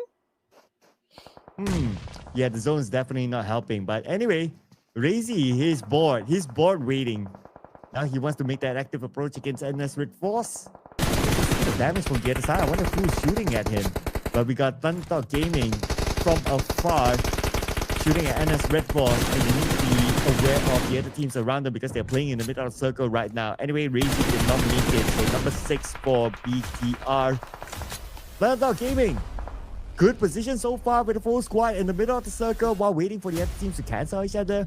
Might see a new chicken dinner. Yeah, and just look at that. For America Vibes is still alive, so production again might get the point for today. Okay, there is some conspiracy happening. No, just kidding. And 5 teams remaining, and wow, this is amazing because we can see that Thunder Talk has the biggest chance of getting WWCD. Of course, let's see if they can do just that. It's a pretty close thing with NS Red Force, so it's still anybody's ball game for now. Black, however, has been shut down by, well, not by Fourth Thrives. I think it was another player, though. I think it was Thunder Talk. Oh, but look at this. The nade by XZY knocking down Zeus from Team Flash. Sending another nade towards Win. Win now 20% of health left. But NS Red Force, they are coming in. They know that they have the man advantage. The Molly did not connect the Win, but finally Win being knocked down by Beanie. And it is Win down right now. Probably going to be out. Yes, he's out right now. We haven't get to see the best of Win so far today. But Team Flash, now only one player left. Where is he? Yeah, Team Flash might... okay, so I was going to say that they're getting slaughtered. And yeah, they got slaughtered. Tops is still at the top. He's over to the northern side. He does have a compound onto himself. Thunder Talk is right down there in the middle, while NS Red Force is over to the east side of the circle here. And now who was that? T24? Okay, courtesy of Doc, he just got sent back to the lobby, but don't worry, we'll see them tomorrow. Well, yeah, 6 more games tomorrow, so don't worry, ladies and gentlemen. Make sure you still tune in tomorrow. But for now, we're going to focus on our final 4 teams. Thunderdog Gaming, still a full squad after all that action. Same goes for NS Red Force. And NS Red Force right now 9 eliminations already. High potential we might see the final 2, NS Red Force and Thunderdog Gaming. But let's also check out how much the circle will affect these teams. NS Red Force by the edge, but Thunderdog Gaming in the middle of the circle. Oh man, this is interesting. If Thunder Talk can get the chicken dinner here, oh, it's gonna be wonderful. I mean, they do have the zone control, and Doc, even if he wants to really, go berserk here and retaliate up against Thunder Talk Gaming, he doesn't have enough firepower. The only team that could challenge Thunder Talk would be NS Red Force, who's still in the outskirts and yet to get inside the safe zone. As for tops of Team Flash, again, just like Doc, he doesn't have the manpower as well to pull off a chicken dinner. But of course, anything is still possible. Maybe they have the capacity to pull off a miracle. Yeah, it's going to be a big one here for Doc, right? Let's see if we can start off with this nade. Sends it across. Nate overshot. Okay, NS Red Force, goal time. Doc needs to switch back to his SL game. He gets 1, Whoa! he gets 2, he gets 3! Doc! Formidable vibes! Oh my goodness me! Oh my gosh! Oh man, that was insane. That was insane. And just considering the distance that Doc has over Nongshim Red Force, it was so close. It was a 3v1, and that's the kind of clutch we always look forward to see in the Ruthless Invitational Showdown. But of course, the rampage continues on, coming from the side of NS Red Force, putting up 10 elimination points. And now we are looking at Thunder Talk at 4NV to seal the deal because NS Red Force just got eliminated. So final two teams here, ladies and gents. It's a 4v1, but maybe Doc can pull out another clutch right there. Oh, and here comes. If Doc can pull it off against Thunderdog Gaming, starting off with this nade. Whoa! Against Sing. Sing takes a lot of damage. Sing will be gunned down, but from the other side, from behind and back, Thunderdog Gaming will not let this chicken dinner go. But still, Dog, because of him taking out 3 players from NS Red Force, that allowed the advantage to fall towards the hand of Thunderdog Gaming. What's up, Doc? Oh, it was, okay, that is definitely the best thing I've seen for today's set of matches. Yesterday it was all about win of Team Flash, but today it's Doc of former Vibes. But of course, we don't want to take away the spotlight. Of course, the Thunder Talk Gaming. I mean, this is the first time that these guys won a chicken dinner, and they were able to put up massive points as well. It's a total of 12. Right, and it's a monstrous gameplay coming from Thunder Talk Gaming, and we just love to see, for them to bring this kind of energy tomorrow for the last day of the grand finals. Absolutely, right? Tomorrow's going to be the final sprint, so we definitely want to see more of this. And Thunder Talk Gaming, it was from the beginning. It was from pretty much at the beginning that they jumped into action, and then they towards the end, obviously, they scored the chicken dinner. They took the middle of the circle. They allowed all the other teams to cancel each other. And that is where Doc pulled off an insane 1v3 against NS Red Force to allow Thunder Talk Gaming to have the advantage. They allowed the fights to happen. They came in later and they secured themselves this chicken dinner. So a very strategic move by Thunder Talk Gaming. It was. And a much deserving win, I could say. I mean, like, again, since day number 1, we have been waiting for PL teams to really dominate. You know what? It's not even day number 1 of the Ruthless Invitational Showdown, but still during the what did they play during the Night of Champions? I don't think they played. Okay, so maybe day 1, yeah, day 1 of the Ruthless Invitational Showdown. But yeah, again, it's been a long time coming, and I'm just glad to see that they gave us a very good performance. That is it. That's all I can say. And since they did so good, they're going head to head. Tian Yu and King, 5 elimination points each. Damage output, it seems to me that Tian Yu was able to knock more players down compared to King here. But the assist, of course, again leaning towards Tian Yu. But when it comes to team contribution, obviously it's just the same thing here. So great team effort. Yeah, I mean, teammates at the other day, right? So even if the team contribution swings towards one player, it's like, it falls towards the same team. And of course, majority of the eliminations by the team by itself. But yeah, MVP, definitely. No matter what, we have to give it to Doc this time. 6 eliminations, 1,155 damage. And now that's 6. I believe that 3 of them was onto NS Red Force. So Doc still... Man, Formidable Vibes, it's because of his performance in this round. He makes sure that we don't forget about Formidable Vibes. Yes. I do remember the first time that I casted a tournament where Formidable Vibes is playing and Doc was there. He's been a staple name in the team. And, the first time that he was showing greatness, right? He's been clutching, he's been eliminating a lot of players inside the game, and everyone that I see in the comment section is kind of saying and accusing Doc to be like, oh, maybe he's cheating, he has a cheat code, playing PUBG, he can see through walls and something like that. But this is with all of the accolades and the achievements Doc was able to get, not just individually, but as a team, as a collective. It's one way of just shutting down naysayers, to be honest. And now look at where he is. I mean, he's one of the best players, not just locally, I can say global as well. Yeah, I know, right? I know, right? I really look forward to seeing him at the bigger stages later on. But of course, competition is going to be really tight. I mean, he's now in the same team with players like Top, who's also one of the best players in the world. So that's one thing as well. But if they both do well, then it of course flows towards the same team, assuming that they stay together to then. Though, just putting it out there. You never know. But 135 throwables used. Okay, very, very low. Everyone's really interested in the gunfights in this round. So we're never going to see a 200. Yeah, I don't think so, even with the 6 games tomorrow. Okay. You know,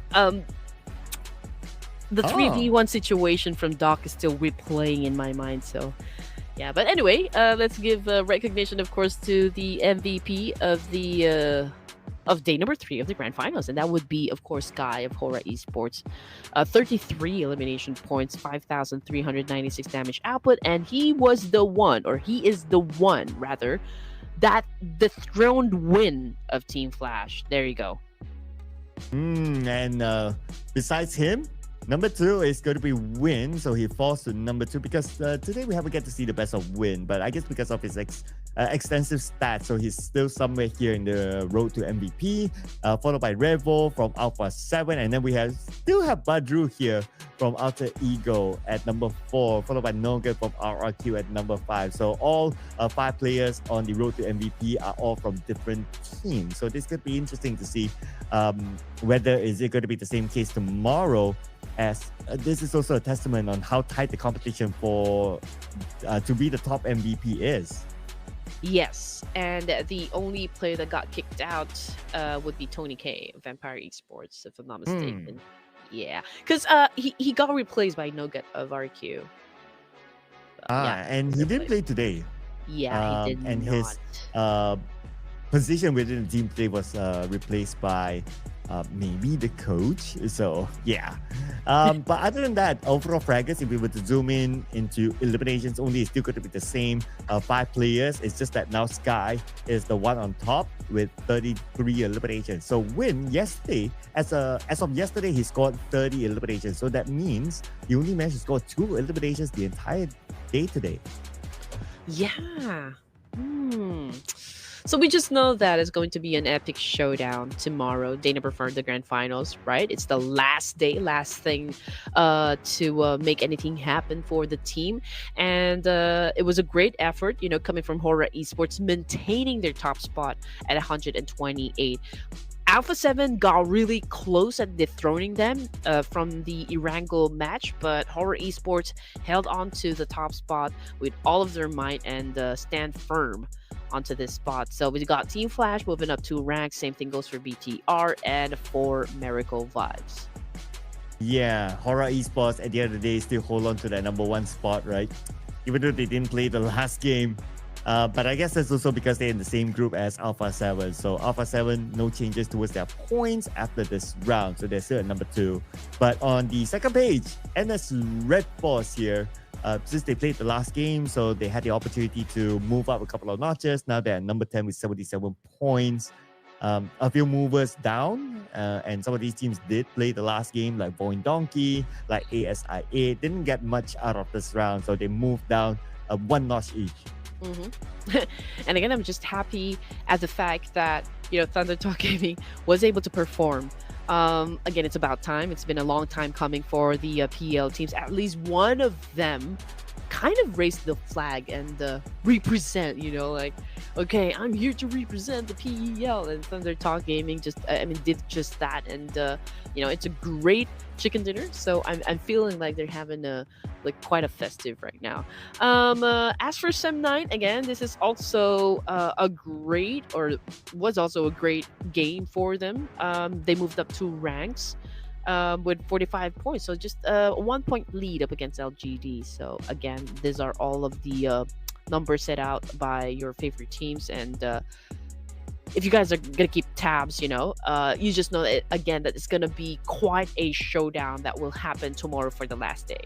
Oh yeah, absolutely, right? Especially teams on page number 1. We of course go deeper and review again all the numbers and what are the possibilities that might happen in the final day tomorrow. Because tomorrow, same time, same channel, we are going to see the last 6 games, but for every team, they're only going to play 4 games because it's a round robin format. You guys probably know this by now. And that is where we will crown the champion of Ruthless Invitational Showdown for Season 9 this time. Season 9. Okay, so For Miracle Vibes was crowned the king of the Night of Champions. So can Horror Esports really, really defend their top spot for the Ruthless Invitational Showdown? Can they be the one crowned champions for the entirety of this tournament, or can Alpha 7 dethrone them, or perhaps any other teams that are part of the first page? Because the gap is not that wide, to be honest. So it all depends on how good the performance will be, from the teams that are already part of the first page to make a difference. So it's gonna be exciting, Sir Cloud, and I'm already excited. Well, excuse me. Bless you. Well, someone thought of you. Oh, Someone wow. remembered you. So maybe give a number. Give a number. Wow. Okay. Give a number. Okay. Slide into my DMs. Okay, it's still open, ladies and gentlemen. But what's not open is our show for today. We'll be closing off our show because we will be back again tomorrow, same time, same channel. If you have not followed Ruthless Hype Esports, don't forget to follow, ladies and gentlemen. My name is Sir Cloud together with Red Queen. We'll be back again tomorrow for the grand finale. See you from tonight. Hello tomorrow. Well, when tomorrow comes. Bye.